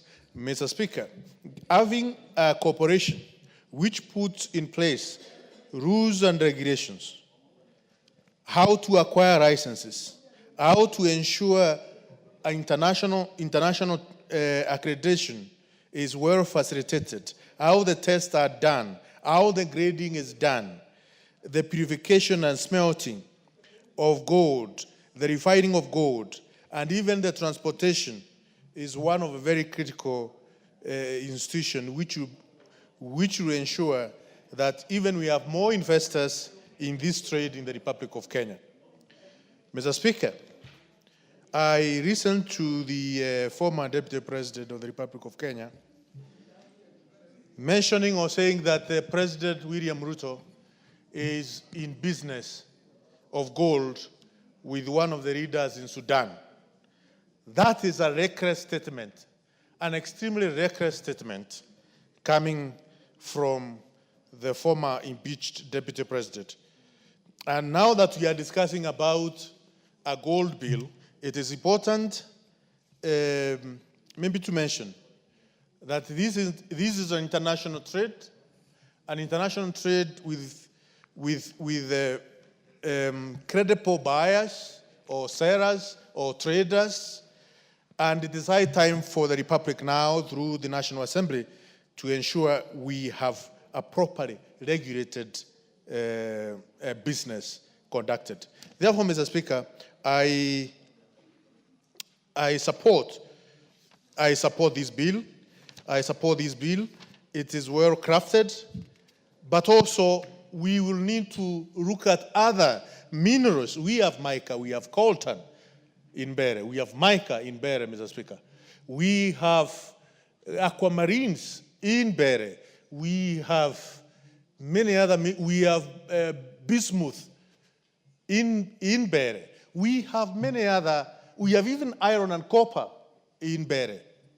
And I think if we can come up, or if this National Assembly can come up with a law regulating all these minerals so that we can take advantage as a nation as far as our minerals of the Republic of Kenya are concerned, I think we can be even in a position to repay some of these debts which are killing the economy of the Republic of Kenya. Mr. Speaker, I support. Thank you. The Honorable John Waluke. Thank you very much, Honorable Speaker, for giving me also a chance to contribute to this very important bill. The called processing bill, which is very important, Honorable Speaker, to this country, if our government can seriously take measures to make sure that this bill has succeeded. I urge the House, Honorable Speaker, to pass this bill. Honorable Speaker, I've raised to support this bill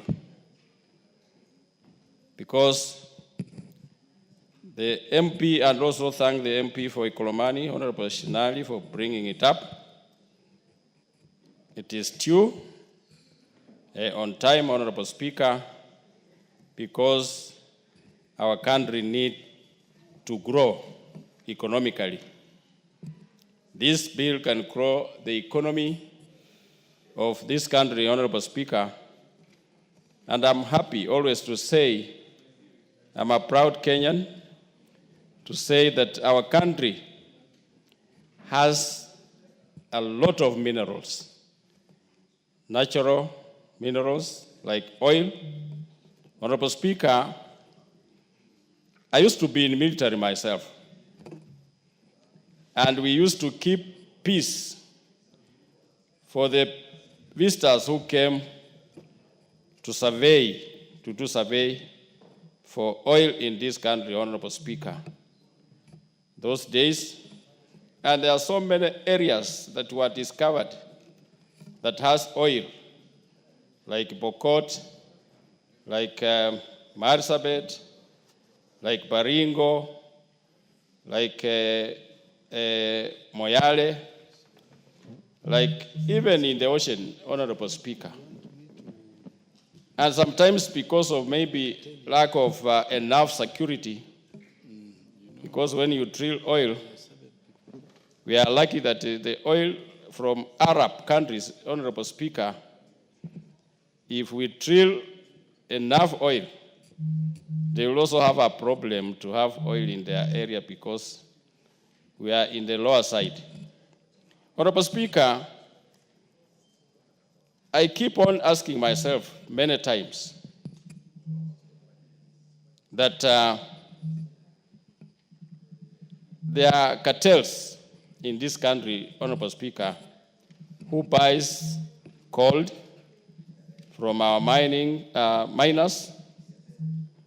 And Honorable Speaker, I keep asking myself that who is the cartel?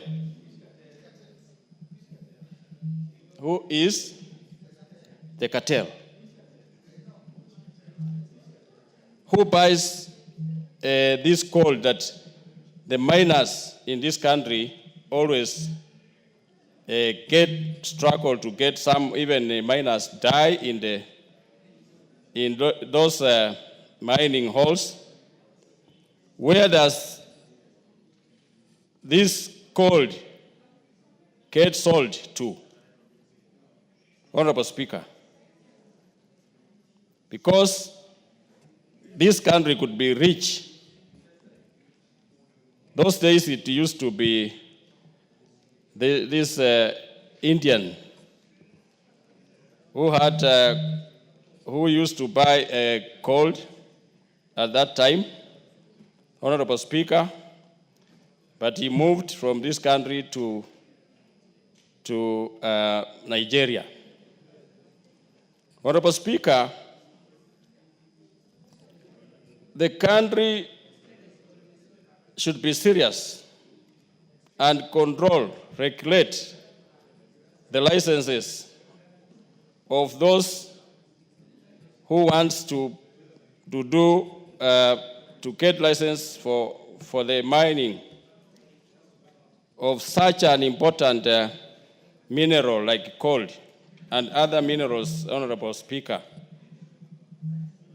Because Patin, that time it was Patton who used to buy. But these days we don't know who buys it. And that is the question I keep on asking myself, Honorable Speaker. Honorable Speaker, there are people who get license behind the government knowing, and the government should be very strict, Honorable Speaker, because I witnessed this with Chinese when Honorable Shinali called us to witness when they were commissioning the company that is going to do this. I attended, I saw some machines, and I was very happy that this gold is going to help us as a country. Honorable Speaker, with those few remarks, I support this bill. Thank you. Honorable Stephen Mogaka.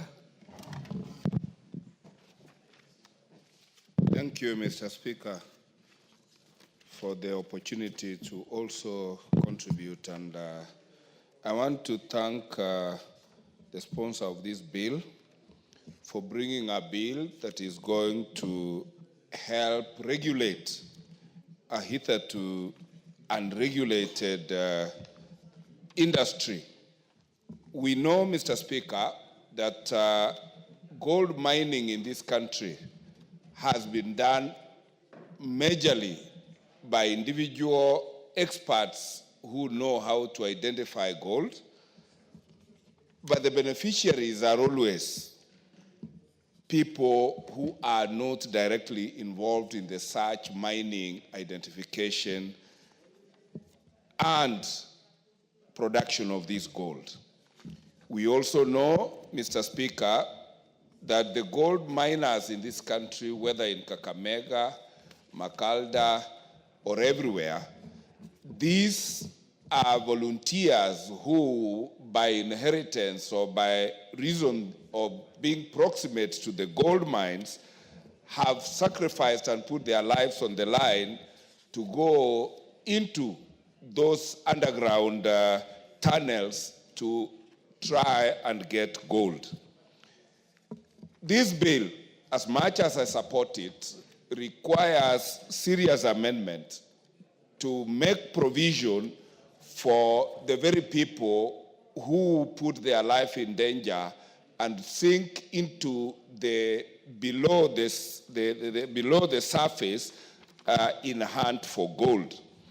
Mr. Speaker, if this bill has to be passed by this Parliament, I want to see amendments made to create capacity building for these traditional miners to be trained and be equipped with guns that can be able to identify the gold when they are down there, rather than going on a wild goose chase and bringing stones which in their mind or their view or their eyes appear like gold, and when they bring them to the market, they get conned. Even if it is gold, they are told it is not gold, and they are shortchanged and do not get value for their risk and for their value. Mr. Speaker, this bill, when I look at its citation, and it tells us that it seeks to establish a gold processing corporation and provide for the application and licensing of those actors in the gold industry. It is a noble thing. You will recall, Mr. Speaker, that this country has been treated to scandals about gold. Many a times, people have been associated with stones which are described as gold, and whenever they get to the true gold market, they turn out to be either not gold or they get shortchanged. This bill is going to help Kenyans who are involved in trading in gold to be clear in their mind on how to operate and who will be the licensed dealers in this gold, so that Kenyans do not get shortchanged and lose their efforts and investment in the search for gold. Mr. Speaker, gold is the most valuable mineral that we have. And as much as we are today processing this bill that deals with the mineral called gold, we have several other minerals in this republic that benefit this country and even abroad that need also regulation. And I think I will be making an initiative to promote bills that are going to deal with the traditional minerals, including clay, which is a major input for manufacturing bricks. Minerals like, in my mother tongue, we call it likoro, which produces gravel that gravels most of our roads.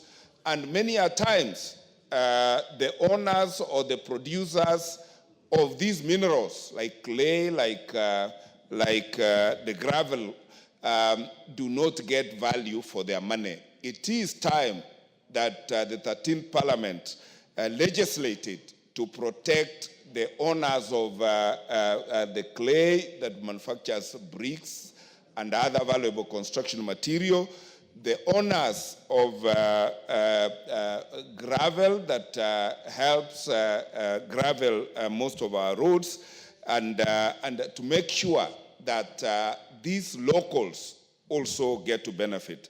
Mr. Speaker, I want to emphasize on capacity building because we have certain areas designated as gold mines. I don't know for what reason.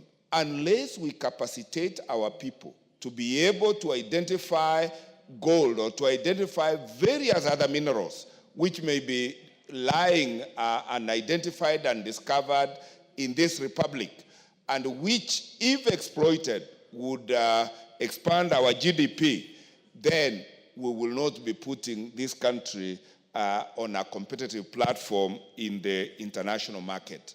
Because gold is traded in the international market, it helps create our national reserves, particularly in the banking sector, and it is important that other minerals that help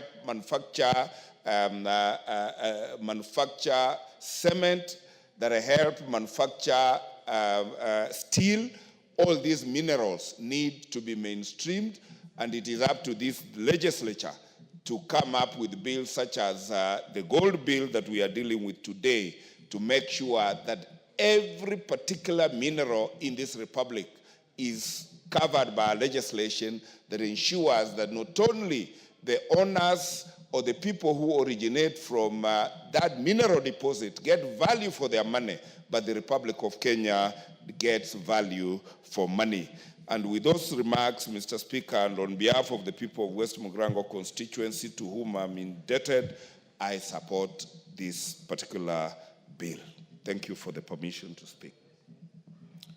Chairperson, Departmental Committee on Education and Research, the Honorable Julius Meli. Thank you, Honorable Speaker. Honorable Speaker, I stand to support this bill and thank Honorable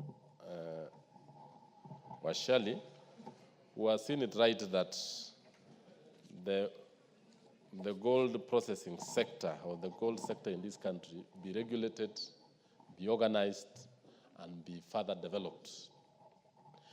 This bill, Honorable Speaker, is long overdue.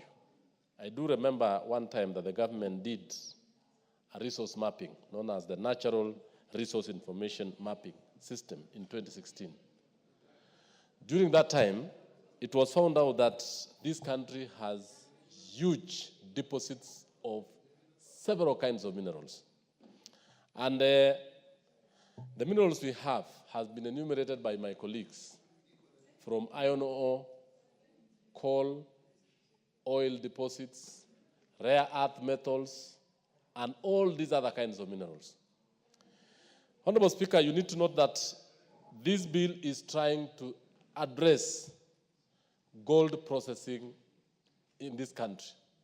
which has not been addressed for quite some time. The issue, Mr. Speaker, is that all the minerals in our country, and I think this is an area which the Minister of Mining and this House need to look into.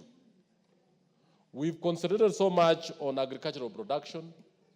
We've concentrated so much in livestock, tea production, coffee, and all manner of commodity production.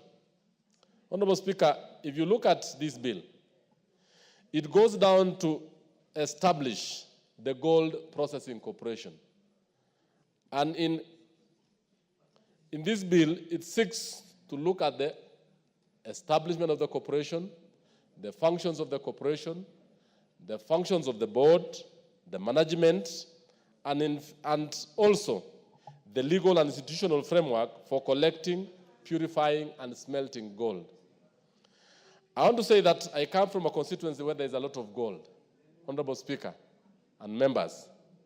However, the processing, the licensing, the management of the gold, and the issuance of licenses has been very sporadic, at times at the whims of the Inspector of Mines, and at times even the prospector himself can allocate himself and start mining.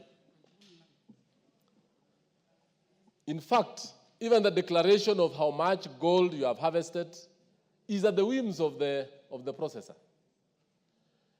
By having this particular bill here, Mr. Speaker, is actually to regulate the sector, and it is going to give this country more foreign earnings than any other sector in the country. Most of this, the legal framework that we are developing here will actually go ahead to really make the gold processing, the gold sector, be a real honor for our country. Look at the smelting, the fabrication, the homogenizing, sampling, registering, and monitoring, and even transportation of gold products and related products. At times, this country has been accused of being as a hub for gold syndicate.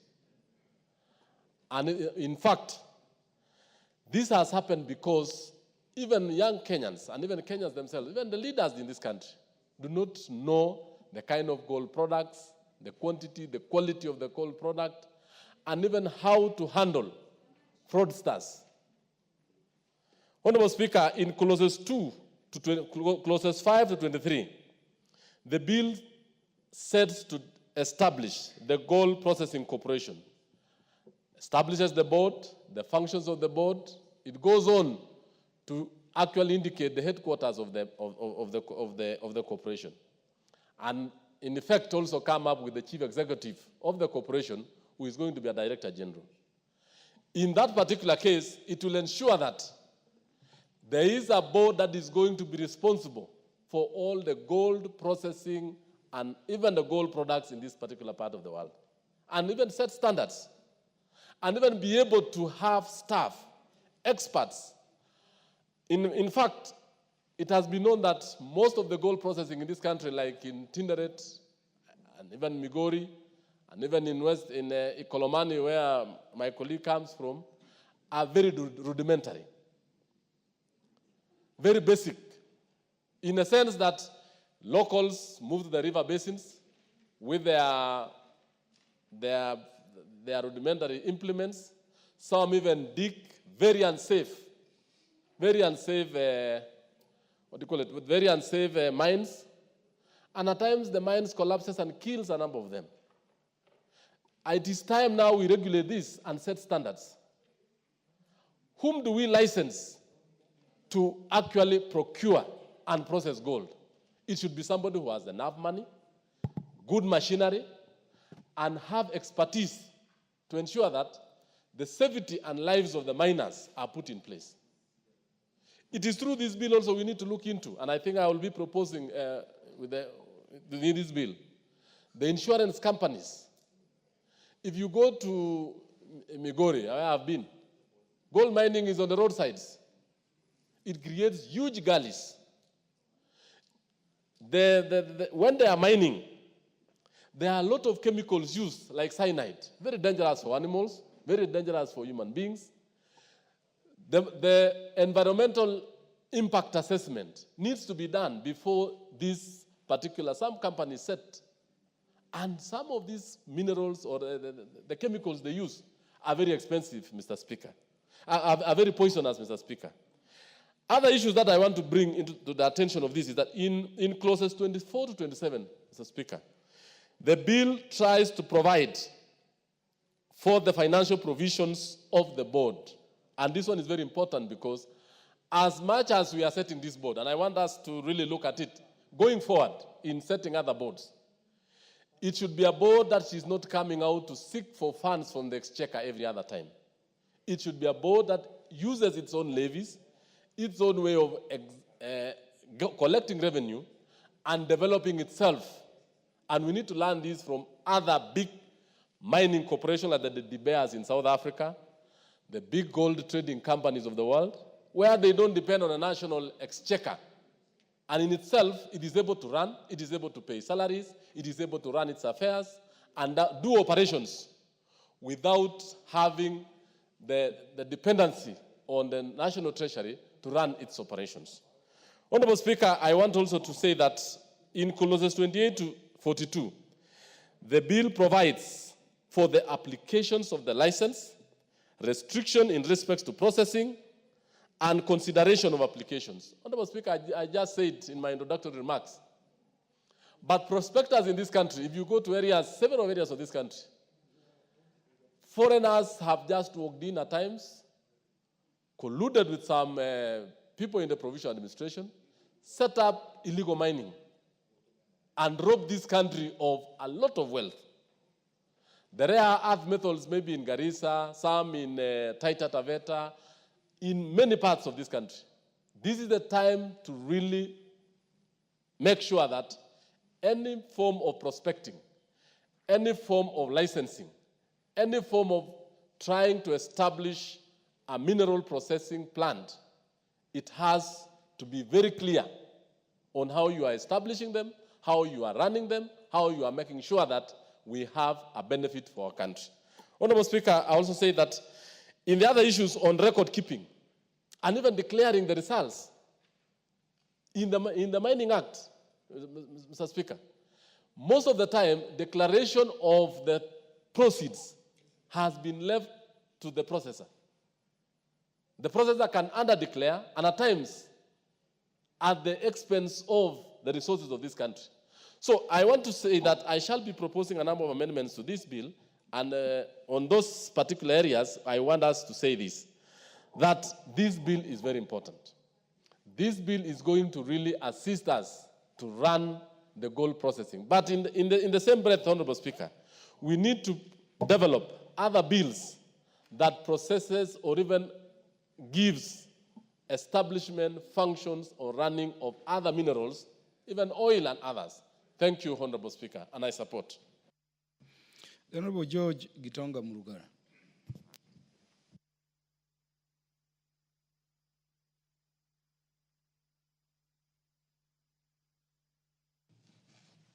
Died. Have it now. We use the next mic. The next one. Thank you. Thank you very much, Mr. Speaker. Mr. Speaker, I rise to support this bill by the Honorable Bernard Masaka Shinali, the Member of Parliament for Ikolomani.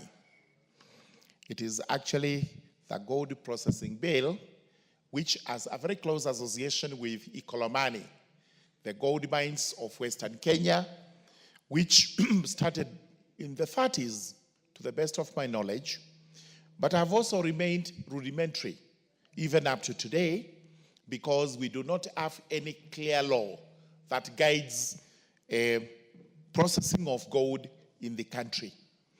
We know very well that what takes place is actually prospectors, most of whom are illegal, going all over the place and trying to use crude means to try and find gold, which they can process and which they can possibly smuggle out of the country to sell where the business is lucrative.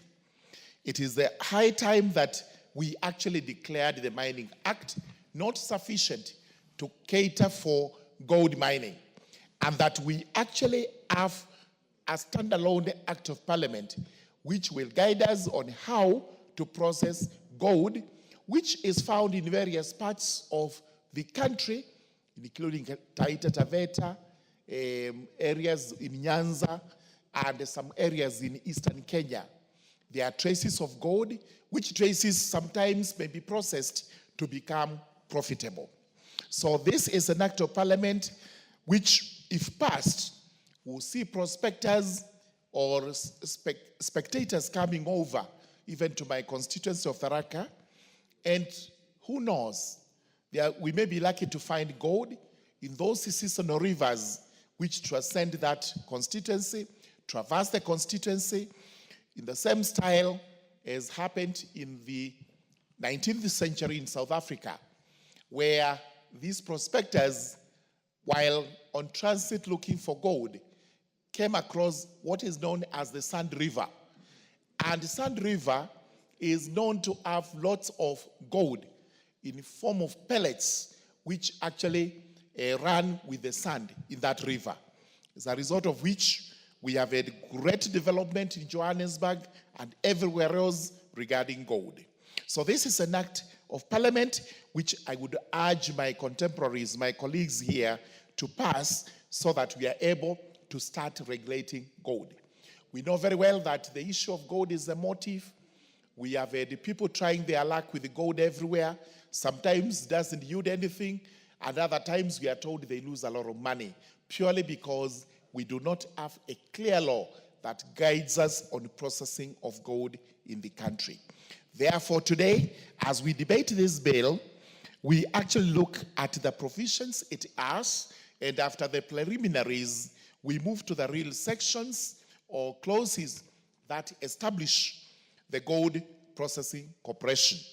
Runs from clause number 6 all the way to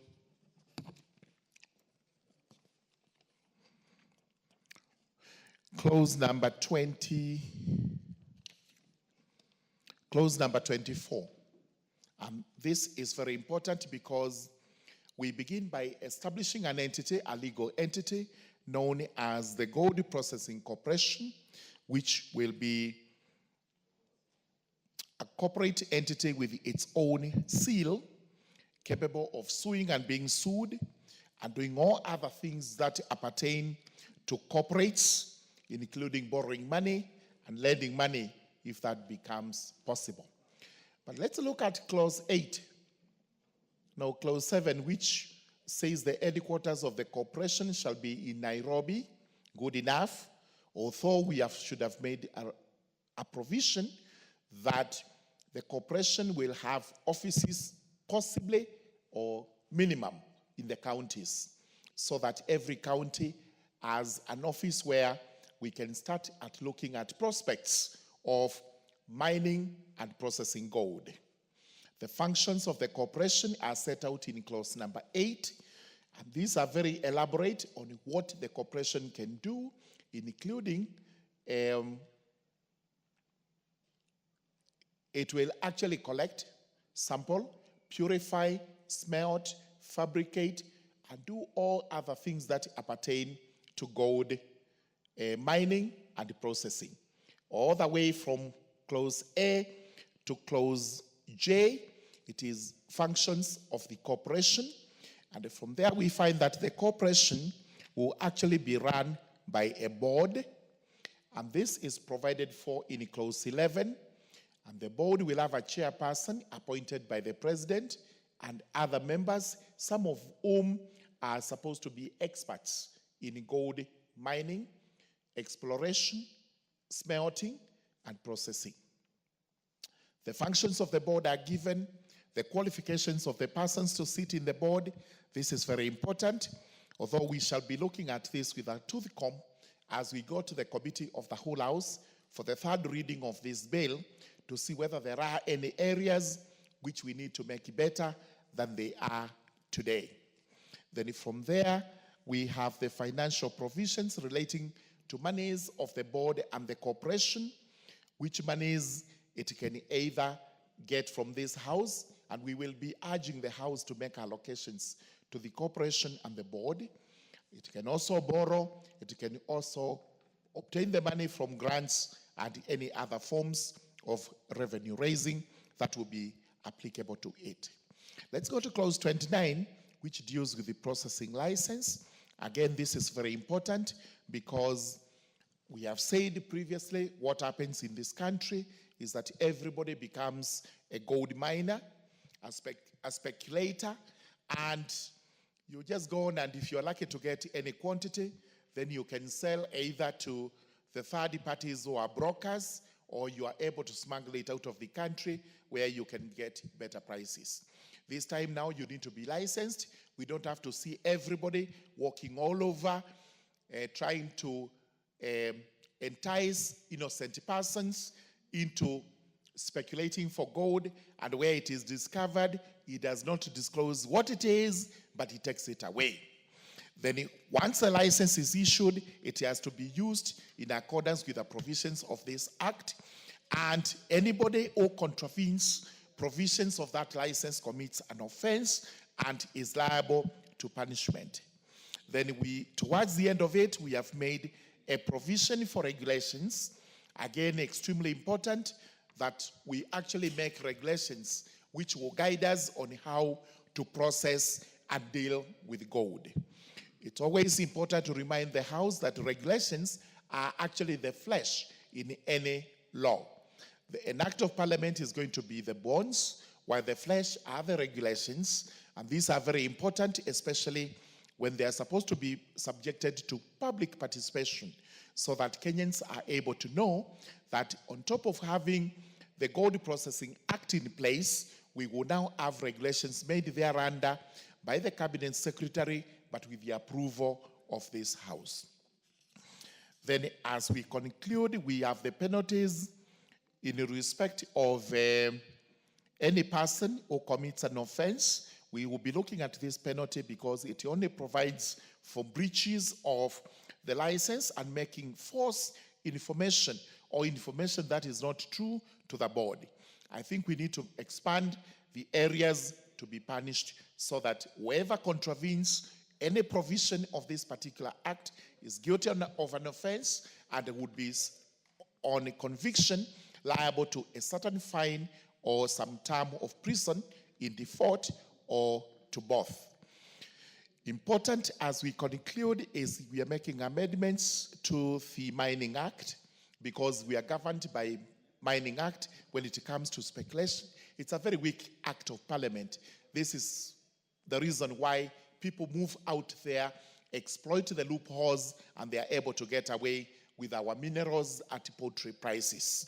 So we repeal that and exempt gold such that gold will now be regulated by this particular act of parliament.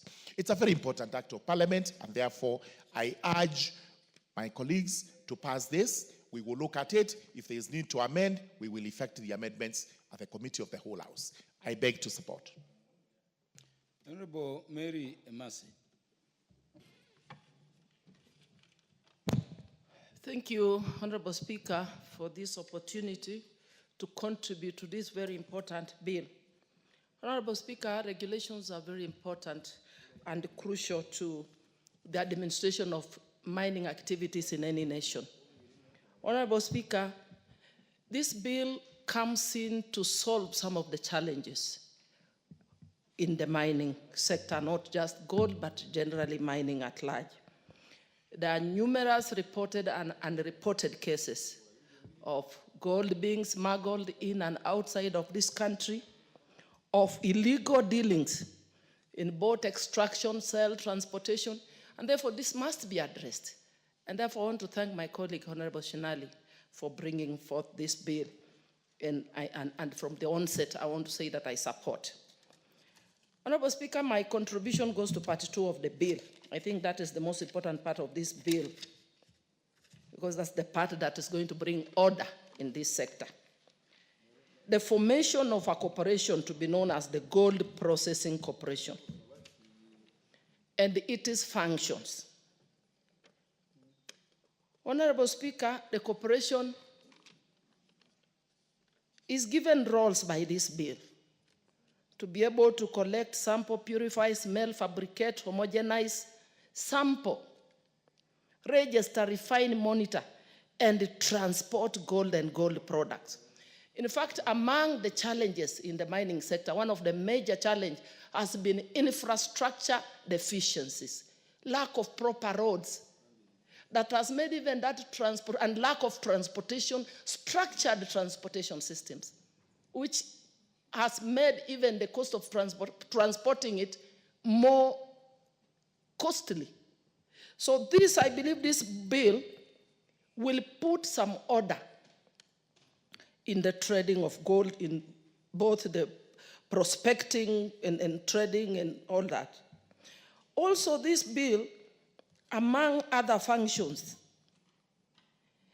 seeks to ensure that there is compliance of national standards with international standards. It also seeks to facilitate international accreditation, registration and licensing, among other functions. So for me, this is very critical and this is very important. And also when I look at the other, that is, should be clause 11, the formation of the board or the establishment of the board. Honorable Speaker, I'm very happy that there's a chairperson to be appointed by the president. There's the principal secretary responsible for mining, PS responsible for national treasury, PS responsible for lands, PS responsible for environment, among others. And I want to speak about that environment, because environmental impact is very, very, very important.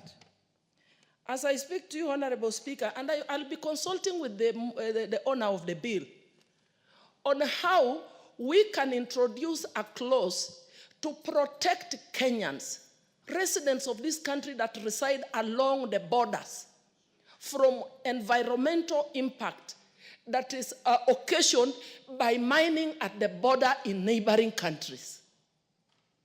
As I speak to you, Honorable Speaker, the people of Teso South at Alupe area are living in fear that one day they might wake up and find themselves buried underground. They have sunk because there is mining right at the border. The soil excavated from the mining has closed up our river that is separating the two countries. It has actually changed direction and changed the boundary. Our houses are cracking, air pollution, increase in respiratory diseases. So we must have a law that encourages cooperation, collaboration between the two countries, so that the aspect of environmental impact, because it is changing livelihoods and it's raising concerns. So as we pass this law to guide us and help in mining of gold, we must look at it, we must look further and see, irrespective of where the mining is being done, how is it affecting the population, the humans around where the mining is happening? And also, how are those that are injured compensated or are killed during the process of mining? So, Honorable Speaker, this is a good bill. I support it. But like I said, we need to look further and see how to make mining safe for all human beings around where the mining is being undertaken. Thank you, Honorable Speaker. The Honorable Jane Kagiri. Thank you, Honorable Speaker, for giving me an opportunity to contribute to this bill. Honorable Speaker, I stand to support the gold processing bill and in the spirit of supporting the Gold Processing Corporation. Honorable Speaker, I support it in regards to the regulations that it's going to create and the licensing that is going to take place. Honorable Speaker, I believe many of us would wish to have gold in their areas and have mining taking place in their areas. But many a times, Honorable Speaker, we find ourselves wondering, where would one start and where would one go to? With the establishment of the Gold Processing Corporation, I believe there'll be a go-to place for anybody who would want to know where to start off on the mining journey, and especially in gold. The second thing, Honorable Speaker, in terms of regulations, I believe the corporation would ensure that for anybody it allows and gives a license, it is somebody who is going to ensure that they protect the workers from hazardous situations and ensure their safety and health as they undertake the mining. Thirdly, Honorable Speaker, in the mining industry, we require a support network, and I believe the corporation is going to offer that, because when we have a one-stop shop in regards to gold, I believe anybody would have anywhere seeking for a market or even looking for a place to try and excavate gold, they would have a reference point to start from the corporation. Fourthly, Honorable Speaker, I believe there should be economic benefits for the locals in the particular area where the gold is being mined, as well as the people excavating that gold.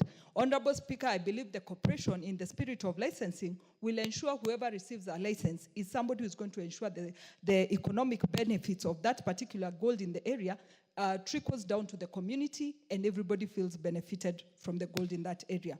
Honorable Speaker, my fifth point would be, with the creation of a gold processing corporation, it's also going to ensure that we preserve our heritage. Honorable Speaker, I know we have gold from Taita Taveta, we have gold from Migori, but as all these gold traverses and gets processed around the world, there is nowhere we hear this gold is from Kenya. So I believe with the corporation, they are going to ensure that our heritage is protected and the world is made aware that this gold is particularly from Kenya. Honorable Speaker, I would also want to add that environment advocacy would be very important, because as we've seen, there are many times where minerals are excavated and pits are left wide open. Left open where water stagnates, this becomes a health hazard to the community. Mosquitoes get a breeding place where our children get sick. They cannot play in those areas. So I believe we need an institution that is going to govern and regulate issues like this, where anybody mining must be required to cover up any pits that are left open.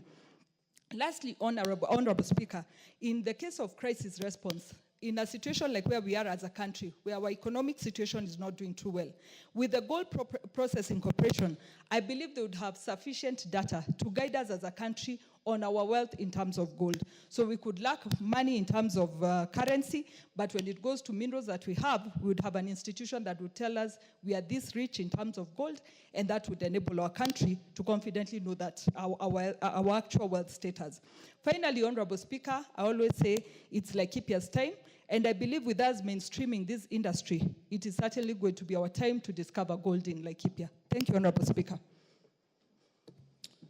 Honorable Patriot, e-commerce, to say. Thank you, Mr. Speaker, for the decoration and for giving me the opportunity to contribute to the debate on the gold processing bill that has been promoted by the member for Ekolomani, the Honorable Shinyali. From the onset, Mr. Speaker, allow me to congratulate the Honorable Shinyali for the good work in coming up with a private member's bill. It is not easy for a member to engage in their time, to engage in research, to engage technically, to process a bill of this magnitude and to present it before Parliament to address certain deficiencies that they think ought to be regulated in a legal framework. Mr. Speaker, having said that also, it is not lost on us that we are representatives of the people. And by dint of Article 94 and 95 of the Constitution, our work as members of Parliament is to represent the people who elect us. And that there is a sizable population of people in the constituents of the promoter, Ekolomani, whose livelihood socially and economically rely on God. And therefore, it is within the place of the member for Ekolomani to propose a law to regulate gold, because a majority, or rather a sizable percentage of his population also rely on God, as are other places in the country. Having said that, Mr. Speaker, and having listened to colleagues in contributing in this debate, allow me this afternoon to be the devil's advocate. I want to be the devil's advocate just to provoke our thinking so that we may also think broadly and critically. Mr. Speaker, as it is today, the mining in this country of all minerals is regulated under the Mining Act of 2016. And when you look at the citation for that Mining Act, it talks about processing, it talks about transportation, it talks about value addition of minerals. And if you look at Section 2 of the Mining Act, it gives the Cabinet Secretary responsible for mining the power to, number one, under Schedule 2, it lists the minerals that are subject to the Mining Act, and also gives the Cabinet Secretary the power to expand that list.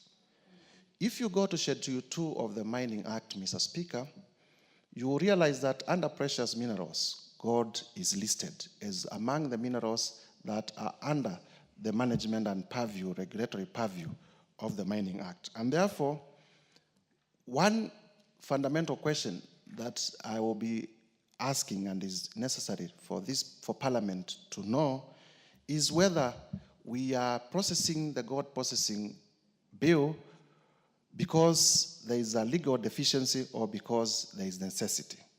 In my view, if it was about deficiency in law, I would have proposed the route of regulations, because in the Mining Act, it is also possible for the Cabinet Secretary to come up with the regulations to regulate the details that are not in the Mining Act. And so, because it is required so that we do not clutter our legislative book, because in my mind, I was asking myself, yes, today we will come up with a law to regulate the mining of gold. There are 136 minerals I've just counted in the Mining Act listed in the first schedule. Do we therefore then come up with other 136 pieces of legislation to regulate every other mining of all the other minerals? And if we do that, will we be neat legislatively and technically? Number two, Mr. Speaker, as we debate the Gold Processing Act bill that is proposed by the able member for Ikolomani, we must also be alive to the prevailing circumstances in our country. I want to remind members of Parliament that last year, when this Parliament passed the finance bill that had proposed several taxation measures, the country rose up and said, we do not want additional taxes. And as a response to that, the finance bill of last year never saw the light of the day. In the financial provisions contained in this bill, we are proposing that Parliament will appropriate funds that will run the gold mining corporation that is proposed in this bill. We must ask ourselves whether that is actually in tune with what Kenyans want at the moment. Number three, Mr. Speaker, I also have in mind that last week, the President did return a memorandum relating to the cotton bill to the Houses of Parliament. And in returning that memorandum, the President in his memorandum said, we are at a time in our country where we are trying to consolidate our parastatus, where we are trying to consolidate our state corporations. We do not want new state corporations because they are increasing the amount of money that we are spending on administration rather than on recurrent, rather than on development. And the President was asking Parliament to consider amending the cotton bill that had been sent to him for assent in order to remove such part of the administration provisions that we are going to create recurrent expenditures as opposed to development expenditures. And therefore, even as we say that the gold mining corporation is a novel idea, we must also look at it against that. We are aware that there is a cabinet resolution that is coming to Parliament for processing that is proposing the abolishing of many, many state corporations.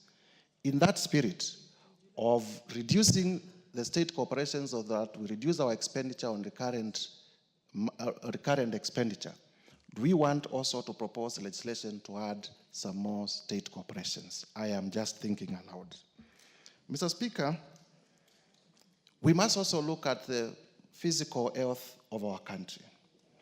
And in looking at the physical health of our country, where we are today, all of us know we are moving towards austerity measures. We want to cut costs.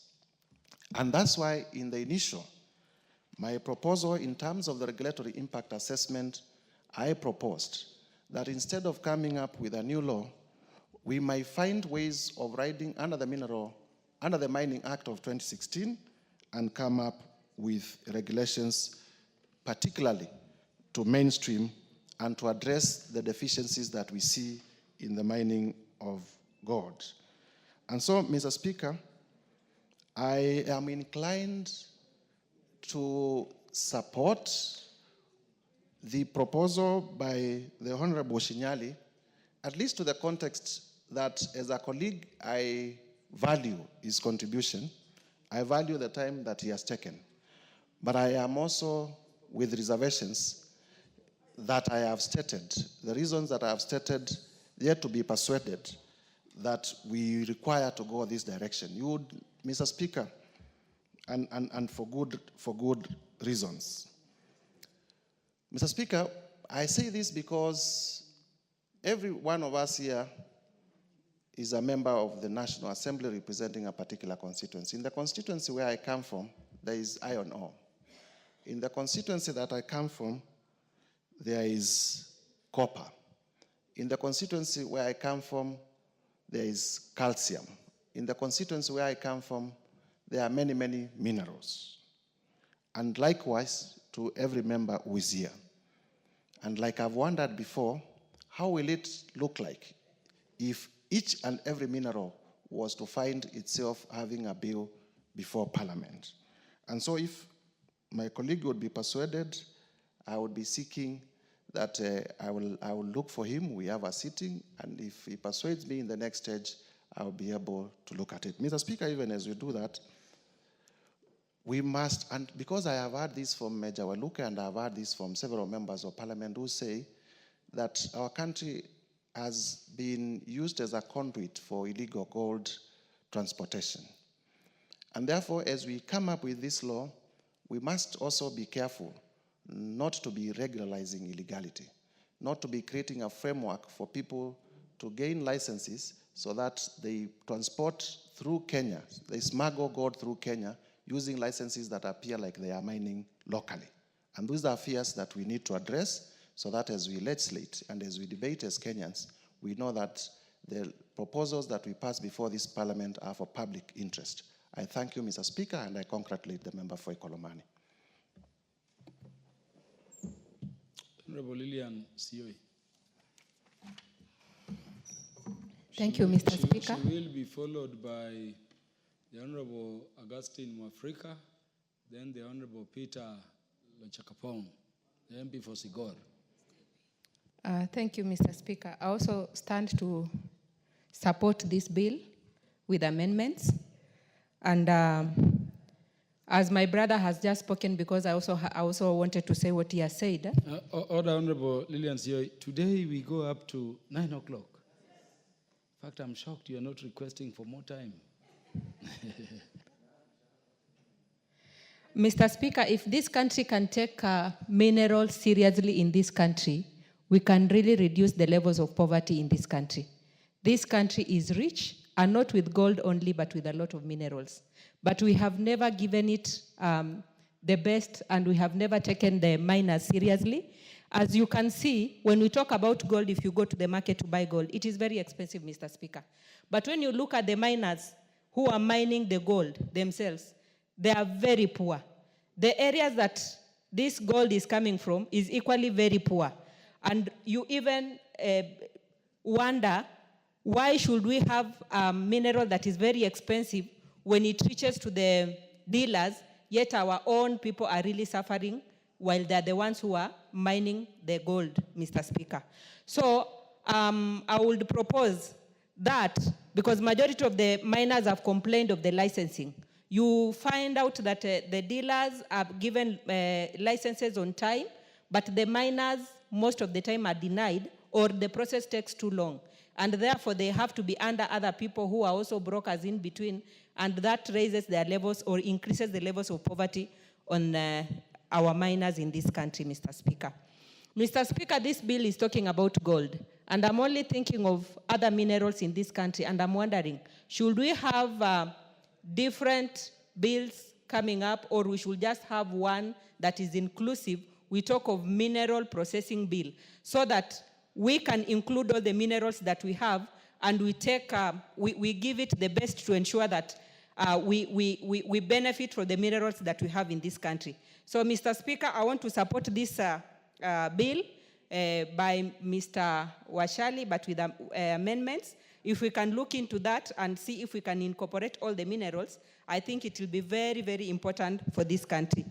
Mr. Speaker, I also want to add by saying that we have Mineral Rights Board, which is also doing almost equal thing with what we are discussing at the moment. I don't know how we are going to incorporate and work together with the board so that we combine what they have and what we have, and we work together instead of having them differently. And that is really going to help us as this country. So, Mr. Speaker, I stand to support with amendments the bill brought by Honorable Shinyali, and I thank you so much. Honorable Augustine Mwafrika.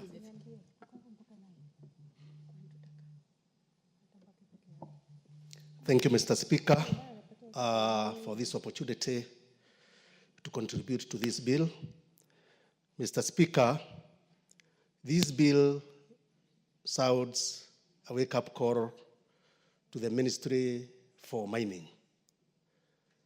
Going by the contributions by members of this House, Mr. Speaker, you would wonder if we have such state department in this country. And the reason why, Mr. Speaker, I'm saying this is because this state department was established to provide leadership in the management of extractive sector, Mr. Speaker.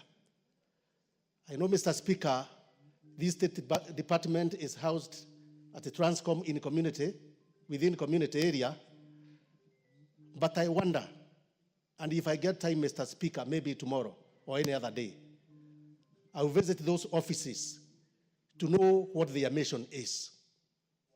Mr. Speaker, the mandate of the State Department for Mining, one is to develop development of mining policies, Mr. Speaker, inventory and mapping of mineral resources, building of capacity for effective management of programs, Mr. Speaker. But, Mr. Speaker, I want to say that this department has failed this country totally, because this bill, which is seeking the establishment of a corporation to manage gold mining in this country, I want to say that this corporation, if it is established, it will be domiciled in this department. So the establishment of this department, Mr. Speaker, is long overdue.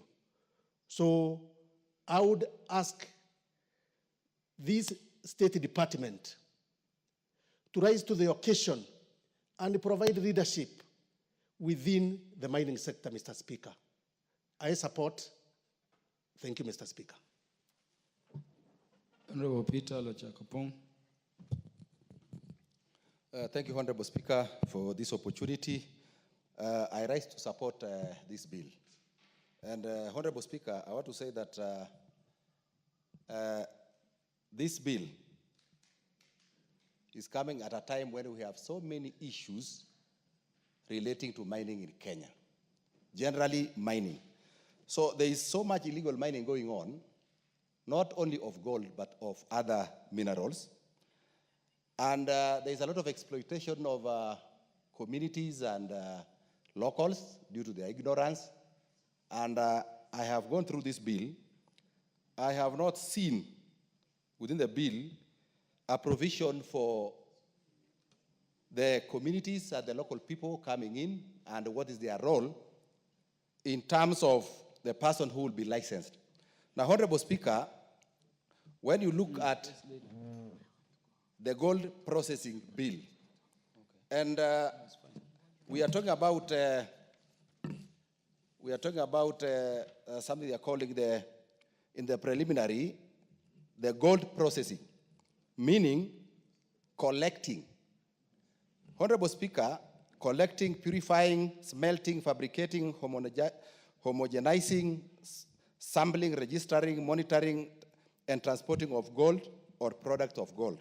So, Honorable Speaker, my understanding is that collecting gold is buying gold.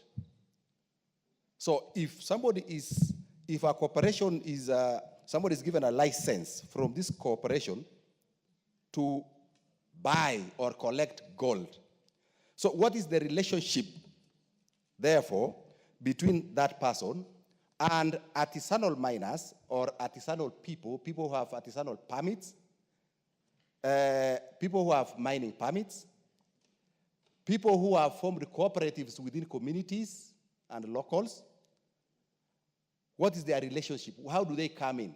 Because, Honorable Speaker, we will run the risk of licensing somebody and then this person dictates the communities where this gold is found. So, Honorable Speaker, I wanted just to make that observation in the preliminary. And then two, that you provide for licensing of exploration and exploitation. And I think some of these provisions are in the Mining Act. Now, it again goes ahead to say that this act shall prevail in the case of any inconsistency. So if we have provisions that are inconsistent with the Mining Act, then this one will take precedent. So I want to say that we may easily run into conflict because of that. And they have also said that a person shall not engage in exploration and exploitation operations of gold without obtaining a permit in accordance with this act. Honorable Speaker, we know that the Mining Act has set the process of obtaining a permit, a mining license, and gold being a mineral, I think will fall into that. So I want to say that we have to look at that. Two, Honorable Speaker, when you look at this bill, now the functions, I want to talk about the functions of the corporation. That is in 8, the functions of the corporation. And Honorable Speaker, within the functions of the corporation, I'm interested in the same thing of the corporation have to collect. So my problem here is to collect, whether collecting is to get gold from the miners, and whether these miners are locals, whether they are cooperatives, whether they are people who have licensed by either county government in the form of artisanal permits. So what is their relationship with this corporation?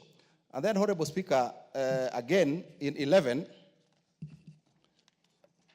Honorable Speaker, in 11H, in the board of the corporation, that in H they are saying one person with the relevant qualification or experience in matters relating to mining, geology, geophysics, or engineering, nominated in writing by the Council of Governors. Honorable Speaker, earlier this afternoon we were even talking about the governors want to take everything. Even here, they want to nominate a person to the board of this corporation. So I wanted us to, I was suggesting that whereas we could agree to that, but we must add here that appointed by the Council of Governors, but from the area affected by the corporation. So that the Council of Governors do not just appoint somebody from anywhere. So we must just put a statement that it must, that person appointed to that board must be a person from the area affected by the person probably where these minerals are. That's my thinking in relation to that, Honorable Speaker. Then, in consideration of applications, that is Section 31, Honorable Speaker, consideration for application, that is 31, that in G, the applicant's proposal with respect to engaging in community investment is that the applicant's proposal with respect to engaging in community investment is socially responsible.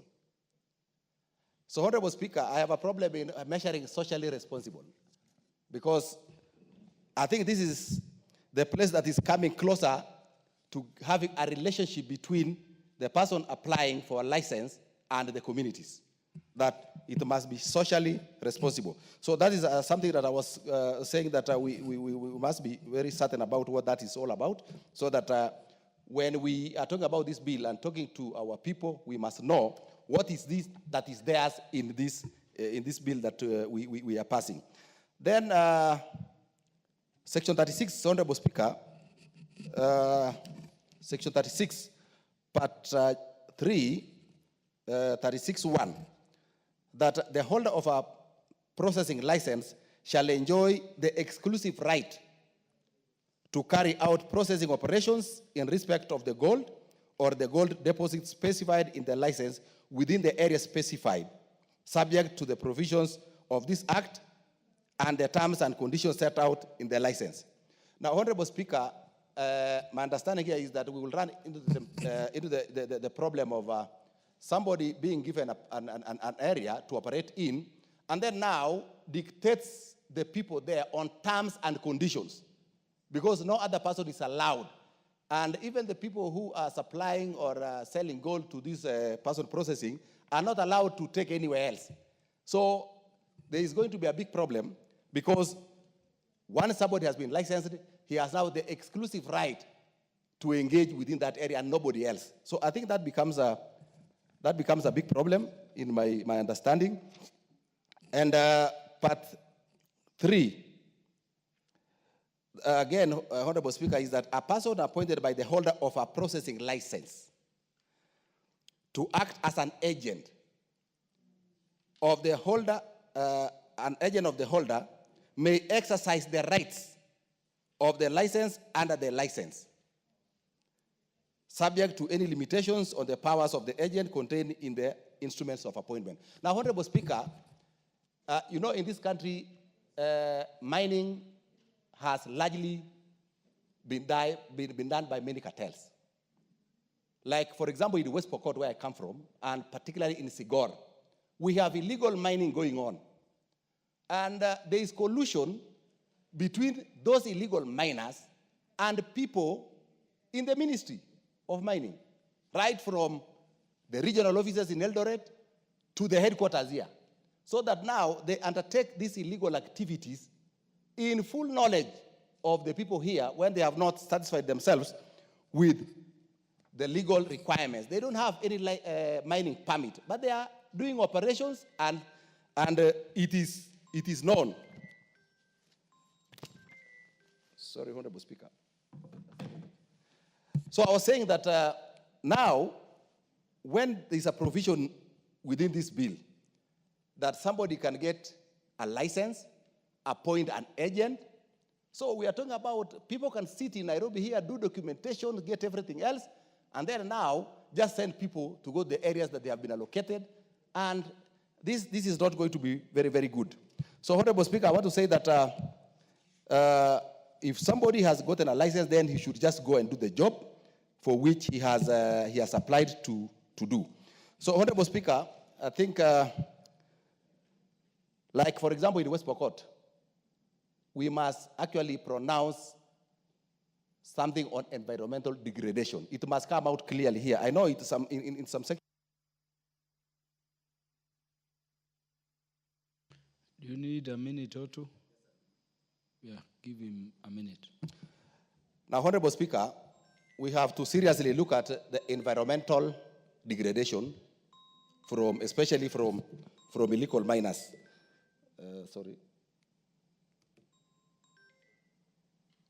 From illegal miners. Like, I want to say that in West Pokot, for example, we have big challenges.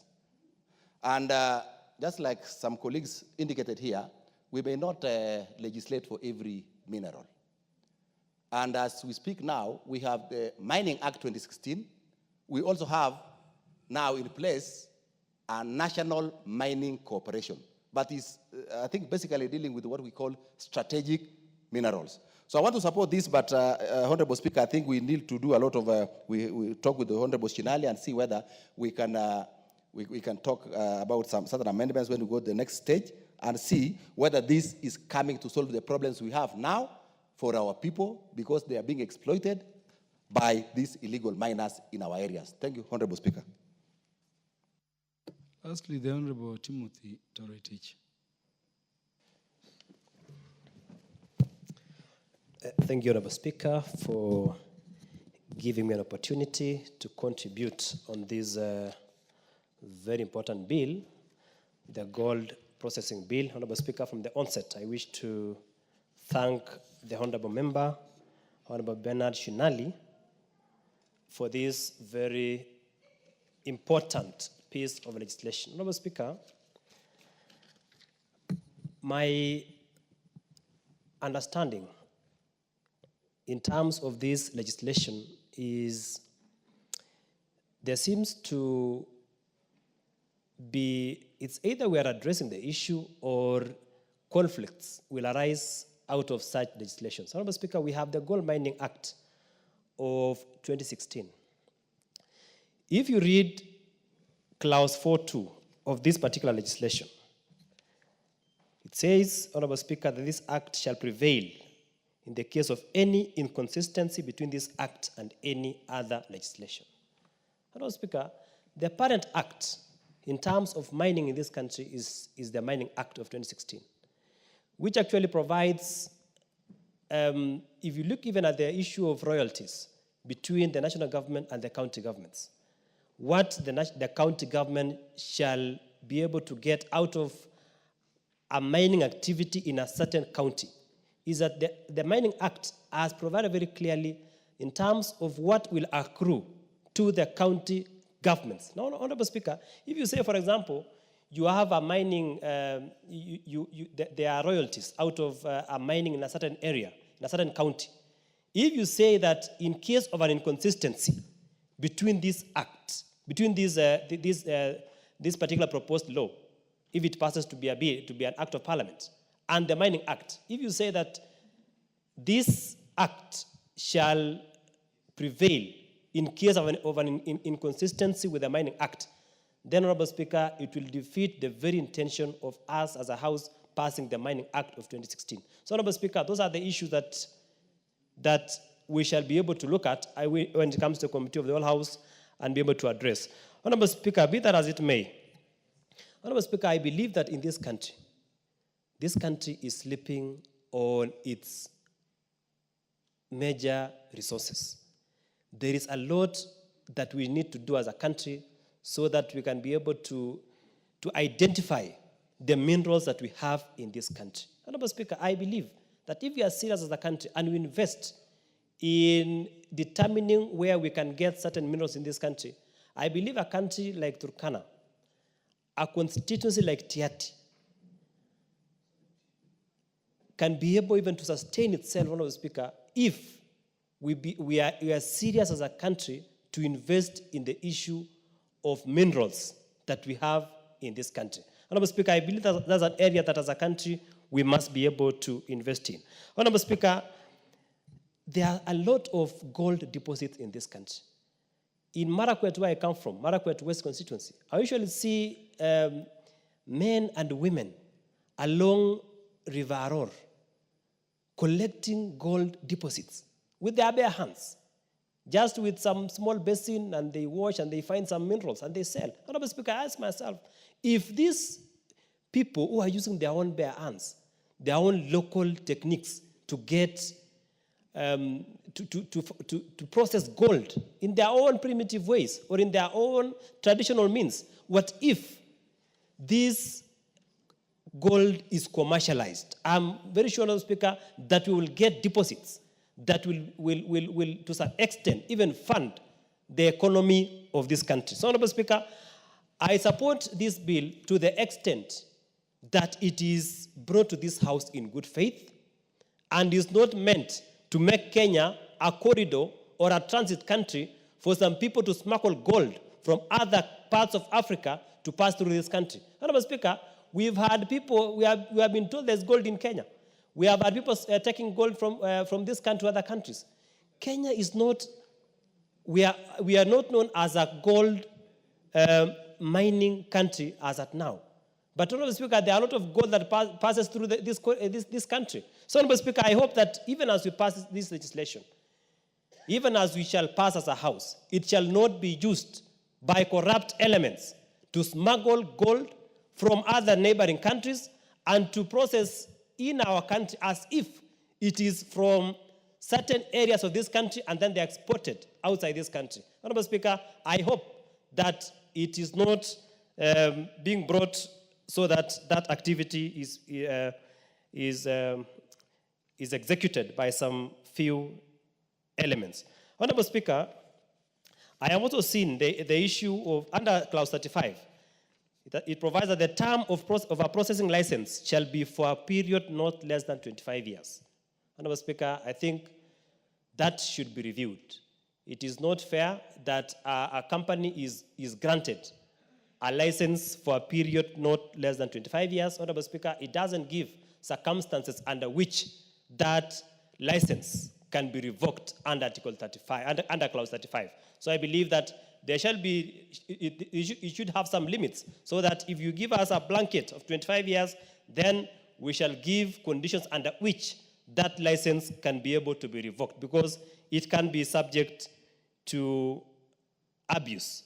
Honorable Speaker, be that as it may, I believe that to sanitize our mining industry, it is good also to break down the Mining Act so that we can be able to have sector-specific legislation. So, Honorable Speaker, the other time, there were a lot of cases, reported cases of theft of transformers in this country. I asked Kenya Power, what could be the reason why there is a lot of theft of transformers in this country? Honorable Speaker, to my shock, I was informed that those who are stealing transformers want to extract copper from the transformers. I asked, where Kenya is not a copper exporting country. We don't process copper in this country for export. Where under which circumstance is this copper extracted and exported to other countries? Honorable Speaker, so I think if we had a law that, if we had a copper, for example, copper processing law in this country, it could be able to deal or to be able to address such issues. So, Honorable Speaker, I believe that if we have such a bill that provides for the entire process of mining, to the processing, to the end product, then it will be able to seal some of the loopholes that we experience in some of the minerals that we extract in this country. Thank you, Honorable Speaker. The mover to reply. Meanwhile, Honorable Peter Masara do approach the Speaker. Honorable Speaker, thank you. As I reply, allow me to start by emphasizing that once enacted into law, the Gold Processing Bill 2023 will provide the first ever regulatory framework for gold processing, streamline the gold processing sector, and help our country, Kenya, to maximize the benefits of this rare mineral. Honorable Speaker, a vote for this bill, a vote for this bill is a vote for its immense economic benefits. First, the bill will help establish a framework, create jobs by capping illegal gold transportation through our borders to black markets, which has been making the country to lose jobs for our citizens. Secondly, the regulatory and formalizing gold processing in Kenya will generate significant revenue from taxes, licenses, and royalties, Mr. Speaker. Honorable Speaker, this answers some of the questions that have been raised, that this corporation will be depending fully on Exchequer for its funding. We are only but looking for initial capital, Mr. Speaker, and it will be generating its own revenues and giving Kenya revenue also, as I have already indicated. In addition, Honorable Speaker, the establishment of a clear mechanism to track gold and get royalties back to gold-producing areas will spur socio-economic development while enhancing the country's revenue to run initiatives, Honorable Speaker. Honorable Speaker, as it is, gold is not known where it comes from. This bill will give way for establishment of cooperatives in the local artisanal areas where now you will be able to identify and track back the royalties to where the gold was produced. The framework to be provided by the bill will also attract both local and foreign investment in the country's gold processing sector, because now there'll be a proper framework where business can be done. Honorable Speaker, passage of the gold processing bill will also institutionalize a robust regulatory and oversight the framework to ensure that gold processing activities are conducted in a safe and environmentally friendly manner. It establishes the Gold Processing Corporation that will be responsible for monitoring, compliance, and enforcing regulations. Honorable Speaker, this, Honorable Speaker, means that it will not be transporting itself. It will be licensing institutions which are qualified to transport, homogenize, like gold refineries, Mr. Speaker, will be actual participants in the activities. This will mitigate against the loopholes and gold dealers that gold dealers have been exploiting at the expense of communities in areas with gold deposits and the country, which continues to lose revenue in the absence of regulatory framework. Honorable Speaker, where we stand now, Mining Act 2016, I actually participated in passing it, Honorable Speaker. It is time that it is reviewed, and in this bill, which has been sent to the ministry and the committee itself, has looked into that. That is how this approval is gotten, Honorable Speaker. Honorable Speaker, the bill will also benefit small-scale miners as a house. We have dealt with issues where artisanal and small-scale miners across the country who are at the bottom of the pyramid of our gold economy have suffered for many years. They remain vulnerable to exploitation, illicit gold trafficking, counterfeit gold dealings, and fraud. This bill has the welfare of those small-scale miners in mind. It will protect their rights and interests by addressing illegal trading practices in gold, which denies the maximum returns from gold. The gold processing bill will bring this to an end through establishment of the Gold Processing Corporation as the regulatory body, thereby securing maximum returns and encouraging investors' confidence in Kenya's gold sector. Mr. Speaker, establishing gold refineries and licensing, which is not provided for in the Mining Act 2016, will give value addition to our gold, which means the jobs exported to Dubai and other areas will be domiciled in Kenya, where our youth and other participants in this field will get jobs. Further, once passed into law, the gold processing bill will enhance returns to small-scale gold miners through value addition as opposed to the minimum gains that they have been making through unprocessed gold. The law will also support small-scale miners by providing them with access to modern processing facilities and technical assistance, including research. Honorable Speaker, at this juncture, let me take this time to thank all members who have participated in who have contributed in this bill, who have participated in giving me ideas to make this bill up to this level. The Committee on Environment Forestry that has worked on this bill up to now, the legal department from Parliament, which has ably helped me to put this bill up to where it is.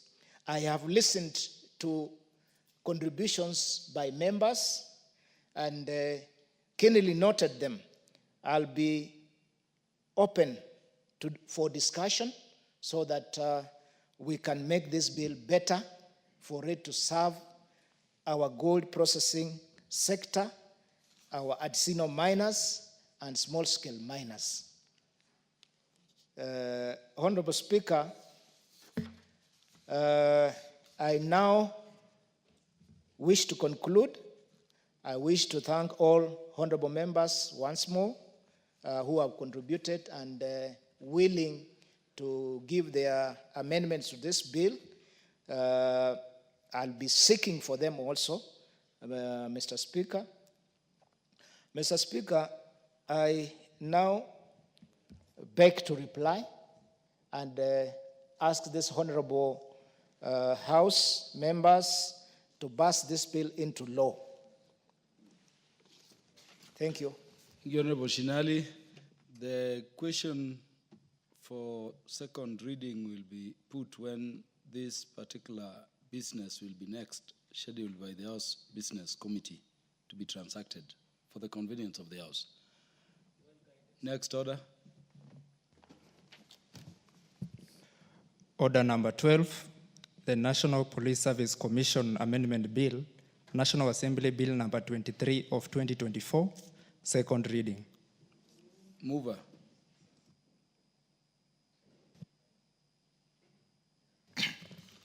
Thank you, Mr. Speaker.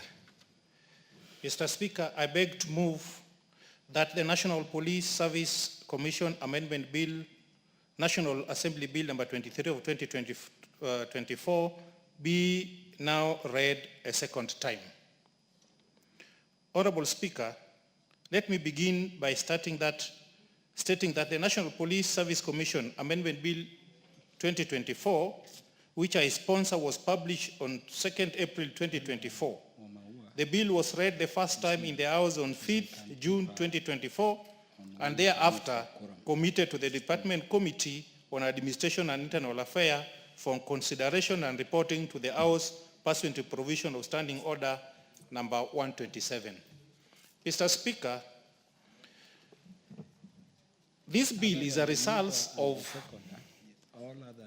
the work of the Committee of National Administration and Internal Security, where I was for the last 5 years in the 12th Parliament. Mr. Speaker, I went around 27 counties seeking opinions of police officers on various issues, but not limited to this particular one. Mr. Speaker, the principal objective of this bill is to make provision for the mental wellness and well-being of police officers, including but not limited to the establishment of psychosocial support center for police officers, Mr. Speaker. Mr. Speaker, the bill amends the National Police Service Commission Act, Cap 285, in Section 12 by inserting a new clause 12A, which obligates the National Police Service Commission, in consultation with the Inspector General of Police, to 1, provide police officers with mental health and wellness resources, and in every county, establish a well-equipped centers in offices, camps, training colleges and community for police officers to receive psychosocial support. Psychosocial support is further defined in the bill to mean the attention given to person relating to the interrelation of social factors and in individual thoughts and behavior based on the mental state. The bill also defines the wellness generally to mean practicing healthy habits regularly to attain better physical and mental health outcomes. Honorable Speaker, the bill is premised on the recognition that in the execution of their tasks, police officers work in potentially confusing roles, alternating between law enforcement and public service, and constantly face danger or mortality to ensure the safety of others. In some cases, due to the unique challenges of policing, they inflict harms on human beings, as police work is more stressful than other jobs. Numerous studies, including the Mental Health Task Force report of 2020, have examined the germane aspect of mental health, but have overlooked the mental health of police officers. The bill redresses this by according the National Police Service Commission, in consultation with the Inspector General of Police, to promote the mental health of police officers by providing the requisite resources, Mr. Speaker. Mr. Speaker, this bill also aligns to the Constitution of Kenya 2010, as it facilitates the progressive realization of the rights to the highest attainable standard of health, including the right of health care services guaranteed under Article 43(1)(a). These rights include the mental health, well-being of all Kenyans. Article 21(2) of the Constitution requires that the state of stake legislates policy and other measures to achieve the progressive realization of rights guaranteed in the Article 43. The bill, therefore, facilitates the fulfillment of the obligation by ensuring that the requisite mental health and wellness infrastructure and resources are put in place for the police, who are the frontline responders. Mr. Speaker, this bill has walked a long journey. This bill, I started pursuing it way back in the 12th Parliament. That's around 2019 to date. So it has walked a long journey. And through that journey, there are some comparisons which were done. In the United States of America, such a bill is in existence, and it has proved that it helps many police officers who are in uniform to execute their duties in a robust way.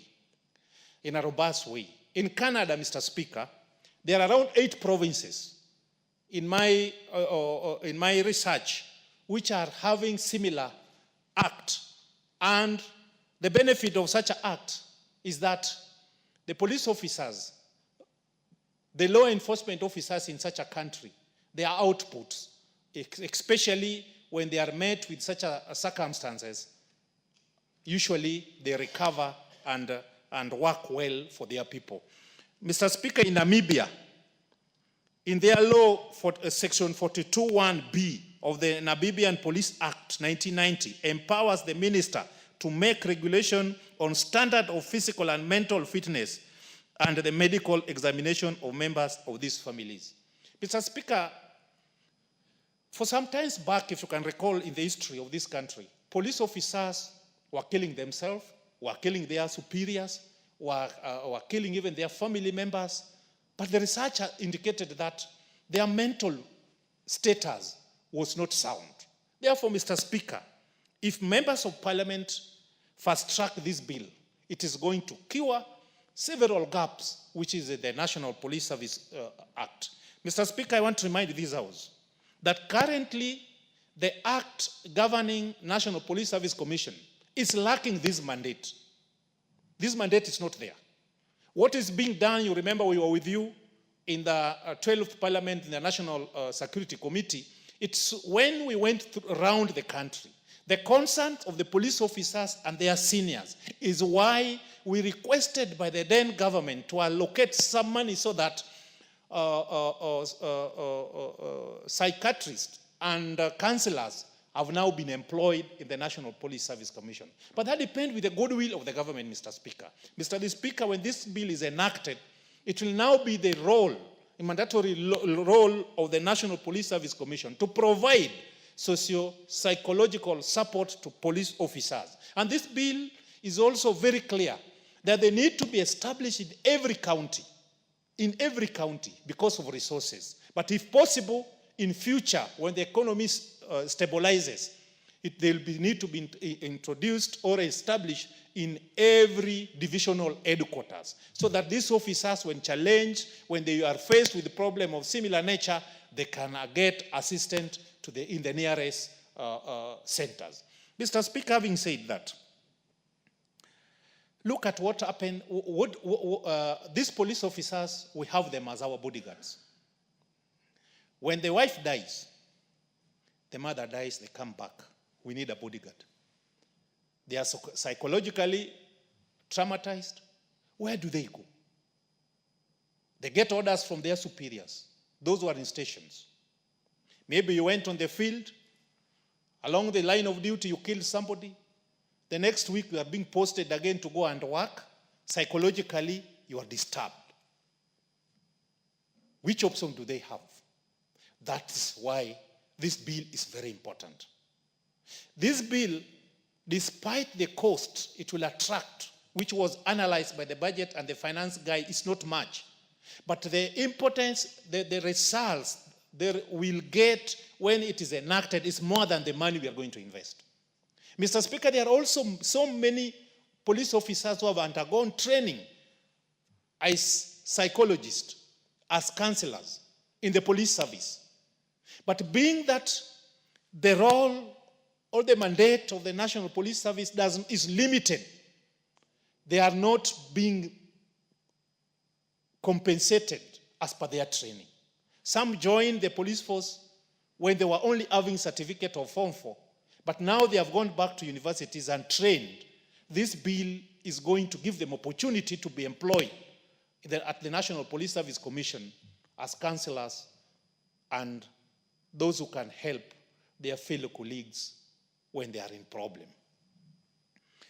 Several organizations participated at the committee level, and all of them, including the National Police Service themselves, the Law Society, the Inspector General, name them, all of them were in agreement that this law need to be passed like yesterday. Therefore, Mr. Speaker, I know the calendar of Parliament is serious with so many obligations, but I want to therefore request and urge this House and my colleagues to pass this bill, the National Police Service Commission Amendment Bill of 2024, so that it can benefit our men and women in uniform. And in that regard, Mr. Speaker, I beg to move and request Honorable Shinali to second the bill. Thank you, Mr. Speaker. Honorable Shinali. Thank you, Honorable Speaker. I want to begin by congratulating my colleague, Honorable Peter Masara, for coming up with this bill to fill in the gap that National Police Service Commission bill has not looked at.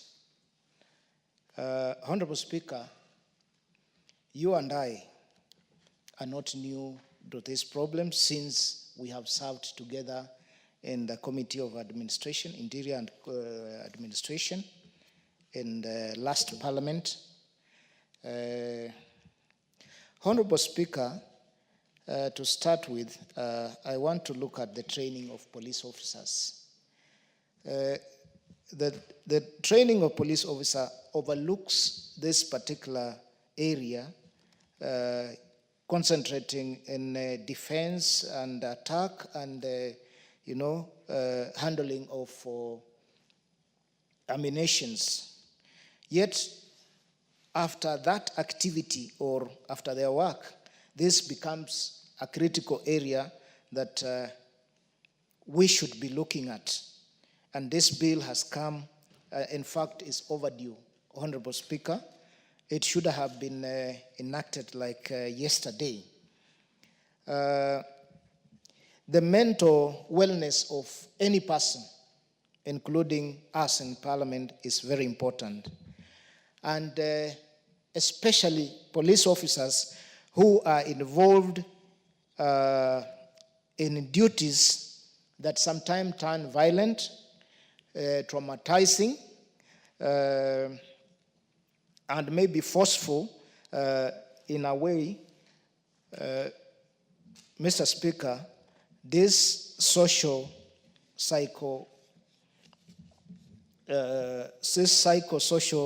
wellness is very important and should be provided for. It can be implemented alongside the employment of police officers, so long as the law is in place to allow them to practice alongside. In developed countries, as cited by my colleague, it is a mandatory department because it enhances efficiency and effectiveness of working in the police force. Honorable Speaker, I want to look at the circumstances and environment in which police officers operate. And before even you reach in operation, you must stay somewhere. The circumstances in which police officers stay horrible. It affects their mindset. This is an area which needs to be looked at. And to look at that, you must prepare the mind. When our youth leave Kikanjo for work, they do not expect what they see in our police lines. Once they arrive in police lines, they are already disturbed. They are made to live with the families, with other families, as they make their families in one room or shared premises, which to some of the communities we come in and traditions do not allow. This requires mental wellness and socio-psychological advice, Mr. Speaker. Mr. Speaker, as I conclude, because this particular bill is very important and it's wide, I can contribute to this bill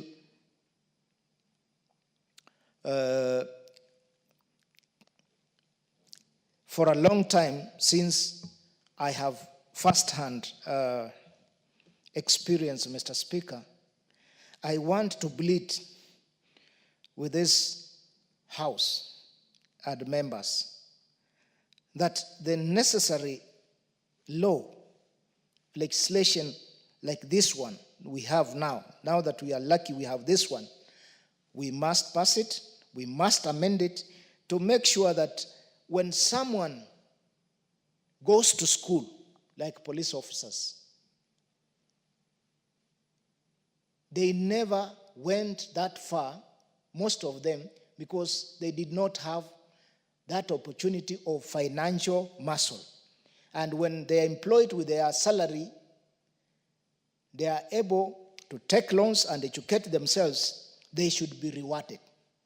And those ones who have trained in this field, they have seen the need and they have the passion to help their colleagues be allowed and remunerated accordingly to work like any other institutions, Honorable Speaker, because it amounts to discrimination and we have to call it what it is. So, Honorable Speaker, I has applaud Honorable Masara Peter, my friend, for coming up with this bill. He has also explained to us it is not easy to go through over 20 counties to do some work. But Honorable Masara has gone through 45 counties and he has seen it all. With first-hand information, some of us might talk and we have not seen it. We want to support Honorable Masara. We want to have a better police force, and by doing so is passing this bill. I second.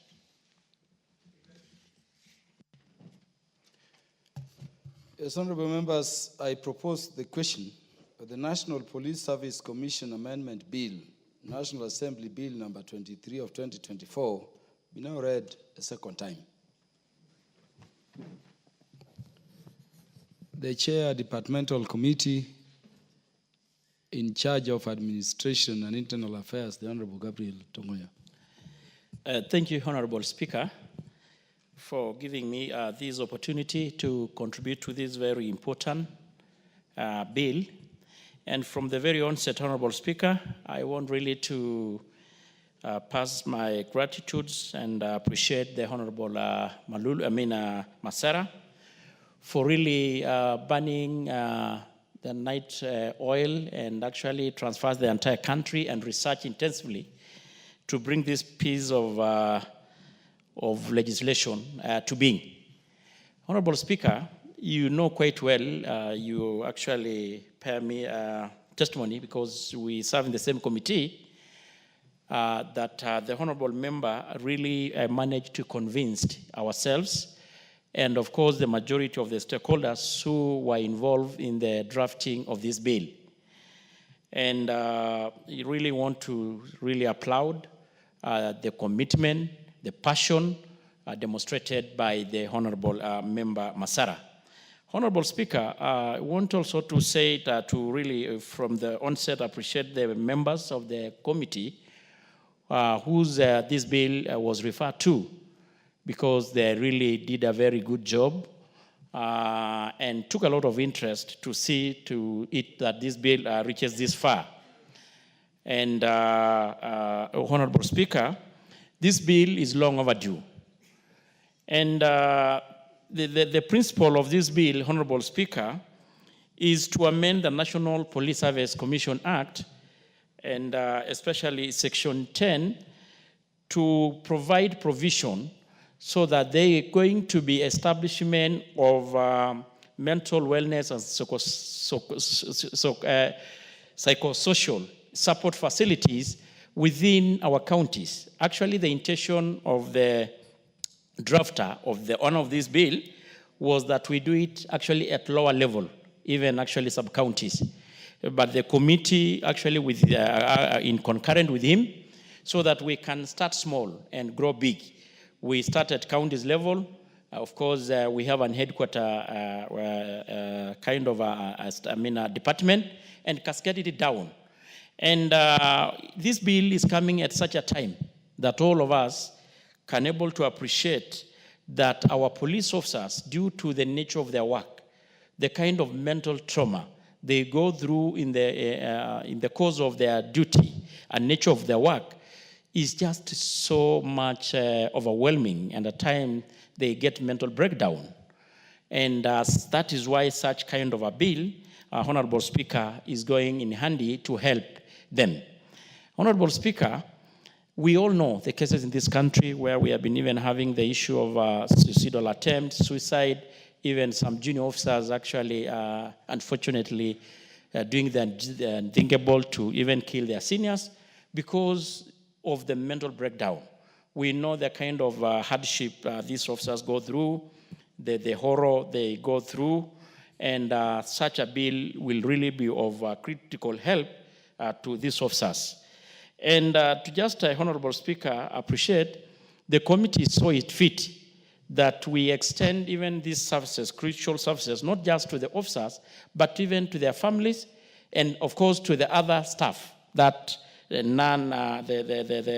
the non-uniform, the civilian people or staff who work with these in these institutions. So, Honorable Speaker, I want really to support this bill and call upon this Honorable House to really support it, and so that we are going to do the justice to our officers. We know that there was a Maraga task force report that was immediately put up by His Excellency the President. Immediately it was actually sworn in. And one of the recommendation key that the Maraga report recommended was about the welfare of the police officers, to include facilities like the mental well-being and their psychosocial support facilities, to include, of course, the counseling, things to do, of course, with the increment of their wages, to do with their housing facilities, to do with even uniform. And I want, Honorable Speaker, to say really that as a chair, we really appreciate that there is tremendous steps and progress towards the same.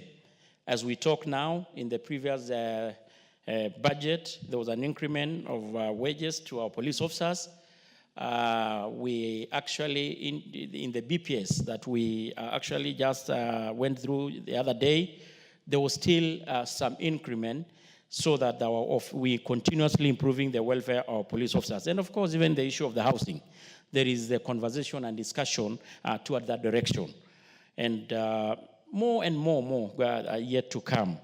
So, Honorable Speaker, without much ado, I want really strongly to support this bill, and I want also to say that it's going to really help our police officers in a big way.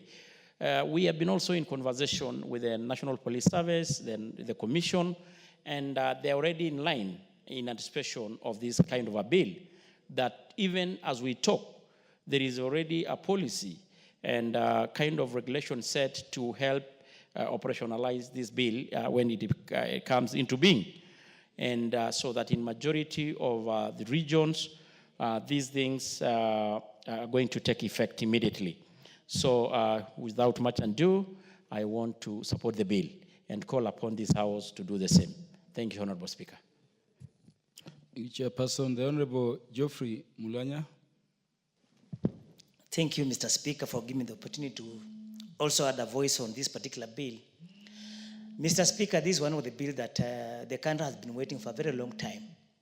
Instead of having so many task forces, every time we have issues regarding the welfare and wellness of the police, this is the right procedure whereby we have regulations to come and govern the welfare of the police officers.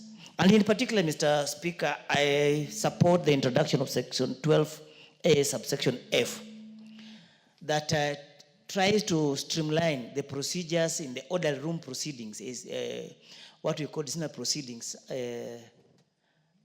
when there is an issue affecting a police officer.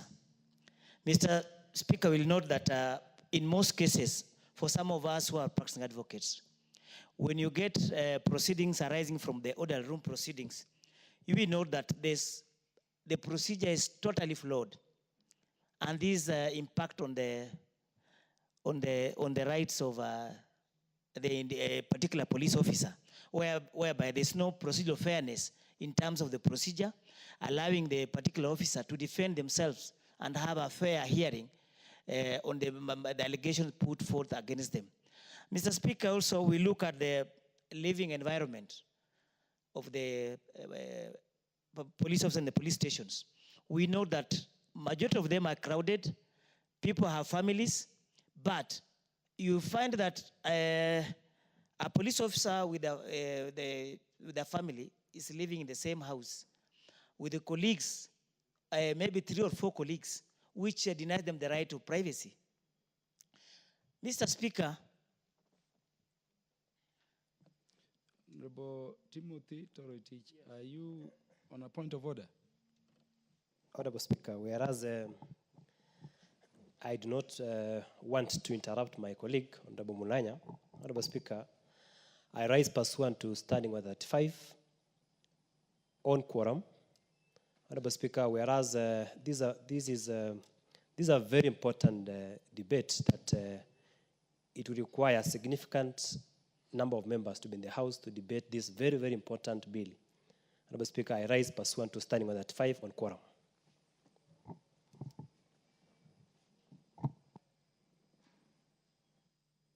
Ring the bell for 10 minutes.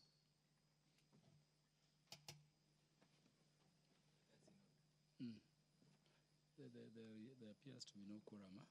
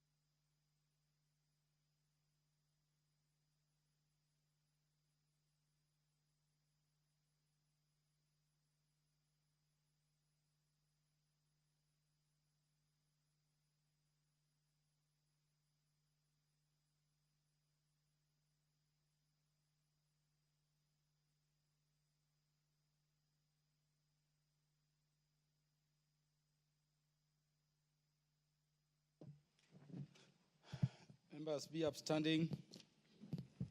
Standing order number 35-2 requires the bell be rung for 10 minutes when the quorum call is made. And if no quorum is present, then the Speaker shall adjourn the House to the next sitting. So accordingly, honorable members, the time being 8:07 p.m., this House stands adjourned until Thursday, the 27th day of February 2025 at 2:30 p.m.